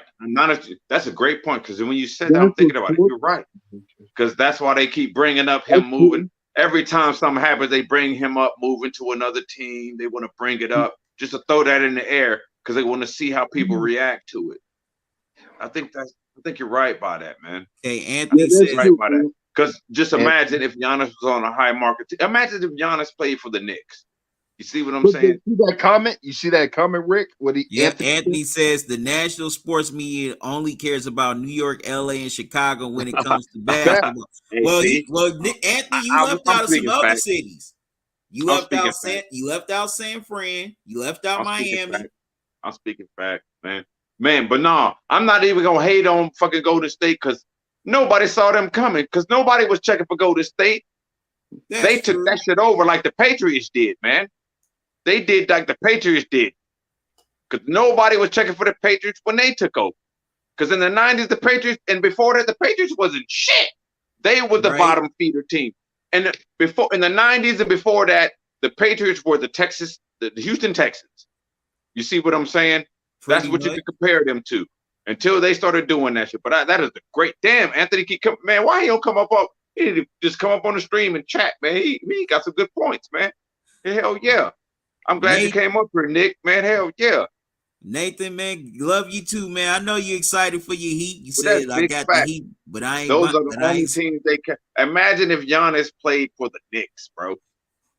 Oh, you see what I'm saying? That'd be an NBA dream. That'd be the NBA's dream, not LA. If Giannis Antetokounmpo played for the fucking Knicks, they will manipulate a way for him to play LA in the fucking finals against LeBron. They would do that. You know what I'm saying? They would try to. I don't think the NBA. I'm just saying they would do that.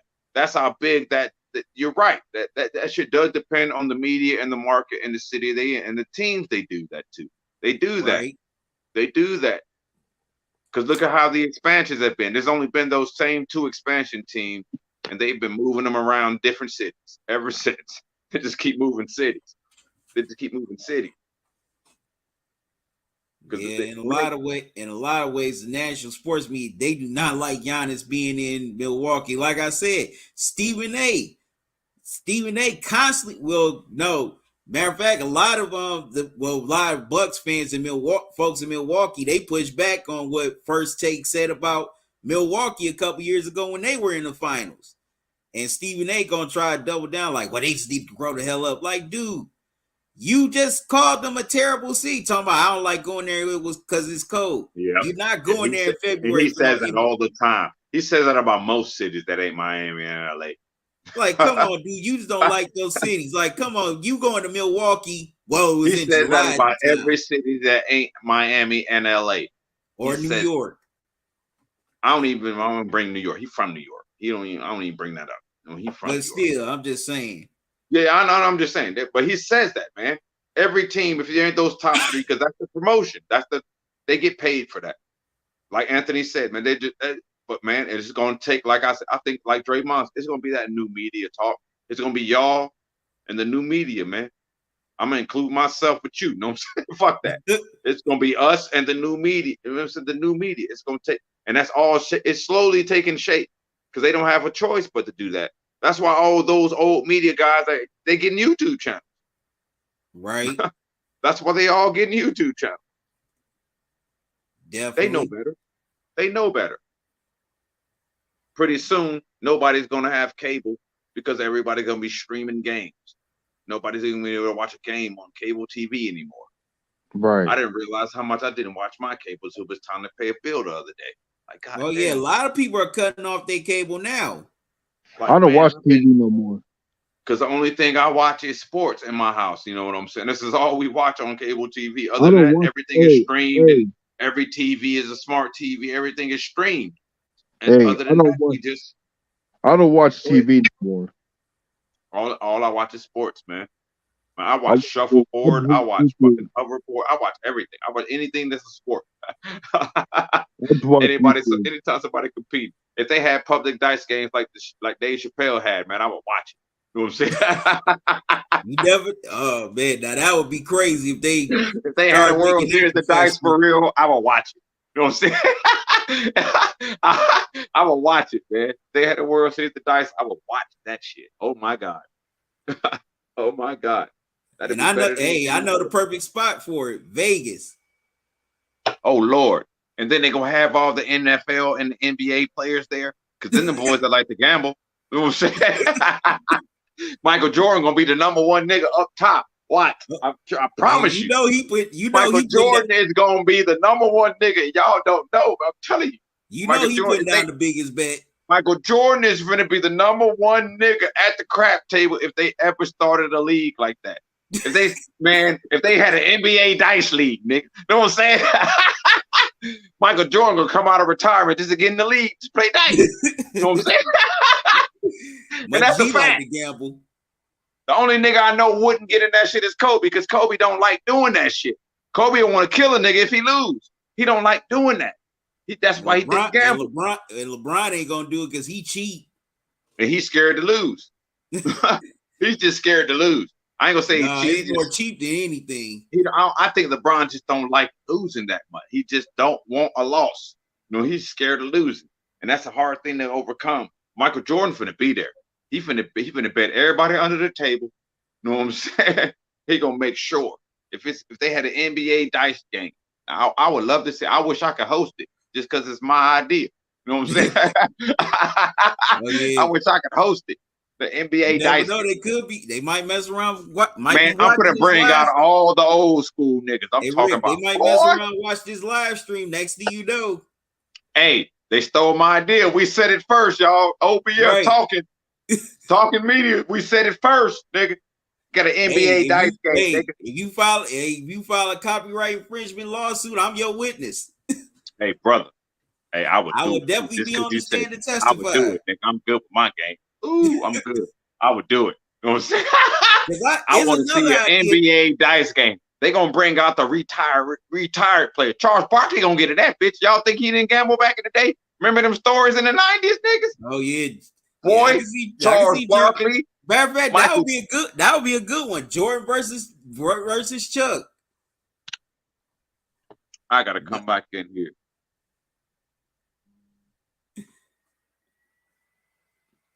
Okay, Rick coming back. Anthony said I actually kind of agree with it because certain fan bases for these teams travel well, so I don't think it would matter if it's on a neutral site. But yeah, everybody don't travel that well, Anthony, and a lot of people can't. A lot of fans can't afford to travel.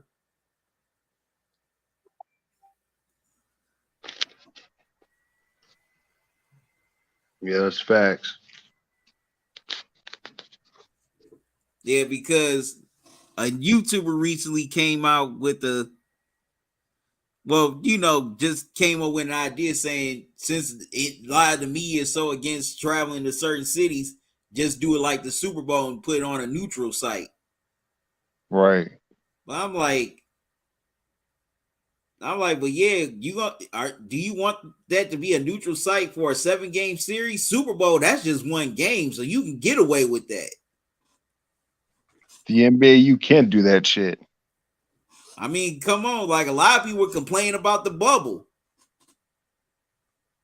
Oh man. They're complaining about the food and everything. Oh my God. Of course, Jimmy Butler wasn't complaining. Right. As he had some as he had the company of Rachel Nichols, allegedly. I'm gonna say allegedly. He had the company. He made it to a championship off that though, did he? Huh? He made it to a championship off that, did he? He bounced the ball loud. But yeah, it's another idea that I've been floating around my head. Now, the MLB has this thing called the Field of Dreams game every year, where the same field that they shot Field of Dreams on, 2 baseball teams play there. Yep. And the idea I had was this: what if the NBA picked one game out of the year and did a Rucker game? Just have the court designed like the Rucker.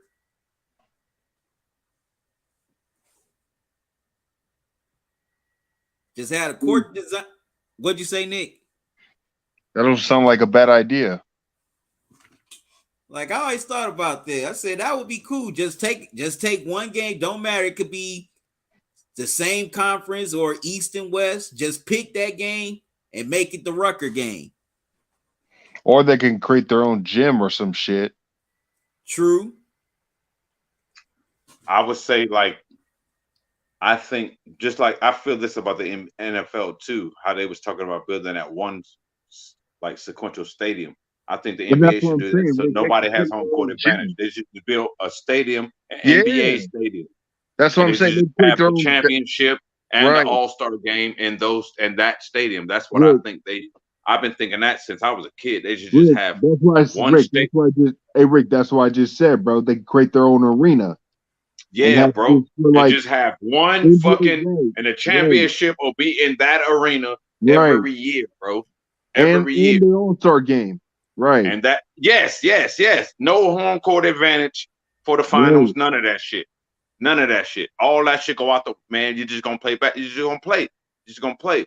I think the NFL should, because the NFL been talking about that. They was talking about that when they started trying to move the Pro Bowl from Hawaii.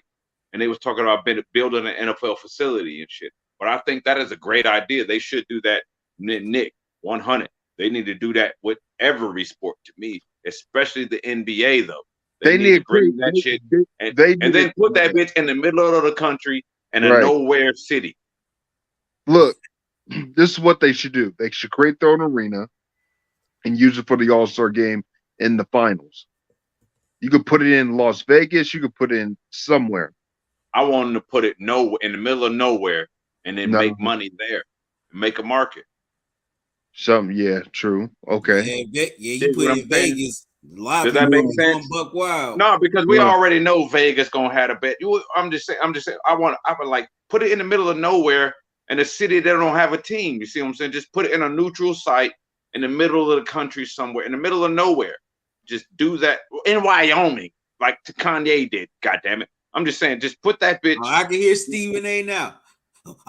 I'm not going to no Wyoming. I don't want to go there. There's nothing there. But that's what the point is. You got to make the market and bring, man, that's going to bring the people. You see what I'm saying? Right. Everybody know how they sit and get lit when they get lit. You bring the people out. That wouldn't be great. That would be great. You see what I'm saying? I think that's in a neutral site in the middle. Just pick a city somewhere that no team has a team and just have it a neutral site somewhere, Nick, just like you're saying, bro. And just bring everybody out there. And, man, everybody going to know that's what that shit is lit for. For a while, that city only gonna make money during that time of year. But hey, that's how you grow shit, huh? You know what I'm saying? Hey, that man, you can make that bitch in a small town in the middle of fucking nowhere, and it's gonna bring people, and it's gonna bring work and everything. And you can make money off of that, right? Exactly. The infrastructure itself. That's what I'm saying. The infrastructure itself. It's gonna bring work, jobs, all of that shit. And all the hotels. Because once they did, and then. man, we think too much like black people because just think about it. If they did that, they would use that facility for other sport events. Besides that, once they had it going, if the NBA did that, the NFL will want to use that shit, and then you think the USFL they're gonna start holding tennis events there. They're gonna make another event in the open. They would do that. I think they would do that. It would take the people to do that though. That's on the people. Rick and Talkin. Those are that. Yeah, they should do that, bro. Create their own arena. Yeah, definitely. It'd be interesting, man. I've been saying that, man, Nick. I put that on there. I've been saying that. My wife. I've been saying that. Since I was a young kid, man. I've been saying that they need to just make a neutral site. Just make a neutral site, man. In the middle of the country, though. Make everybody travel. Right. Make everybody travel, right. Make everybody travel. Make everybody feel like they came to the middle of nowhere. They do that for Woodstock, you know what I'm saying? The stupid shit like that. You know what I'm saying? Motherfuckers have a concert in the desert. You know what I'm saying? Put that shit in the middle of the country where it's not cold, it's not hot. You know what I'm saying? Put it in the middle of nowhere in a state that nobody goes to. Just put that shit there and just buy a fucking. They can do it. There's no way they can't do it. They don't want to do it. Yeah, but then a lot of players they gonna be complaining because they gotta go there. They're not gonna complain. They're gonna get their shit up from going.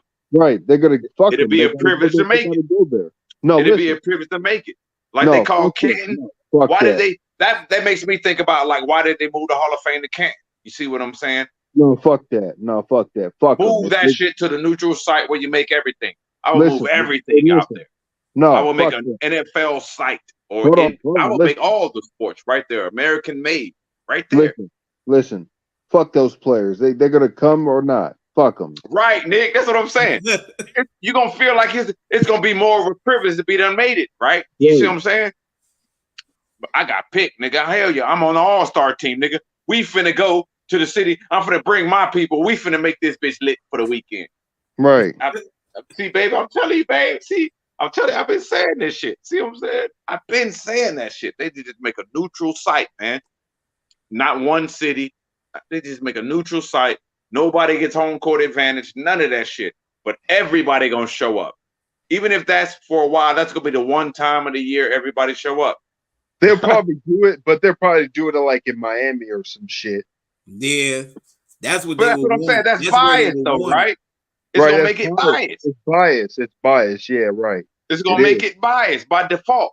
Because if you put it in any specific, I'm clearing my speech. If you put it in any specific region, you see what I'm saying? Region. Right. That's why I think it should be like in the middle of the country where nobody even cares. But they're not gonna put it in the middle of the country though. They're not gonna put it in the middle of the country. They're not. And where nobody cares about, where nobody knows. They're gonna put it like in LA or something. Those middle states is like Kansas. Vegas. That's what I'm saying. The middle states is Kansas, Wyoming, where nothing is at.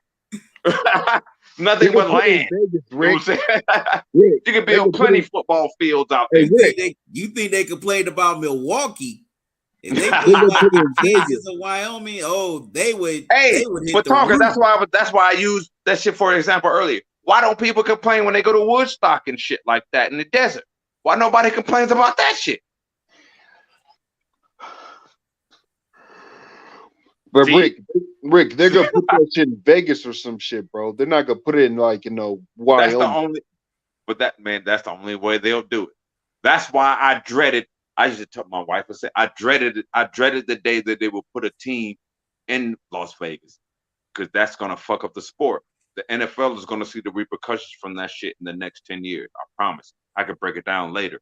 If the NBA does about that, to move to Vegas too. Huh?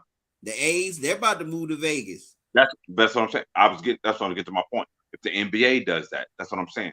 The repercussions down the line. Oh, that's going. They were already. I don't mean to cut my speech short. They were. I'm gonna let you talk. I'm sorry, Nick. I want to hear what you were saying. But that's what they were already doing when they moved the Las Vegas Raiders to Las Vegas. They were already doing that. That's why, if you pay attention, they already had legalized gambling in the NFL and all that shit 2 years prior. They made all the public betting. They made all that shit legal before they moved that team there. And what I told my wife 3 years ago, I told her, once they move this team, I'm telling you, that's going to be the worst team in the NFL for the next 15 to 20 years. It is going to be hard to manage and own a team there. It's going to switch on. It's going to shuffle just like it is. It's going to stay like it is. It's going to be in purgatory, basically. You're not going to be able to manage a team and take care of the players and all that in a city like that. That's Sin City, like they call it. You're not going to be able to do that and manage a team. They're not going to win a championship. They're going to never be nothing. But that's going to be the home of betting and money. So the team is going to stay relevant. You see what I'm saying? That was a good move. Go ahead. And also, guess where the Super Bowl going to be next year? Keep tying it in. Las Vegas. Sense, right? Does it make sense what I'm saying? That's what I already know. That's what I'm saying. Does it make sense what I'm saying? Yeah. So what would make sense if the NBA were to build a team and move it out there? See, that's what I'm thinking forward, where like what LeBron was saying last year when he was talking about buying a team. Because there's only a few available cities to put a team in where they have a market available to put a team in. You see what I'm saying? And LeBron was leaning towards that Vegas team like that too. You see what I'm saying? I wouldn't be surprised if you find out that he owns little stakes in that Vegas team with the Raiders. I would not be surprised. Shit. I would not be surprised. It's going to fuck the NBA over 10 times fold. It's going to fuck as far as the sport, because I'm an athlete and I'm going to just speak like that. As far as an athlete and as far as sports and being a purist about that, it's going to fuck the game up. You see what I'm saying? That's why they kept baseball out of Vegas in 100 years plus. That's why they've never had a baseball team in Vegas. You see what I'm saying? When you move a football team out there, and that's the number one marketed team, that's the number one marketed sport in North America. They're not, man, it's there for money. They did that. That's why they legalized, like I just said, that's why they legalized and made sure all sports betting, and the NFL got in front of that and made sure they got ahead of all the betting and all the way that shit works. You see what I'm saying? And that's what it's for. That's why if the NBA does that, they're going to have to need another city to do that. If in order for LeBron to get a team, if he doesn't buy one of the old teams, they're going to have to open up the market and there'll have to be another team for an expansion. And that won't happen within the next 10 years. You see what I'm saying? With the way the market is and the way we're talking right now. You know what I'm saying? We're all on a level. Just think about it. So what other city do you think they could bring a team in the NBA besides Las Vegas if they were to bring another team back? That's what they keep talking about. And that's where they're going with that. It's all about the money. You see what I'm saying, Nick? It makes sense, right, huh, bro? Right. And the more you think about it, right, bro, huh? That's just deep, ain't it? I'm like, really damn. Deep. That's really deep, bro. So what city do you I'm just being realistic, like, damn, besides Vegas, if the NBA were to expand once again, you know what I'm saying? What other city do we think could get a team then? Seattle. I already was saying that was my first choice talking. I ain't gonna lie. But they still trying to move OKC back there. Right. Because that market is not good in OKC to be substantial enough to the market in OKC is not substantial enough to handle another expansion. Does that make sense? Right.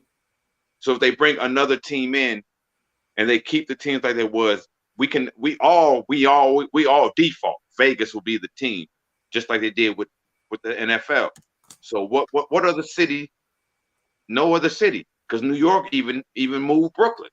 I mean, they moved the Nets to Brooklyn. You see what I'm saying? They did that a few years ago in a move. But before that, if you listen to what I'm saying, they did that before that when they moved the Hornets back to Charlotte. You see what I'm saying? That was a marketing move by the NBA because New Orleans was not a good market for the Hornets. You see what I'm saying? That's why they moved them back to Charlotte. And I know this because I know I know what I'm talking. I know basketball. That makes sense, right? Though, just talk about what we're talking.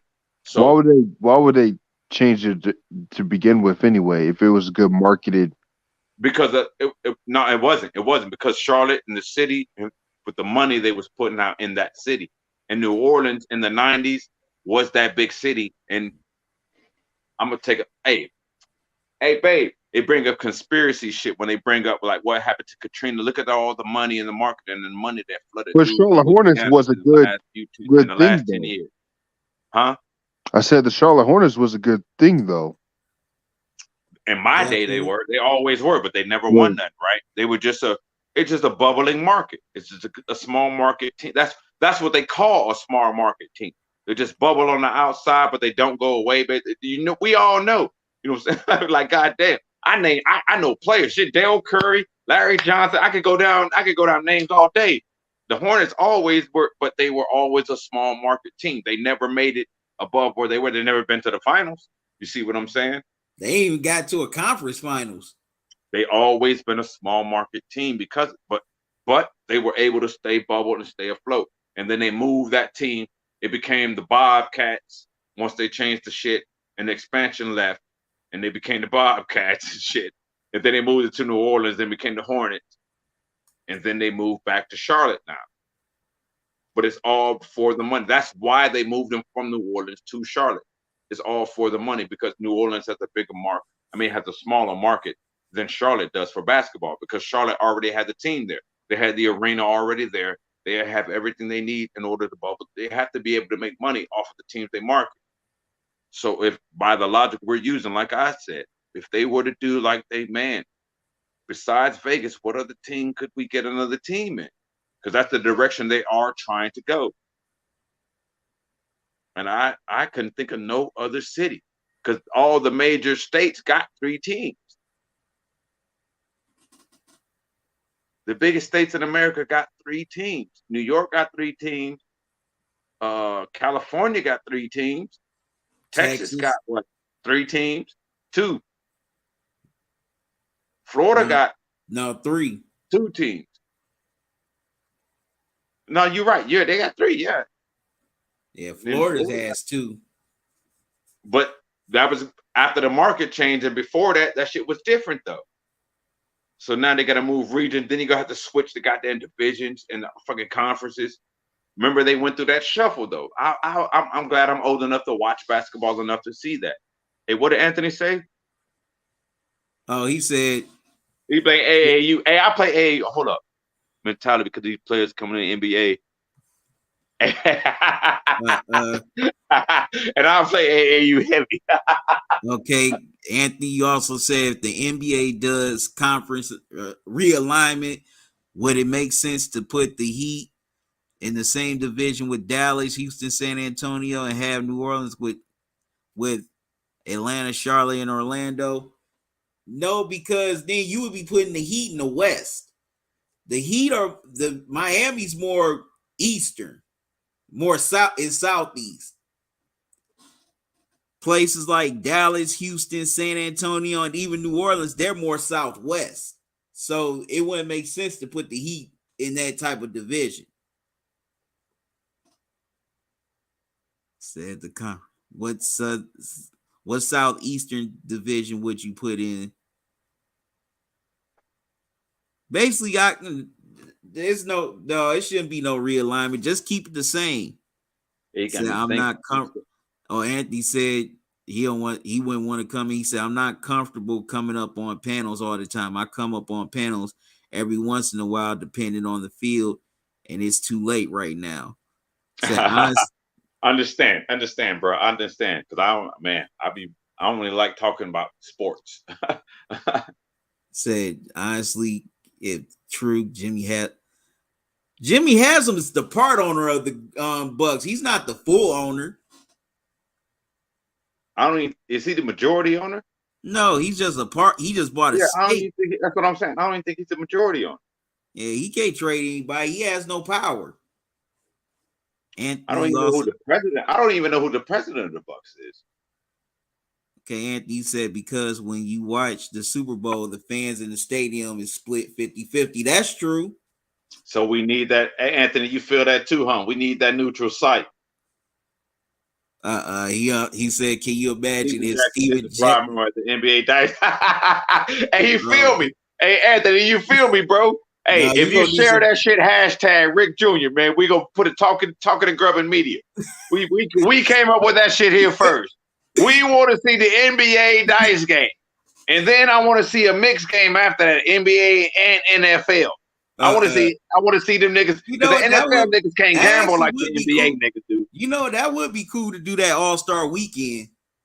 Hey, we talking too much. They gonna steal our idea, bro. Yeah, they gonna steal our idea, man. Somebody might be watching, idea, bro. Somebody gonna be watching, like, yeah. They gonna steal our idea, bro. I already feel it. They gonna steal our idea. We gonna see this shit on TV. I'm telling you right now, we gonna see this shit somewhere. They gonna steal our idea, bro. They're gonna have an NBA dice game, and they gonna make it on TV like it ain't taboo to be playing dice on regular TV. They gonna have these niggas. They gonna have these niggas playing dice on TNT. Shaq and Kenny gonna throw some dice one day, and we gonna be looking like, what the fuck?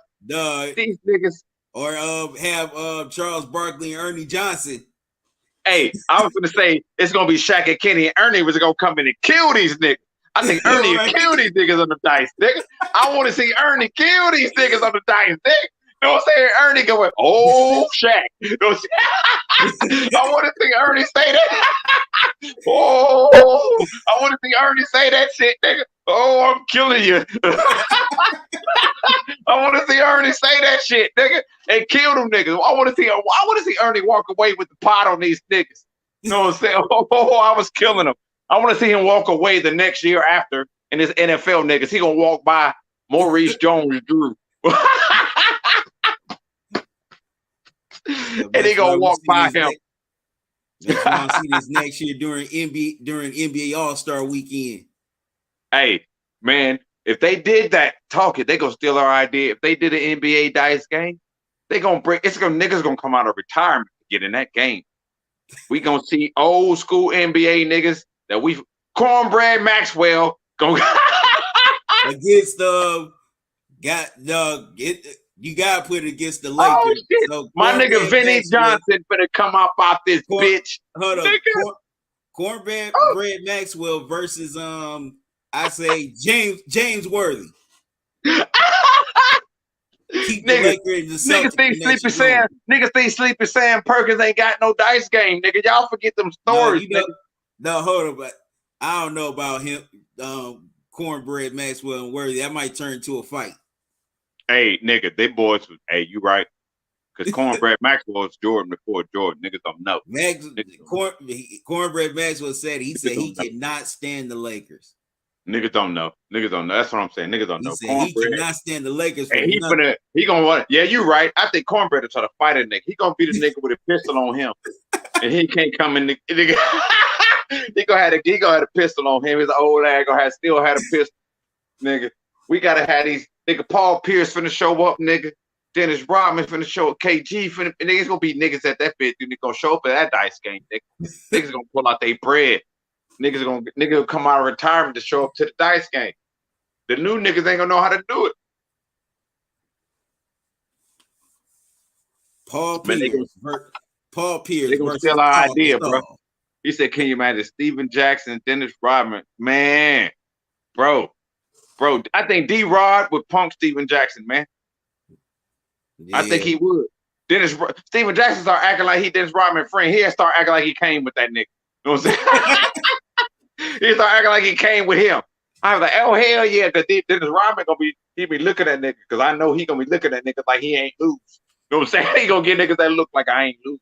You know what I'm saying? I already know. And Michael Jordan is gonna be the first nigga there because he gonna beat everybody. He's not leaving till he beat everybody. Sure ain't. The pot gonna get large. Dominique Wilkins gonna pull up on niggas. Y'all know. I remember these stories from the 80s, nigga. Dominique Wilkins gonna pull up. Nigga, them dice games was heavy. Them boys got money. That's why I said they gonna pull old NBA. They gonna pull old NFL niggas. That Maurice Jones-Drew gonna pull up. He got bread. He was heavy with that dice shit, nigga. I know from the streets. Why I got feeling somebody gonna listen to this live stream and try to pitch this? Doc, I'm telling you, Talkin. Man, I'm glad we on live and it's recorded because they stole our idea. I'm telling you right now. They stole it. Man, we gotta develop this further. We gotta pitch this before they do. I want to come up with a whole scenario who I think will win. Man, Michael Jordan, because he got the longest money. You know what I'm saying? He got the longest money. He gonna bet everybody said they can't bet. hold up. What's the person at the casino? Oh no. Oh, what about Sean Kemp, nigga? He was heavy back in the days. I remember the stories. Sean Kemp was heavy. He used to get drunk and shoot nothing but dice. They said Sean Kemp used to get drunk and shoot dice. Hold up. What's the person at the casino that does the crap table that like calls the rolls? I forget the name of it. Oh shit. I want to say concierge, but there's a formal name for that shit too, though. Hold up. I'm gonna find out what is that person's title. Hey, babe. Hey, who shoot the dice at the table? No, not shoot the dice. Calls the dice. Who call the dice at the table? When we at the casino? Who call the dice at the table? What's that nigga name? What's his title? I mean, I just bet numbers. Goddamn, I'm gonna look it up too. I don't want to be mistaken. Nigga on 2 phones. My other phone died, but no, I'm thinking I'm hyped now. Like we finna watch this shit tomorrow. I would love to see that shit though. They gonna steal our idea. Oh, I know what it is. It's called croupier.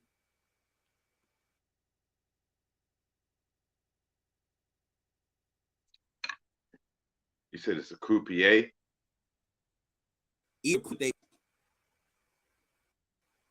Gone it.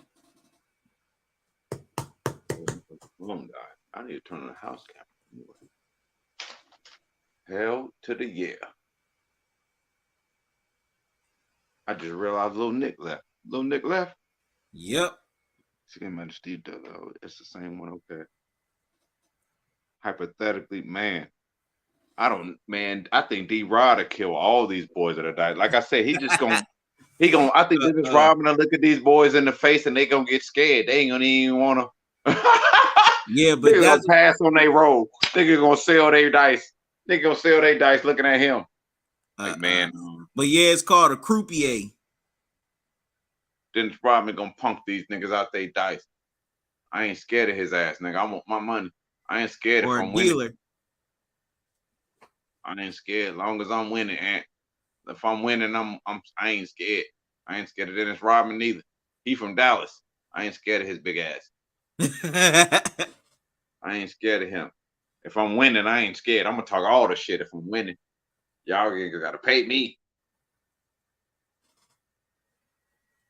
They should hold the same shit at that same neutral site we talking about. When they build they need to hold the dice game right there at the All-Star game. They just hold that shit. No, you definitely had to put.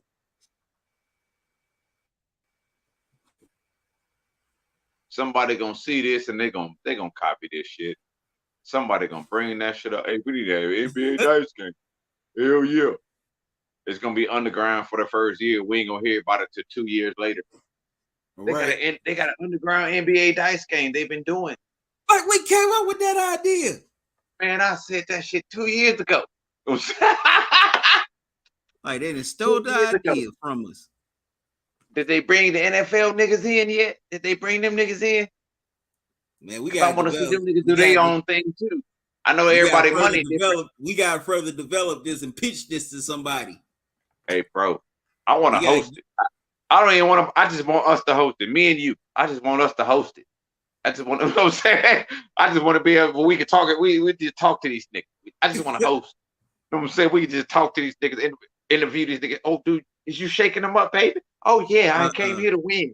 And they can say I came here to win. I just want to host. You know what I'm saying? I wish I had some money to put in, but y'all got a couple million on that table. I don't want none of that.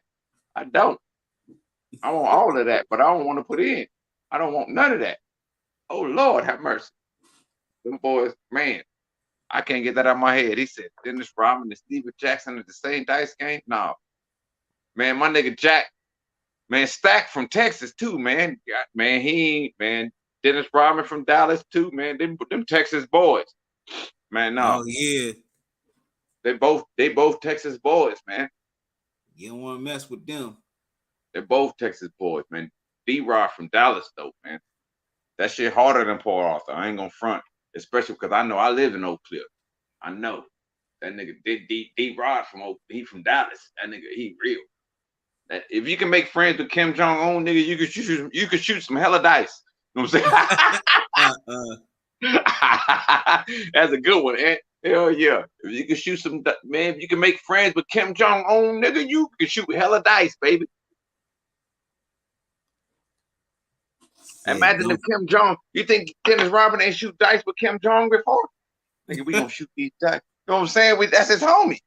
We done shot to shoot dice, and Kim Jong, when he around, he not losing. You know what I'm saying?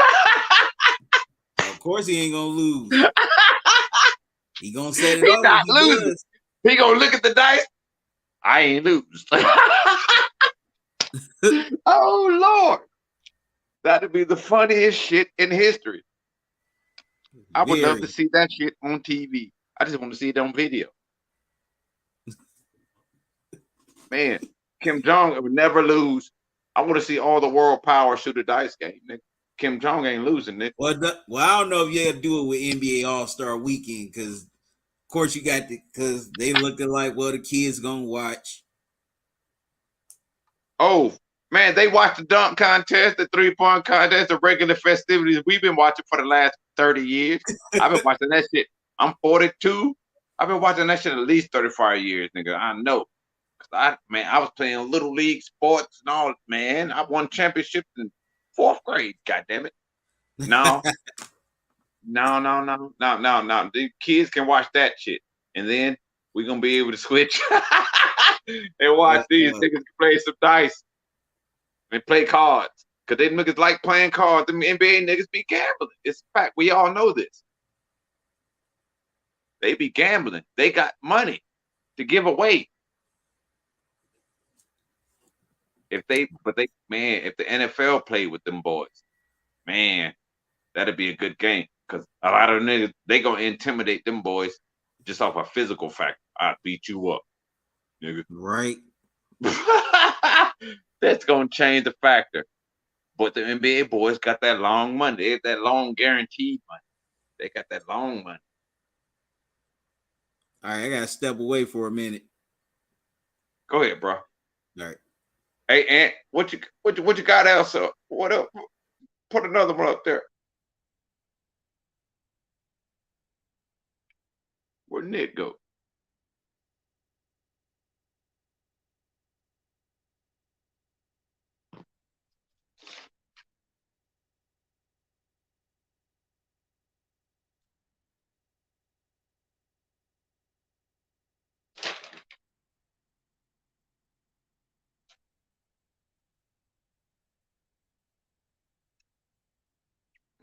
Okay. My other phone power back up now.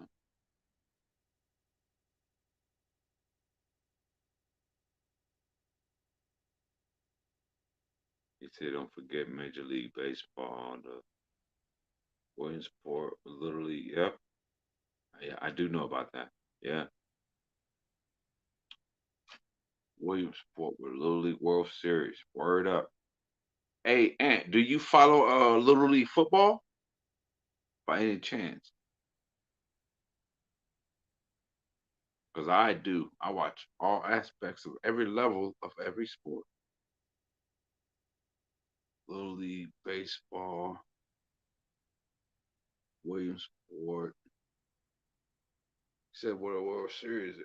I didn't know that. Williamsport. Is that in? That sounds familiar though. Hey, Ant, what city is Williamsport? What city is that? That sounds familiar to me.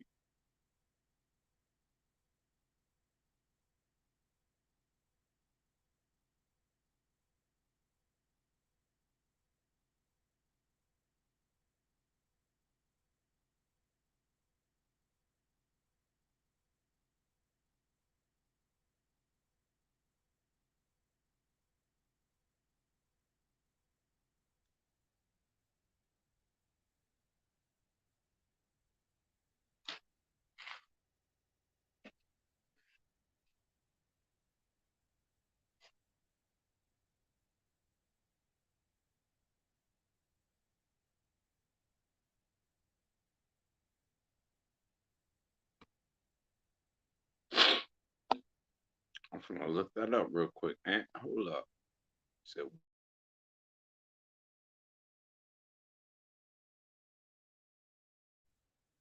I'm gonna look that up real quick.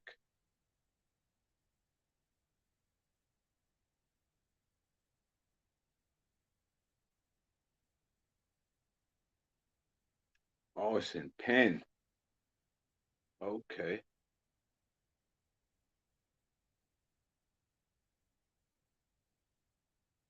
My stepbrother's from North Philly, Williamsport. Boom.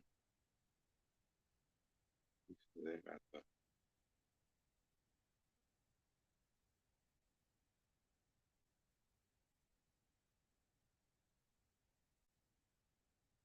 There it is. Hell yeah. Good shit, Ant. Williamsport popped up. Little League, right here. Let me check that out. Because I know Little League football. My little brother coaches Little League football in the state of Texas. He's won the championship. They play in the Cowboy Stadium, matter of fact. The last 3 years in a row, they play in the new Cowboy Stadium for the Little League championship in the state of Texas. My little brother coaches that team and the All-Star team in the state of Texas.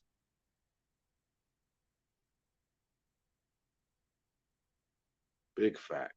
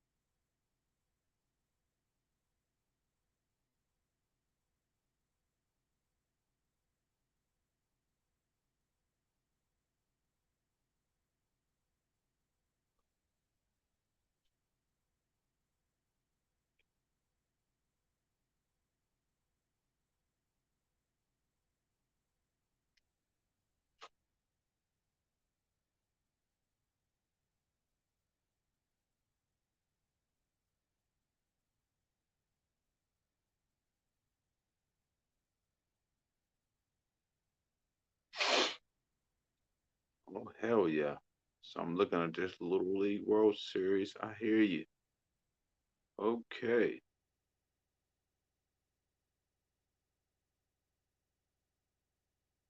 Hmm.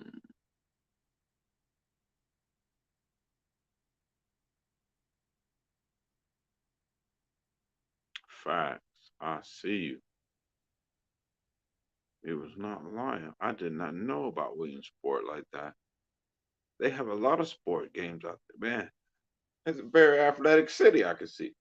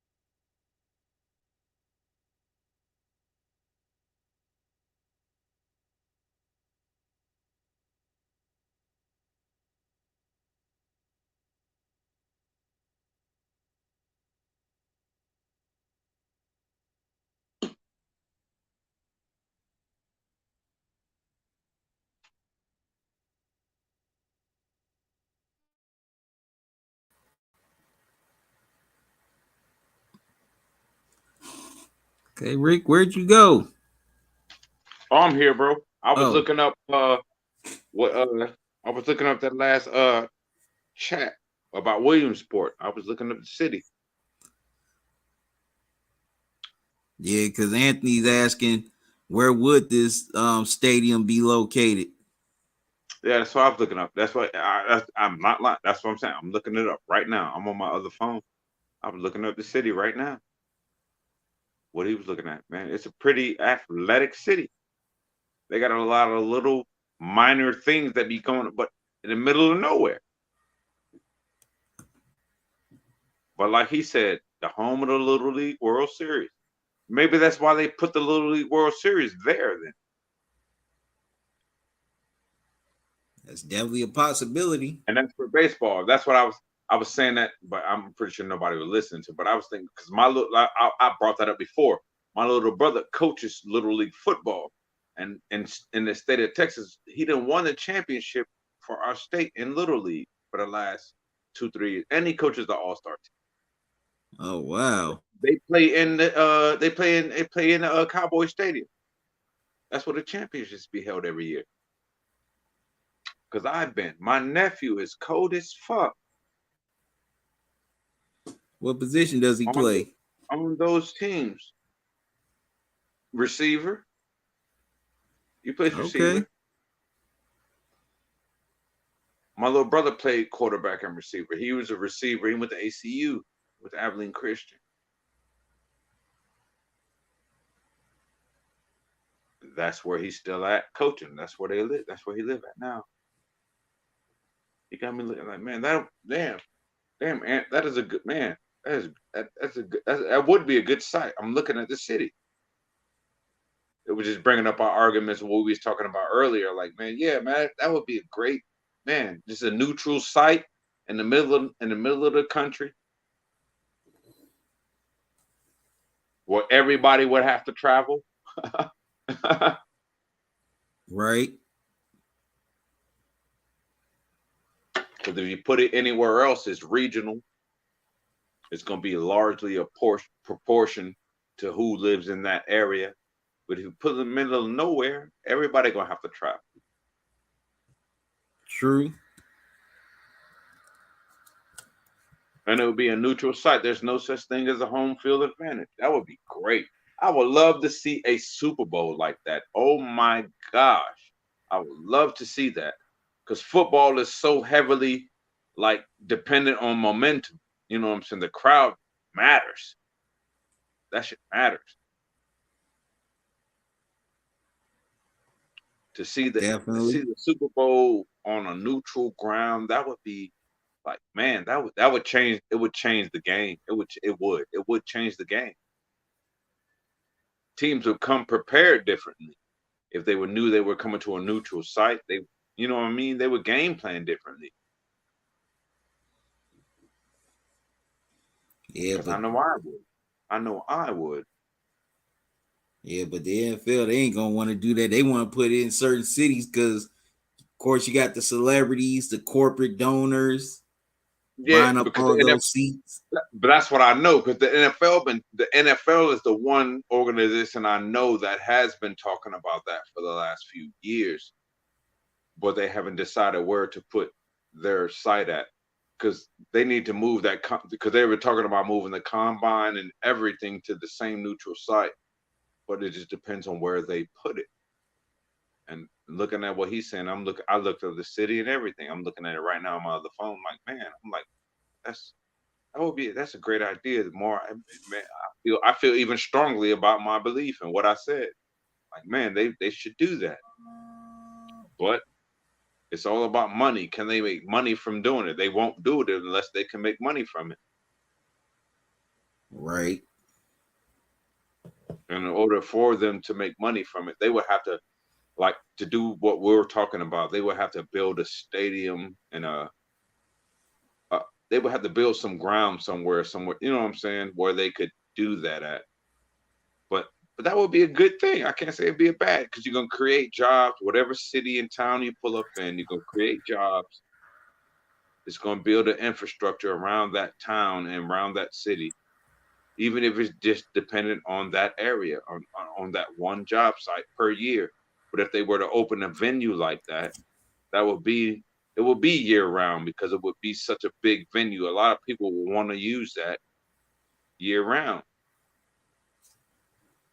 Right. People will hold concerts there, and that would make people come there to wherever city and whatever place you put that. It would be. It's too much like right. The more I think about it, it's too much like right. That's how the more I think about it, I know it won't happen. It's too much like right.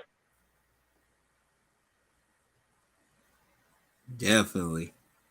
It's too much like right.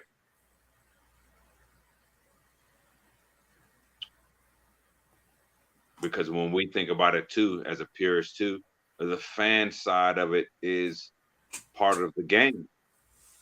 Like right now, if Miami don't get none of these home games, they're not gonna have a chance to win.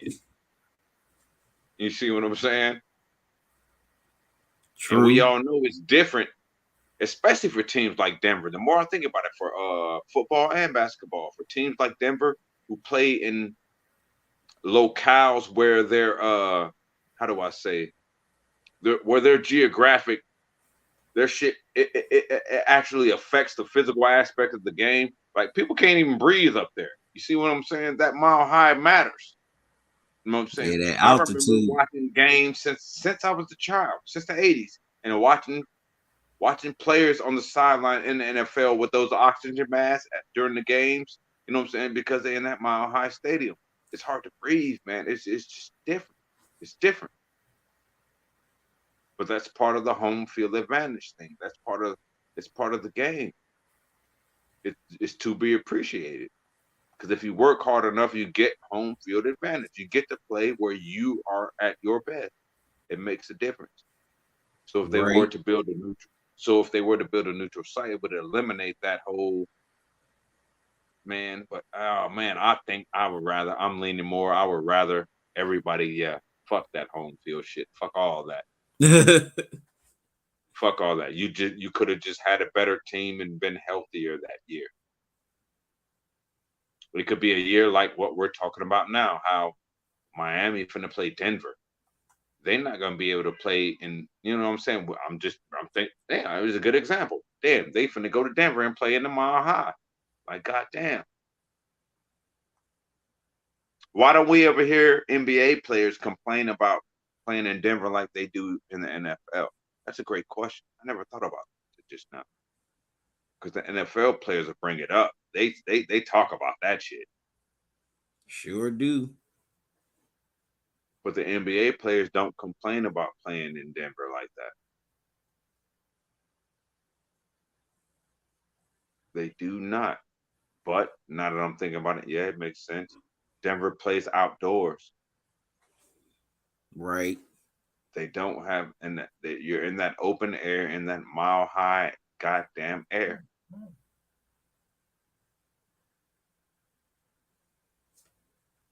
It's different than playing in a stadium with air conditioning. You can lock that shit up. Damn, I'm looking this up. This would be a great idea. This would be a great show to come up. Man, I can't wait till the final start, bro.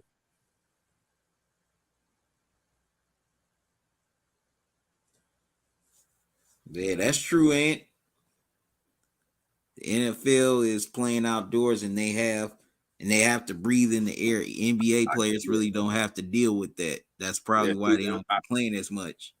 Damn, see that? I'm glad you brought that up because I was just saying. Like, damn, that's different. Like, they outdoors. That's what I'm saying. In the stadium, it's different. Indoors, it's locked up. I know how air conditioning works. It's my job. I know how that shit works. Like, damn, it makes a vacuum in the air. It's different. Them boys don't be on the sideline with the oxygen mask like the NFL players do. It's different. Them boys different. It's very different. So I guess that kind of eliminates their home court advantage in a way. It's different than playing outdoors when you're out there in this thin ass air, this high in the air. Them boys coming from Miami, I know they're not gonna be able to breathe. I'm from Florida. I know so. They're not gonna be able to breathe that air like that. Jimmy, the only one can I can see him. Jimmy's still gonna hit the club. You know what I'm saying? Jimmy's still gonna hit the club out there. I put money on it. I put my life on that. Jimmy gonna hit the club while he out there. Yep. Well, Rick, I'm about to wrap this up, man. Jimmy would be in a strip club with an oxygen mask. All right, Rick, I'm about to wrap this up, man. Oh, go ahead, bro. Hell yeah. I was waiting for you. All right. Hopefully see you Thursday. I will. I promise I will. I'll be in here. All right. Thank you. Hey, good shit. Nice to see y'all. All right. All right. Shout out to Rick, Kenny, Nick for all coming through with the OBF family. Check out Kenny's channels, OBF the family, and Mr. OBF. Subscribe to those. I'm about to get out of here, good people. This was a fun live stream. Can't wait to do this. Well, technically tomorrow for game 1 of the NBA Finals between the Heat and Nuggets. Let's see what happens. Who will be a step closer to realizing their dream. I cannot wait. This is going to be such a fun finals. Make sure y'all tune in throughout the finals. I'll be on live an hour before tip-off. So until then, y'all have a good one. Love y'all to life. Salute. Y'all be safe. Enjoy the rest of your night. Enjoy your day. I'm out. See y'all Thursday.